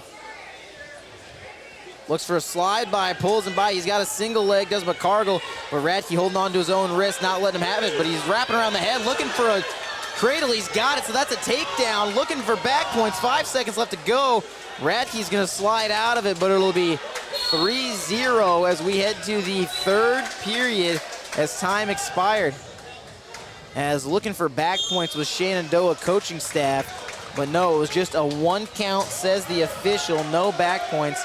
So 3-point lead, 3-0 for Jacob McCargill of Shenandoah over Riley Radke of Missouri Valley. Radke again ranked 2 spots higher than McCargill.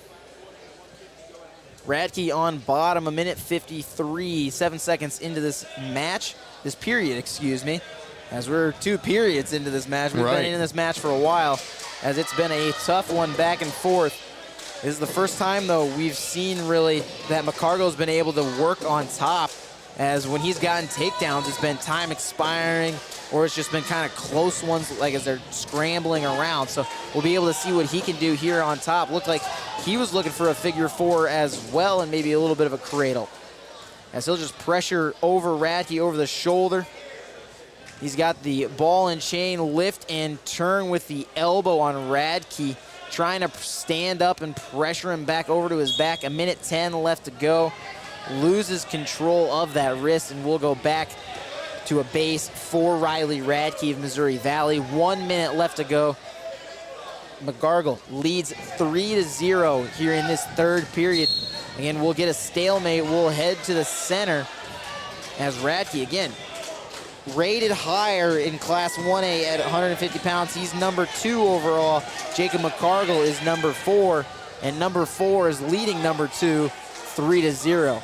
54 seconds left in the third period in our 150-pound matchup for the championship here at the 69th annual John J. Harris Wrestling Tournament. I'm Austin West, joined by Zach Collins. 40 seconds left to go, and we might just see a stalemate out here for this third period. There's not much movement at all by either one of these guys. Radke doesn't even look like he's trying to make a move to escape, just kind of building a base and staying there. Not sure what maybe he's thinking and what he's trying to do here is just McCargill's trying to run him over that far wrist as he's got control. He's not letting Radke get it back, but again, just might stall this one out as he rolls over him. 10 seconds left as they'll go out of bounds. Again, like I said, clock says 9 now, actually, so we lost a second there at the end. But again, it's just going to be a stalemate ride out here for Jacob McCargill for Shenandoah. Not something we thought we'd see from Radke. Again, he had 30 seconds here. He's been here on bottom. He's been on bottom the entire third period, actually. Right. And we really haven't seen much of a move as he tries to roll through here, goes to his belly. That'll end it, a win for McCargill. The upset by number 4 to number 2. 3-0 your score at 150 pounds. Big win over there and a big match over here on the third place match for 144. Curly Jackson Gordon for Riverside leading Landon Kitley of Panorama 5-0 here in the second period, just about 50 seconds under left to go. If you couldn't get enough of Shenandoah and Missouri Valley, we've got another one here for you at 157 pounds. Owen Laughlin, ranked number 4 in Class 1A at 157 pounds, facing off against Ben Hansen of Missouri Valley. who's ranked number 8th at 165 pounds. So we've had 2 ranked wrestlers now drop down a weight class today. As kind of on their feet, looking for a trip is Owen Laughlin, as he's just kind of pressuring Ben Hansen down into the mat, but Hansen gonna get the potentially dangerous. He's again just locked on that leg and was just trying to stay calm as Laughlin was trying to move around and was putting his knee in an awkward position, so they'll call that one with 1:30 left to go. Throw by Owen Laughlin, gave him the takedown.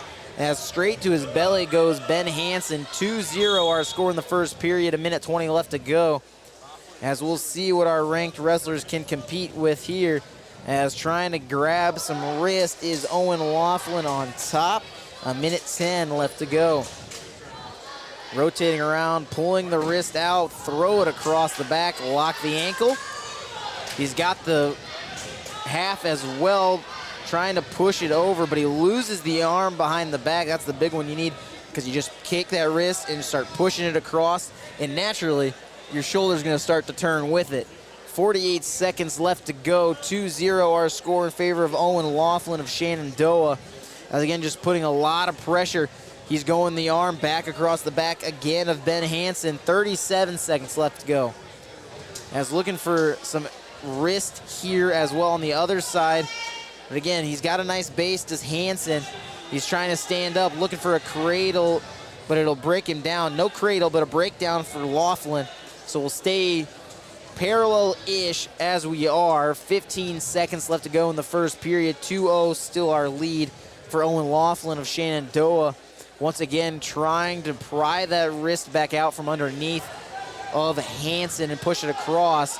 He's got it though, 3 seconds. He's not gonna have enough time for a pin, but he won't even get enough time for back points. He's finally able to get the move he's been trying. Maybe, I think that was the 4th time now we've seen it, and he was unable. He finally gets it, but he has no time. Right.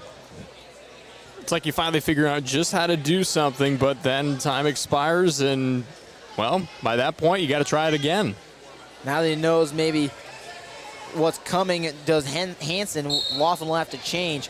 Laughlin takes bottom, Hansen on top. So we'll see Hansen lock up a cradle on top. His first chance on top here. He loses the grip, drops down to a single as they both stand up with 1:45 to go. As a hard whizzer by Laughlin of Shenandoah, trying to knock back and lean into him is Hansen, but sprawling away is Laughlin, and he'll come around behind. There's the reversal, give him 2. 4-0 our score in the second period. 1:30 left to go. Very close to the out-of-bounds edge on the far side, as it's really just belly button up for Hansen that's still in bounds, as Owen Laughlin just trying to work around everything, not worried about him and his body parts getting out of bounds, because again, half of Ben Hansen, still in bounds. 1:05 left to go in the second period, as trying to suck him over does Laughlin. He's got him on his back, looking for the back points. Hansen's fighting, but just got to pressure up on the chest, and there's the pin for Owen Laughlin of Shenandoah. The ranked wrestler going against a guy dropping down to his weight class, and he'll get the pin win here at 157 pounds. A lot more pins than expected here in this championship round. It's almost like throughout the season's consistent thing with more pins than you even expect. It's just some of these top wrestlers coming in right there. And even in our third place match over here, Jackson Gordon, after a blood time, comes out, earns 3 points, gets a big 7-2 lead here. 1:16 left to go. That's a huge one there. That one, 144 pounds for them, as championship bouts moving a little faster, because we've seen more pins actually in the championship bout rather than third, fourth place. We're moving on to 165 pounds. It's William Bollinger of Creston, Ryan Stiles of Earlham. Don't worry, don't get tired of these schools. You'll be seeing more of them here in these championship matches, as we'll wait for our officials here to get ready, as we'll get underway at 165 pounds. So we're getting into the big guys. Might see some more throws. Haven't seen very many shots really by a lot of the small guys. We saw a lot more slide bys, throws bys, and then having to force to drop to a leg, not like a true shot. It's a sprawl, and then there's a leg for you to just take. Has a lot of tie-ups and just push-aways here at 165 pounds. Bollinger of Crescent and Styles of Earlham. Again, really not even getting their hands on each other. A shot by Bollinger, defended well by Styles. Another shot by Bollinger. This one will go through single leg, as that'll be a takedown. 2-0 lead with 1:24, as it'll be a suck back by Bollinger as they'll go out of bounds. 1:23 left to go. 2-0 our score here in the first period at 165 pounds.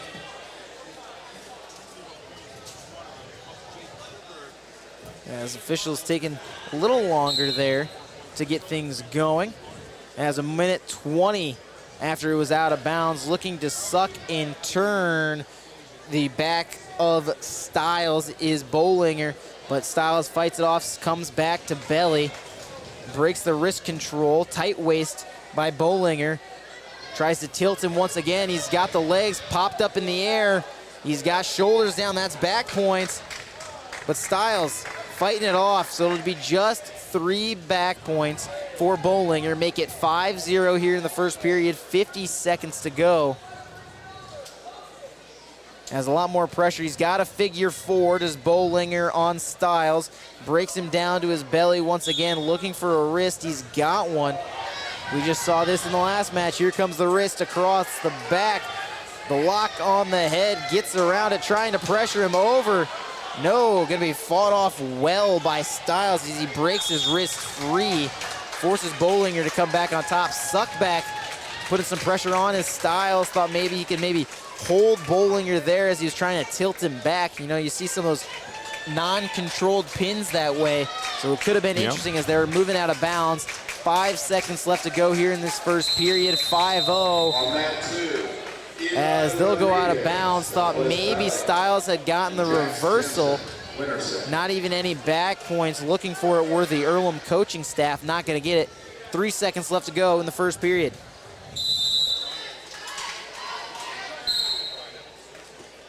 As this one just going to ride out the last 3 seconds of the first period. An action-packed first period at that at 165 pounds. As we'll move to the second period, and Bollinger will defer. Styles going to take neutral. Again, we saw some great shots from Bollinger. Styles going to have to get going here early as he's down 5-0 here in the second period. A lot of footwork between these two guys. Just trying to shed it off. Looks for a slide by, but again, no tie-ups. Ankle pick attempt by Styles. Don't see that much from the big guys. 1:42 left to go in the second period. Double leg shot by Bollinger. Thrown off, looking for a throw is Styles, but they'll fall out of bounds. And good thing for Styles is he was dead to rights with a pin on that one. 1:36 left to go in the second period. We're still neutral. Push off each other. Another ankle pick by Styles. He'll lift the leg, looks to take him down, keeps his feet in bounds, and wraps on the waist for a takedown. But the one smiling is Bollinger. Right. 5-2 our score. Second period. Styles is gonna let Bollinger go. 6-2 as we start once again neutral. 1:25 left to go in the second period. A 4-point lead, a blast double by Bollinger. Unable to push it up, locks down to a 1. Knockback, tries to get the takedown on the edge of the mat. He'll get it as he'll wrap on the waist and go out of bounds. 8-2 our score now in favor of William Bollinger of Creston. 1:11 left to go in the second period. Bollinger, though, he's not going to let Styles go and go back neutral, so he'll cover as we get back underway. Looks for a suck back immediately, lifts the leg. He's already getting back points immediately. He's trying to pick up a bonus point win at 2 points would give him the major decision, but no back points. Was 2 back and forth. Styles was fighting it off. 50 seconds left in this second period. We've seen kind of the same thing from Bollinger every time. As soon as he starts, looks for that suck back and see if he can tilt him over onto his shoulders. And we've got the arm coming back. We could look for another tilt here as well. He's got the leg lock. He's looking to pull the chicken wing back. Has rotated his other arm in across the way. trying to maybe duck underneath, it looked like. And he'll let that arm go. Didn't have anything. Still has that leg lock. And he's kind of shifted off to the side. Styles trying to pressure him back over to his side and move back over top of him with 12 seconds left in the second period. And now double boots in for Bollinger as he'll strand out Styles down to his belly as time will expire here in the second period. Still an 8-2 lead for Bollinger of Creston over Styles of Earlham. Those two just going at it the entire time. I mean, a big lead here for Bollinger, especially just in that second period. Just really took advantage of the opportunities he was given and took a big 8-2 lead here leading into the third. As Bollinger going to choose bottom for this third period. Styles getting his first chance on top. Throws a boot in, is attempting to, as Bollinger actually has a hold of it and fought it off well, but Styles breaks him down to his belly. Looking for a move here. I've seen plenty of wrestlers over the years. They could be losing coming to the third, and the guy winning chooses down, and all of a sudden this guy is a freak athlete on top and is able to pick up a pin, even if not a bunch of bonus points from back points. Wow. But that's not going to happen here as Bollinger gets the escape. High crotch attempt by Styles. No good. Sprawled on by Bollinger as they'll move out of bounds with a minute 20 left to go. Almost a throw into the Earlham coaching staff from these two, but held off there on the out of bounds. Thankfully the whistle caught him. They were able to catch themselves and hold off. 9-2 our score with a minute 15 left in the third period. Another high crotch by Styles. Bollinger tied up. He's got 2 overhooks, 2 underhooks in for Styles as pressure as they try to go out of bounds. Again, Styles is taking a lot of this pressure into him by Bollinger, but he's waiting till he's at that out of bounds edge to see if he can throw him. You got to try to take some of that pressure you've got, because even if you go down, you're down 7 right now, 9-2 with a minute left. A throw to a pin, I mean, not going to hurt you. Well, it can't hurt you because you're going to lose, but at this rate, you're likely going to lose at this rate. You haven't been able to get a shot down. You got to try 5-point moves here at this point. 45 seconds left in the third period as they're just tied up on their knees. He's got a headlock. Drops down to a throw by to a leg. Styles kind of in an awkward position as climbing out the back is Bollinger, and on top for the takedown. That'll basically lock it up, as Bollinger has been fantastic on riding time so far here in this match. 20 seconds left to go. 11-2 our score in favor of William Bollinger of Creston.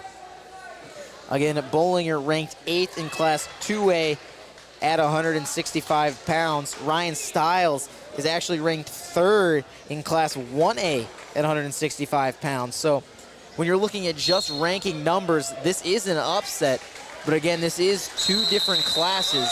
And you know, the skill level between different classes can vary and change among the ways. It could be huge. I mean, you never know what to expect. And right there, just seeing kind of a big difference there with Bollinger against Styles. Able to take a big win there for Creston. And look at that, Austin. 100 wins for Bollinger. What a great time to get it to a championship match in the granddaddy of them all, the John J. Harris tournament. A huge one there for William Bollinger. Not many wrestlers get to 100 wins, so it's a big deal when you are able to get there, especially if some people can pick up 100 pins. That's even bigger feat for a lot of high school wrestlers. As we move to 175, they're right into it, not giving Bollinger much time to celebrate here on the mat. It'll be Jaden Dickerson of Shenandoah, Owen Hoover of Cam, as a lot of tie-ups, aggressive tie-ups at that, with a minute 40 left in this first period. As tries for a single leg ankle pick, does Dickerson.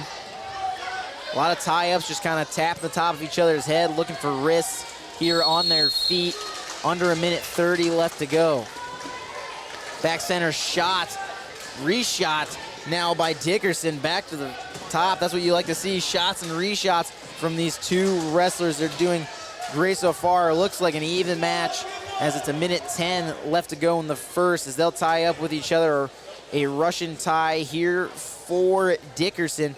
Hoover, though, he's fighting it off and just backpedaling and trying to break out of that grip. Drops to a single, does Dickerson, trying to lift it up, but locking it is Hoover. Looks for a cradle, a standing cradle. Not often do you look for guys seeing that as leg lifted up of Hoover by Dickerson. The trip, trying to pull him out of bounds, back inbounds, excuse me, as Hoover's trying to go out. Drops down over top. That's the takedown for Dickerson. They'll give it to him. A quick call on that takedown. So Dickerson leads 2-0 with 40 seconds left to go. As Dickerson ranked 9th in Class 1A at 175 pounds. We've talked about it. A lot of ranked wrestlers here today. Under 30 left to go. Dickerson still controlling Hoover on top. Just trying to pressure over an arm, rolls him to his back, and they'll roll right out of bounds. No back points. Under 20 left to go. First period here at 175 pounds. We're rolling right through these weight classes. Stands right up, does Hoover. Lift and return, not gonna happen, so he'll just push him away, does Dickerson. It's 2-1 our score, under 10 to go. Hoover motioning his way out of bounds, goes around behind on his feet, but he doesn't have control as they'll go out of bounds. A nice defense by Jaden Dickerson with 1 second left. No, they'll call the time as it'll be 2-1. We head to the second period, and Hoover will defer to Dickerson. No, Dickerson will defer to Hoover, excuse me. It was backwards there.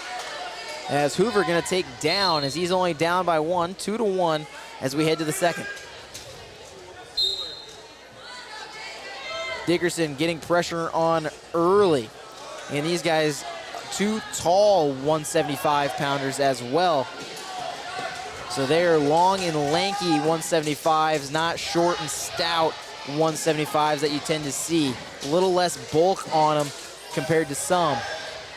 As just a lot of pressure by Dickerson on top as he's trying to keep Hoover in bounds. Trying to reverse back on him, this Hoover, but not gonna happen. He'll be pressured to his belly here on the edge of the mat. Under 1:30 left in the second period.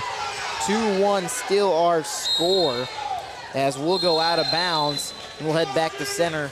It's Hoover of Cam still on bottom. Dickerson of Shenandoah on top as he leads 2-1. Trying to lock up on a leg is Dickerson. Just kind of pressuring over the wrists of Hoover, just trying to make some move here, but again, Hoover, not much movement there down on bottom until finally Dickerson lets a little weight off and all of a sudden Hoover's moving again. So again, a lot of weight being pressured on by Jaden at Dickerson. Again, the ranked wrestler in this matchup. 50 seconds left to go in the second period. Again, Hoover chose down, has not been able to find his escape over the course of this minute and a half. As a leg lock by Dickerson, trying to turn back on him is Hoover. Dickerson trying to roll him to his back though. He's got a chance though. Hoover's able to, might have a reversal here. He's got an ankle, going back around for a headlock. Not gonna get that, but he could get out on top. He's looking for a crossface to give him the control. 15 seconds left in the second period. Locked on a leg is Dickerson. Locked around a leg as well as Hoover. He's gotta get control for the reversal or at least an escape, but it'll be Dickerson whose strength shows the toughest as he'll break Hoover back down to his belly. No points in the second period as Dickerson will choose down in a 1-point match as he leads 2-1 over Hoover. As Hoover's gonna let him go neutral. He's giving him the stance to get ready to push him away. He'll step back. It'll be 3-1 now in favor of Dickerson of Shenandoah. 1:50 left to go in this third period. Takedown will tie it for Owen Hoover of Cam. They're tied up, collar tie for Hoover, and he's got the wrist of Dickerson. Sprawls, reshot, nothing. These guys using their heads for a lot more control. Goes underrated when you keep that head in there and temple to temple. It can help a lot with your defense more than many people would think. 1:20 left to go in this third period. 3-1 as we're still hand fighting in the center circle. It's Jaden Dickerson of Shenandoah and Owen Hoover of Cam. It's a 175-pound finals match as Dickerson's got himself a single leg, switches off to a double, grabs the ankle. There's the takedown, and that might seal it here with a minute left to go. 5-1 in favor of Jaden Dickerson of Shenandoah. Hoover trying to go around behind, reversal, no good, as they're here on the edge of the mat. 50 seconds left to go. 5-1 still our score. They'll go out of bounds. We'll head back to center. Hoover on bottom, Dickerson on top. Hoover needs 4 to tie this one and send it to OT. Dickerson covers. Trying to step up, build a base, roll through by Hoover, isn't able to go back around. A nice tight waist to defend it is Dickerson. Just over 30 seconds left to wrestle in the third period. A 4-point lead for Jaden Dickerson. Hoover, not much movement. Again, that tight waist is locked up with an arm by Dickerson. Looking for a tilt, as he's not gonna get it, but he's gonna pressure Hoover almost on top of himself. Was dangerous there. 10 seconds left to go. Full back points would be shy of a bonus point victory. As a roll through by Hoover, not gonna let any back points go, but it'll be Jaden Dickerson picking up the championship win at 175 pounds for Shenandoah. Yeah, Austin, I was hoping for a little bit more out of Hoover in the long run, but at the same time competes with a very tough wrestler, Shenandoah, all the way. Over on the opposite side at 157 for the third place match, Milo Staver of Crescent currently up top of Kane Kilbritz of Winterset, 5-2, just 13 seconds remaining over there. So we'll see what happens down the line. A lot of blood timeouts over here for the third place match. We've got 3 weight classes left for our championship bouts. So we're moving right along. The finals were set to start at 4 o'clock. We're 3 weight classes away from being done, and it's 4:45. Right. So we are running ahead of schedule. Starting us off at 190, it's Tate Hafner of Southwest Valley and Bryson Harris of Clarinda. 2 new schools here in the finals that we haven't seen quite yet tonight, and we're first time seeing them at 190 pounds. As a minute 40 left to go, just tie-ups here for these 2 190-pounders, Hafner and Harris. Has no shots yet. They're tied up once again here in the center circle. Not much moving here, just kind of back and forth. Russian tie by Harris of Clarinda.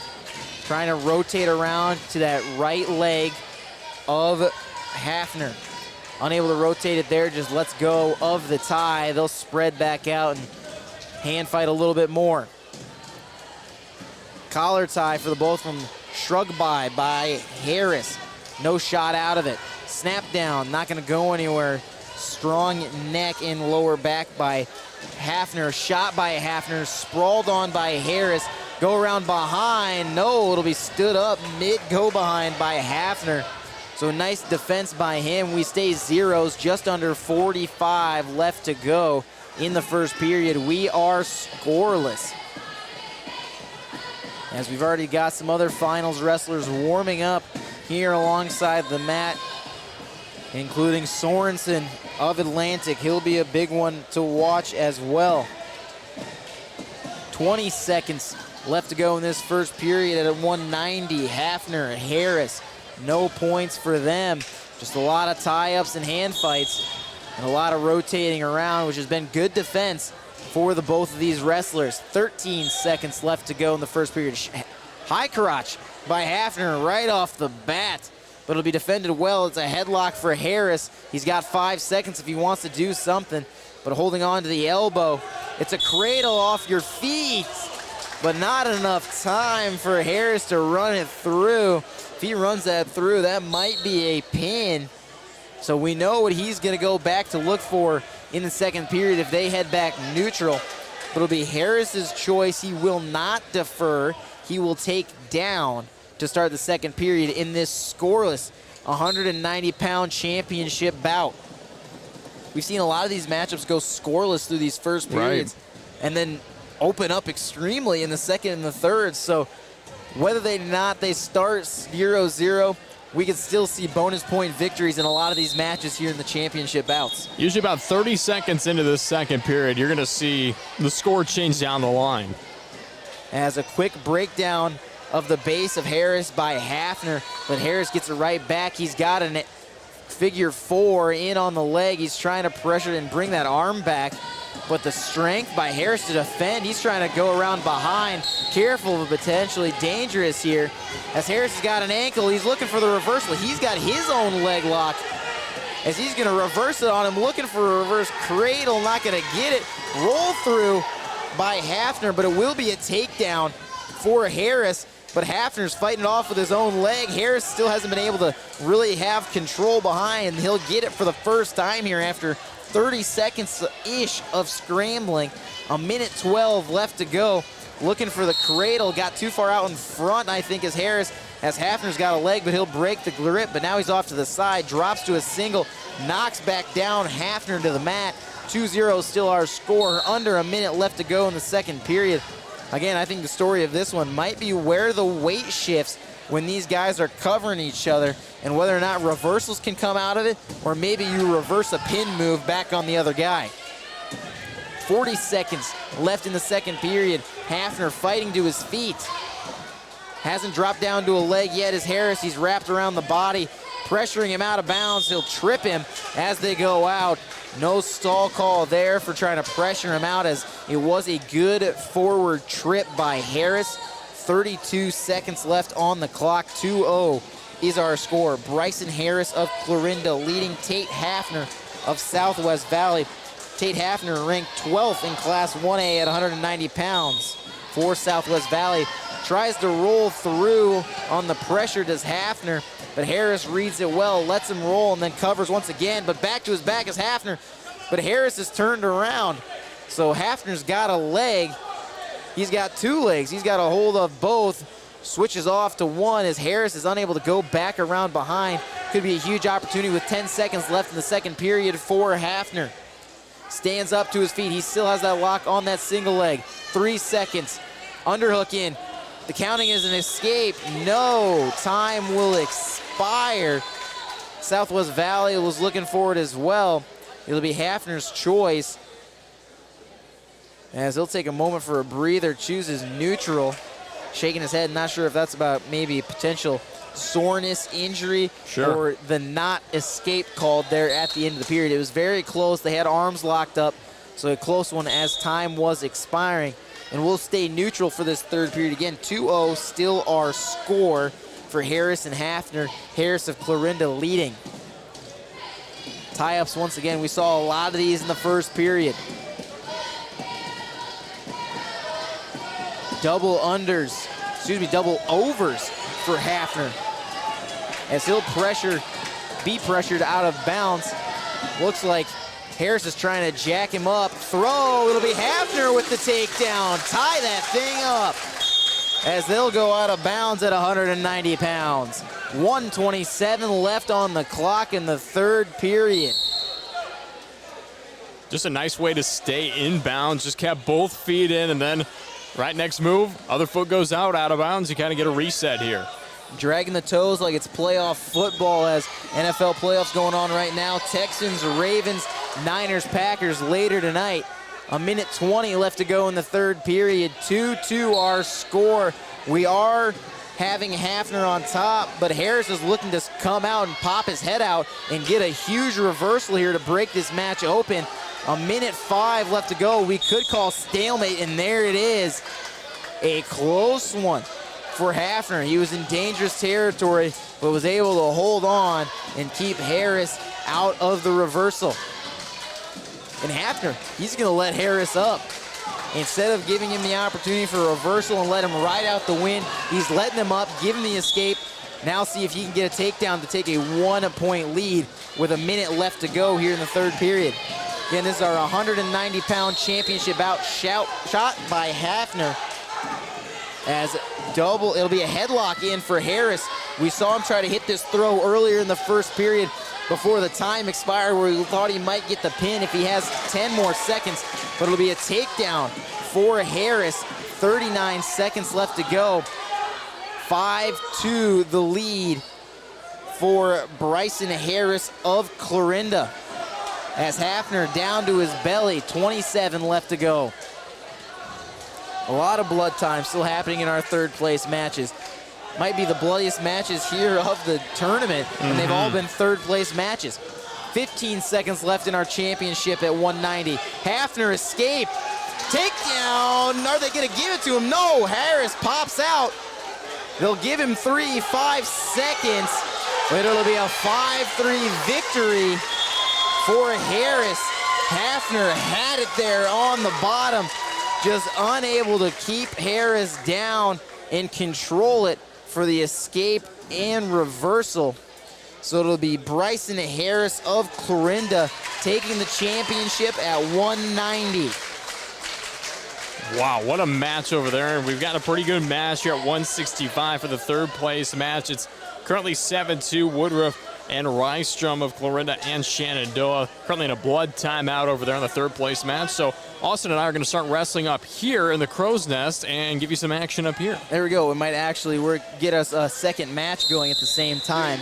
I already know what move I would pull as well. I think either blast double or what we used to call a cow catch back at North Lynn. A nice little throw that's quite fun. I don't want to know what either one of those are. That sounds painful. Good. Oh. Minute 45 left to go in our championship bout at 2:15. Ashton Honnold of Nottoway Valley and Jaden Cooper of Winterset. Honnold ranked number 5 at 2:15 in Class 1A. Jaden Cooper ranked number 7 in Class 2A. 2:15 had 4 ranked wrestlers coming into this tournament. The second most out of all classes. The one with the most, 285. We'll see them up next. Right now, we've got 1:08 left. Not many shots here in this first period of 2:15 championship. Now down to a minute in the first period. A lot of collar ties. It's Honnold just trying to get something, and Cooper just really kind of showing off muscle and just defending and keeping strong arms and forcing kind of almost stalemates here on your feet. You can't really have stalemates on your feet, but that's basically what he's trying to do, just extend that arm and hold him off and not let him really shrug by, get down to his legs, wherever it may be.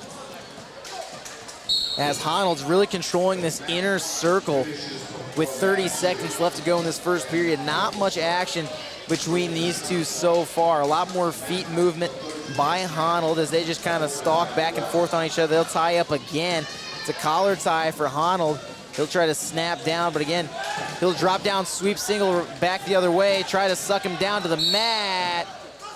Everybody, no, we're still in bounds. It'll be a single leg held up by Cooper. 5 seconds left to go. Tries for the trip on Honnold as they're going out of bounds. Nothing. They'll call Cooper with, I believe, a knee out of bounds. No, they'll call it because Honnold came actually off the entire mat, not just out of bounds. He was down onto the hardwood of the basketball and into the managers and cheerleaders. So they'll call it that way and call it out of bounds. No takedown as we head to the second. Wow. I mean, honestly, I thought for a second, even Winterset's head coach kind of looking over like, what do you mean? And then he said hardwood, and he went, okay, we're going to move on. We don't want anyone to get injured. Don't want that. I've seen wrestlers come close to the bleachers on that far side. As you can see him on there where our fans are sitting here in this one as a lift and return from Cooper on Honnold. Yeah, I've seen blast doubles go from the edge of the mat all the way out there because they slide on the hardwood and off the edge of the mat. So you get a hard shot there on the edge. Those referees try to jump in there and save stuff. But it becomes even more dangerous when they're over here by the tables, the cheerleaders, and the managers. So something to watch for.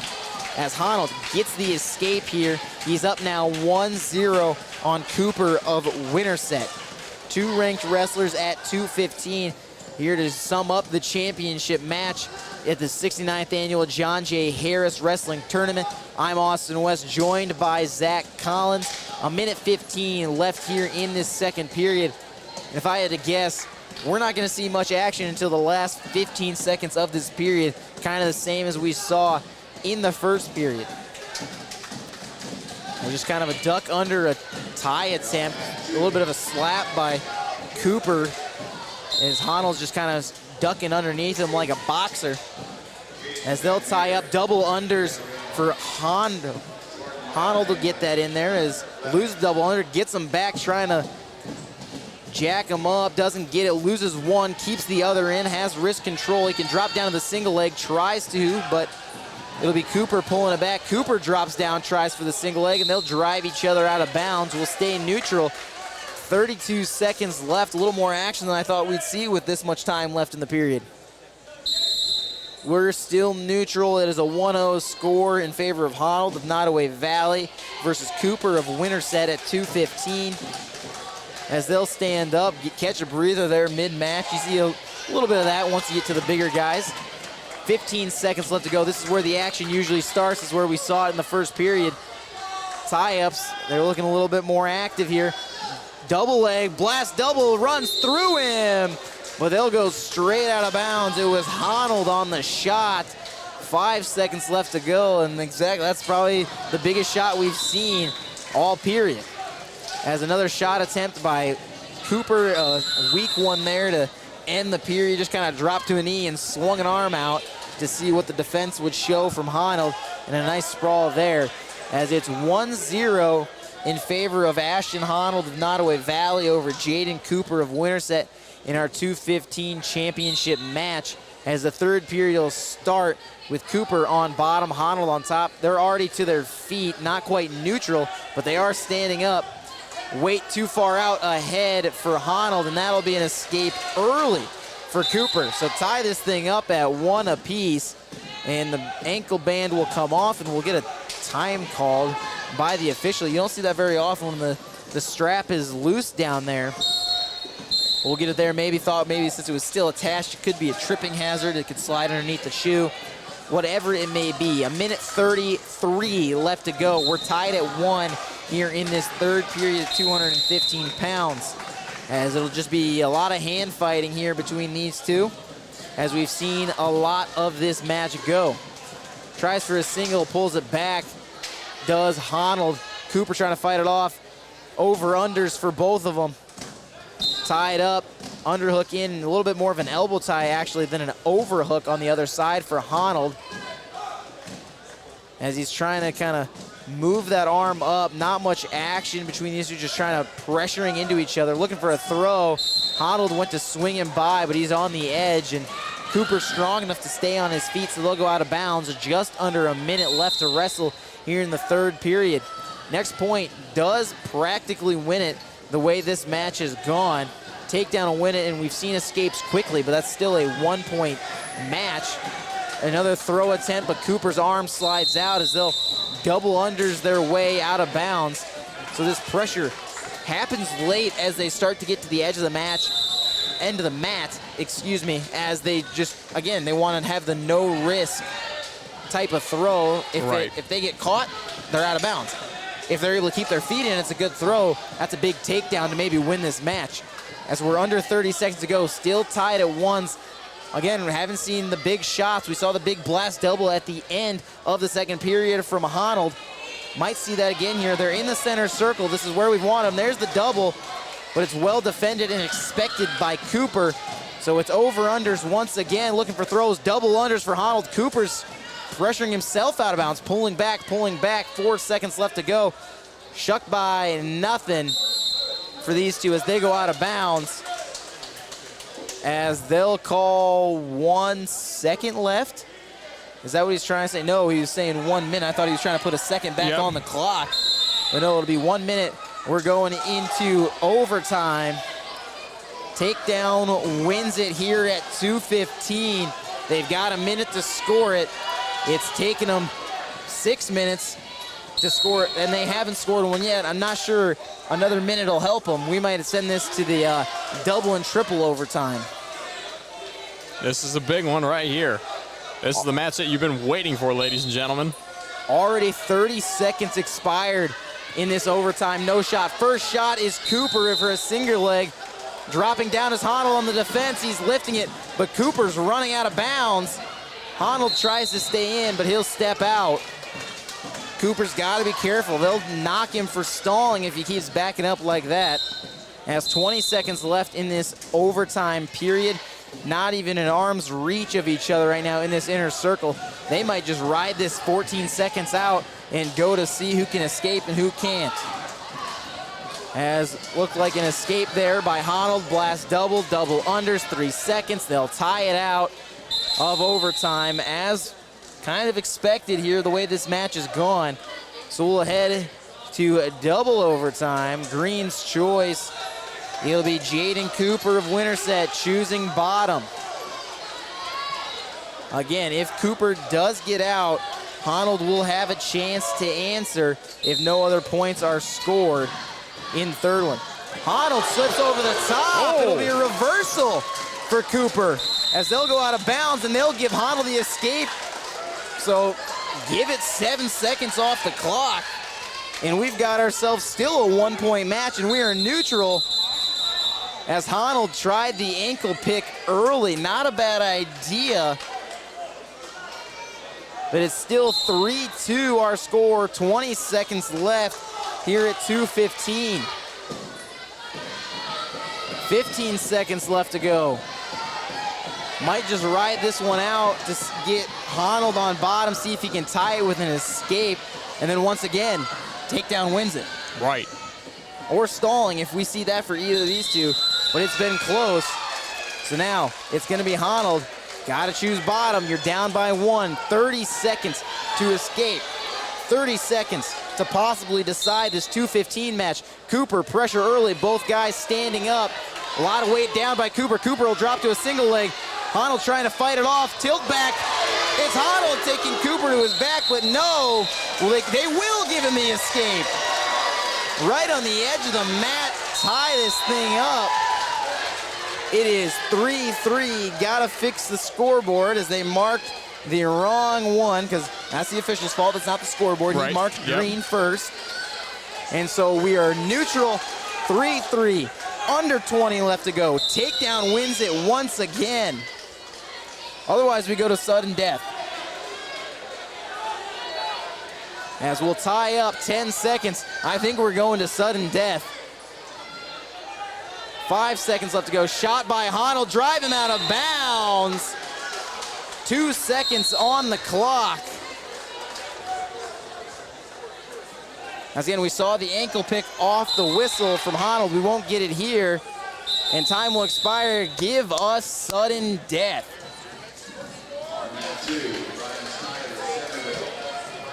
So what'll happen here, it'll be Red's choice. He's gonna choose bottom. So for those that don't know, we've got 30 seconds. If Cooper can hold Honnold on bottom, he wins. If Honnold gets out, he wins. Wow. And that's what it's gonna come down to. 25 seconds left, locked on a leg. Body lock by Cooper trying to suck him back. Honnold trying to run away. He's got a headlock. Lift him up, break away, runs out of bounds. Locked on a leg was Cooper though. No escape for Honnold. 15 seconds left to go and we're back to the center. That could be huge. We'll get a caution on Cooper of Winterset. Started early, 15 seconds. Stand up right away, Honnold, suck back, he's got him on his back, reversal. Takedown, looking for back points, and he'll roll through. Honnold will get the reversal, 8 seconds left in sudden death. And that'll end the 2:15 matchup. Nottoway Valley's Ashton Honnold takes this one over Jaden Cooper of Winterset. A tough, low-action start to the match, to say the least. Has not many shots through regulation. And just a crazy finish to end it. As we move to our final championship match of the night. It's the hometown hero for Atlantic, Evan Sorensen, versus Max Chapman of Creston. 285, our final championship bout. Shot by Sorensen, he's got a single leg.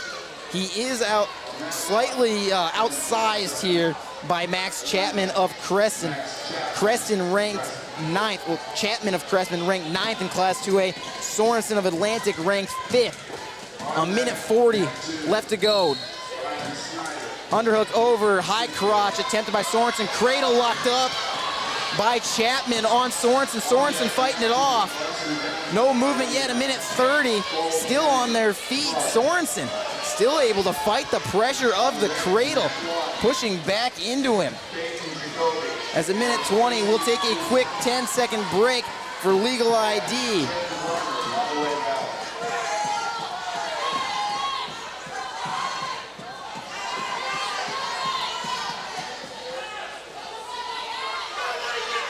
We're back with you here. Sorensen now on top. He broke the cradle, and he's got the takedown. The first points of the match with under 55 left to go in the first period. Watch for Evan Sorensen to go for the far side cradle. He's hit it all day long and all tournament long. 40 seconds left to wrestle in the first period. Roll through over top by Chapman. Doesn't get the go behind for the reversal, but he will get the escape. Make it 2-1 with 30 seconds left to wrestle in the first period.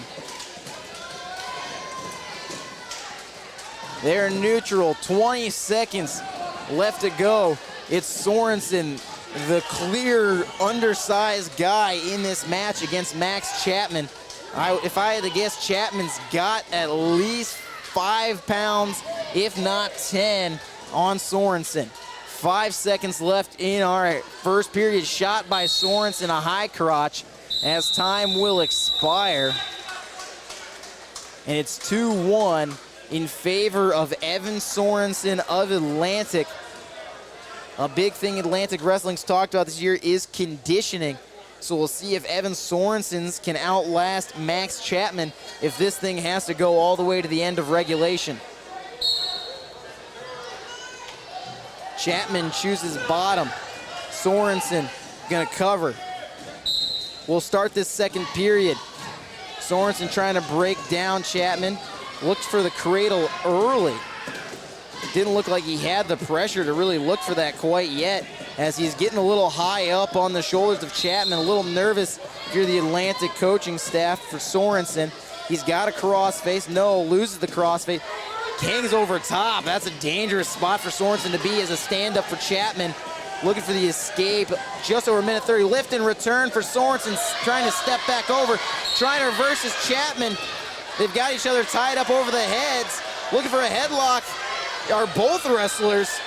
Sorensen controls, but the arm, still controlled by Chapman. Uh-oh, he could push Sorensen over his shoulder. He's looking for the reversal. He's got a head. No, loses it. So Sorensen keeps control. Very dangerous for Sorensen there against Chapman. Just over a minute left to go. And Chapman down to his belly, under a minute. 2-1 still our score. This one has come close between these two. A crossface heavied in by Sorensen, looking for the cradle. Shucked off is Sorensen stand-up, looking for a standing cradle. Pushes him to the ground. Back points on Sorensen. Chapman's picking him up. It's now a takedown for him, 3-2, no back points. 30 seconds left, unless they are gonna give him back points here. They will give back points. So Chapman takes a lead, 5-2, with under 30 seconds left to go.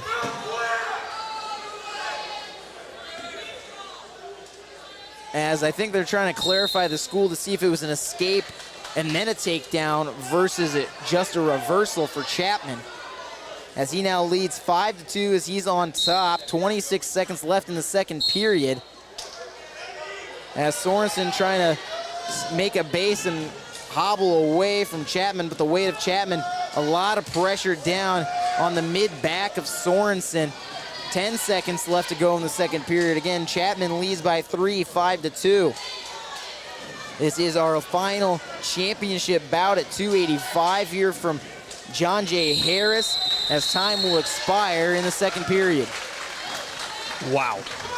I mean, it's just kind of a little bit of a difference here. As you said, Sorensen maybe not as on the heavy side as Chapman. Chapman kind of just winning the weight battle there, able to hold Sorensen down to the mat a little bit longer, but we head to the third period here of our last match. As will be Sorensen on bottom, Chapman on top. Quick escape for Sorensen. Make it 5-3, under 3 seconds escape for Sorensen. 2-point match. Takedown will tie it for Sorensen. As they're tied up again, single leg, high crotch for Sorensen.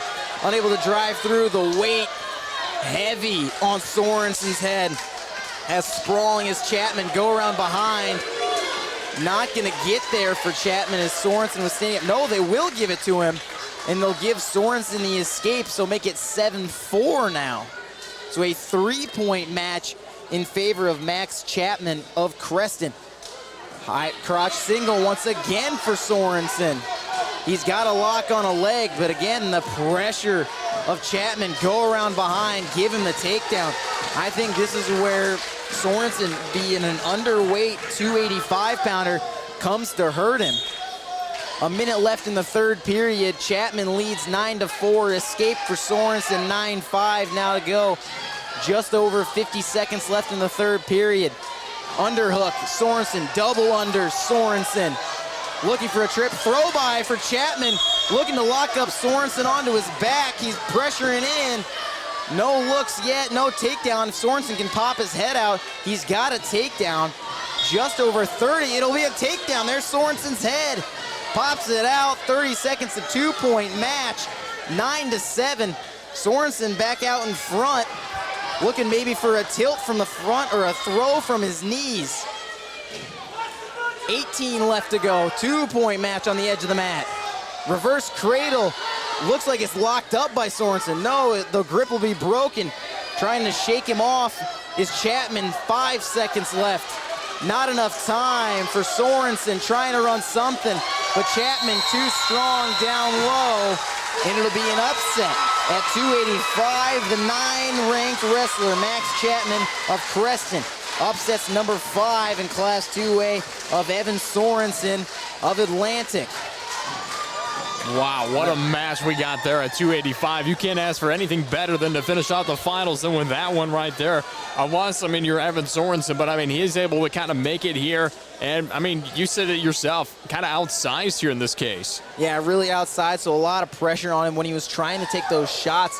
When you have the weight on you like that, I mean, it's a tough way to go, especially since he's already undersized. We're past winter break, and it's 2 extra pounds after winter break, so it gives you an even bigger one. Looking at it right now, we've got our 285 third place match on our screen. Might as well call it. It's Peyton Jacoby of ACGC and Joel Cooper of Panorama.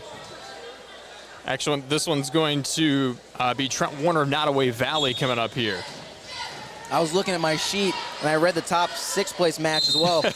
Oh, you're fine. Cooper. I thought Jacoby was the top of the 4th. But yeah, Trayton Warner of Nottoway Valley, Peyton Jacoby of ACGC. We'll get started. Might as well call it. It's here. You know, can't complain about that at all as they're tied up here. We'll take any more wrestling we can get. Just keep calling wrestling. We don't always get the chance to call the finals very often. 20 seconds into this first period, not much happening. A lot of tie-ups for these 2 heavyweights. Again, just kind of rotating in that inner circle.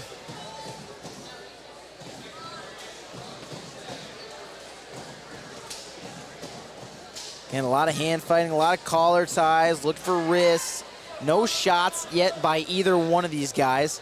But sometimes that's what you get with a lot of heavyweights. They just try to play the upper body game and see what can happen. That's one of the differences we see with Sorensen. Sorensen took way more shots than Chapman in that last one, a lot of high crotch singles.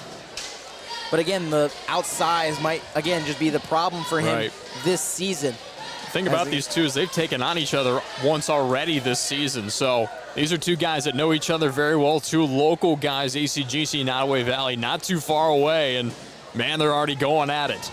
As under over, but it'll be a collapse by Jacoby.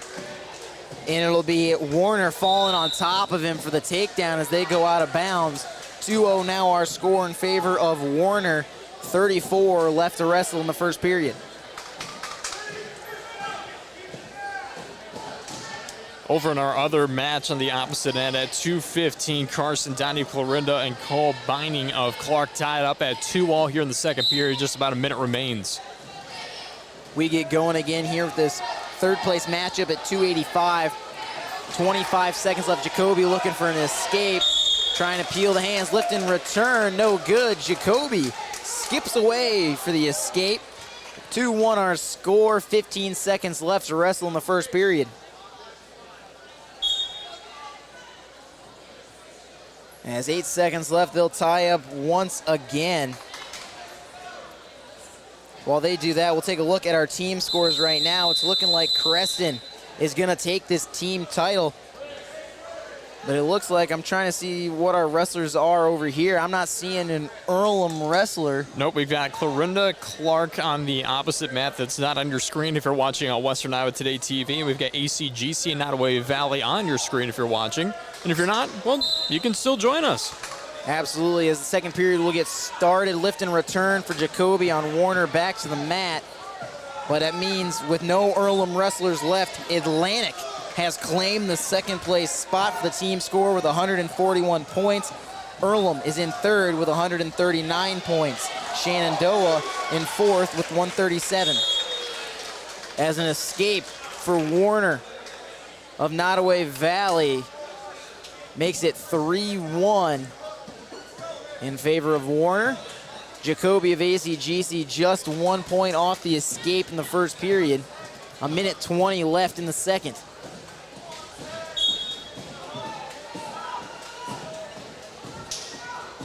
As a lot of tie-ups here, kind of similar to our 2:15 matchup that we saw earlier in our championship bouts. A minute left to go here in this one. Taking a look at our team scores still, fifth place is Winterset with 116 points. Sixth place, Missouri Valley, 101.5 points. Seventh place, Riverside with 100.5 points.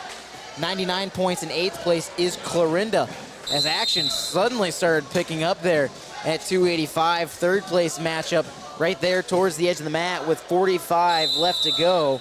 Still 3-1 in favor of Warner. In ninth place for team scores, it's Washington with 92 points. 10th place, Nottoway Valley with 89, looking to maybe add some more on here with Warner at third place. Could be enough to tie him with Washington or even jump them in the standings. Also fighting for a top spot, it's ACGC in 11th with 76 points. 12th place, Panorama with 64. 13th place, Southwest Valley with 63. 14th place tie is Clark and Wayne with 55 apiece. In 16th, it's Lennox with 53. 17th is Tri-Center Neola with 38.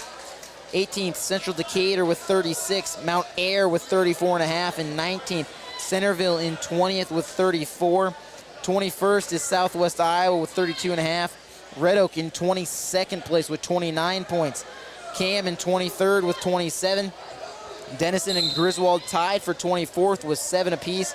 Bedford in 26th with 4. And East Mills in 27th with 0. As here in the third period, it'll be an escape for Jacoby. 3-2 takedown could win it for either guy here, but we've only seen one, and that was way back in the first period. 1:30 left to go in this third place matchup, third period. Leading by 1 is Warner of Nottoway Valley over Jacoby of ACGC. Tied up once again, collar ties for both these guys. Try to get some snap downs. Jacoby looking more for over-unders and maybe some throws. Tied up once again here on the edge of the center circle. Trying to push each other off and try to find the better tie and control here on the inside. Under a minute left to go, 52 seconds left. Warner again leading by 1, 3-2 over Jacoby. Again, not much action here in the center circle. 40 seconds left to wrestle. a slow-paced third-place match, as we've had blood times and all the crazier things happening over on the other mat, and we get a third-place match over on the championship match, and it's one of the slower ones. It's going to come down to a tight decision. 20 seconds left to go. Warner still up by 1. Shot by Jacoby. He's got a single leg. He's locked. He's just got to lift it. Ankle grabbed by Warner. He's lost the grip. Has Jacoby on the leg. Locks it back up. 5 seconds left to wrestle. Trying to rotate around. There's a crossface from Warner. Trying to fight it off, and time will expire. So Warner of Nottoway Valley will win by 1 over Jacoby of ACGC. And that'll round out our tournament of John J. Harris, the 69th annual. I'm Austin West, Zach Collins alongside me. And so we took a look at those team scores already. Again, the top 5. Creston in first with 205. Atlantic in second with 141.5. Earlham third with 139 even. Fourth place, Shenandoah with 137 even. And fifth place, Winterset with 116. But we did see Nottoway Valley will tie it up in 9th with Washington. They'll both have 92, so that'll be a big one. Other areas schools, Riverside in 7th with 100.5. Clarinda in 8th with 99 even. ACGC in 11th with 76. Southwest Valley in 13th with 63. Looking down the line, Red Oak in 22nd with 29. Cam in 23rd with 27. Griswold in 24th, tied with 7 points.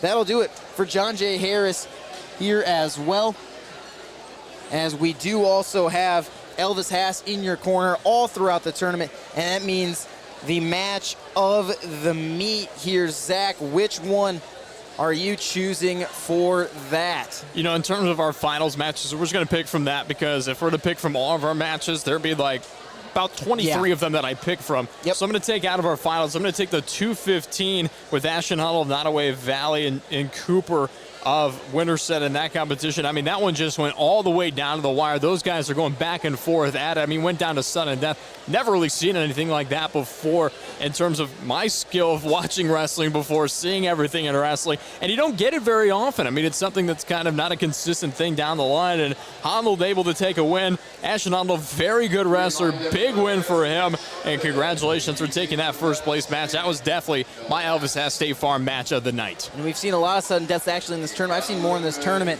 than I've seen over my entire high school career, so that was crazy to see here today. But mine, I'm throwing it all the way back. The first finals match of the night, 106, Tate Jordan of Atlantic, Max Milage of Erlin.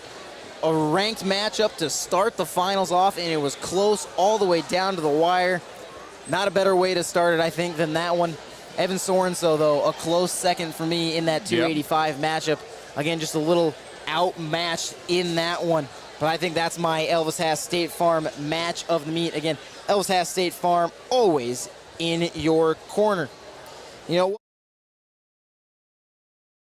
us tonight as we say so long from the John J. Harris tournament, and we hope that you tune in to KSOM and Western Iowa Today TV on Monday, as we will be live from Missouri Valley at Audubon Boys Basketball. Zach's going to take over the play-by-play. I'll be back on color with the pregame show starting at 6:55. And we want to give a quick thanks to all our sponsors who made last night and tonight's broadcast possible, including Brockner Carnes & Carnes, Cass Health, Riggs Ag Services, Anita Supply Center, Hummel Insurance, Rancho Grande, 2nd Street Auto, Steinseed, Principal Financial Group, Ziegler, Iowa Western Community College, Elvis Haas State Farm, Community Insurance, Brumley Supplies, Griswold Communications, Union State Bank, Newman Body Shop, S&B Feed Yard, Cumberland Telephone, Mertz Welding, Atlantic Ag and Auto, McCunn Specialty Fire Alarms, Morrison Seed, Messina Telephone, Lyman Ag Supply, and Farmers Lumber. This broadcast has been an exclusive presentation of Meredith Communications, and any reproduction, retransmission, or any other use of this broadcast without the express written consent of Meredith Communications is prohibited. The general manager of Meredith Communications is Bill Saluk, and the sports director of KSOM is Zach Collins. I'm Austin West. Thank you for listening to another presentation of Western Iowa Today TV and KSOM and KS95.7 Wrestling, powered by Nishanet for our live stream. Enjoy your weekend. Stay safe. And good night from the 69th annual John J. Harris, granddaddy of them all, wrestling tournament in Corning, Iowa. That was another presentation of KSOM Sports on 96.5 FM. Any reproduction, retransmission, or other use of this broadcast without the express written consent of Meredith Communications is prohibited. KSOM Sports thanks you for listening to this broadcast as we now return you to your regularly scheduled programming on 96.5 KSOM.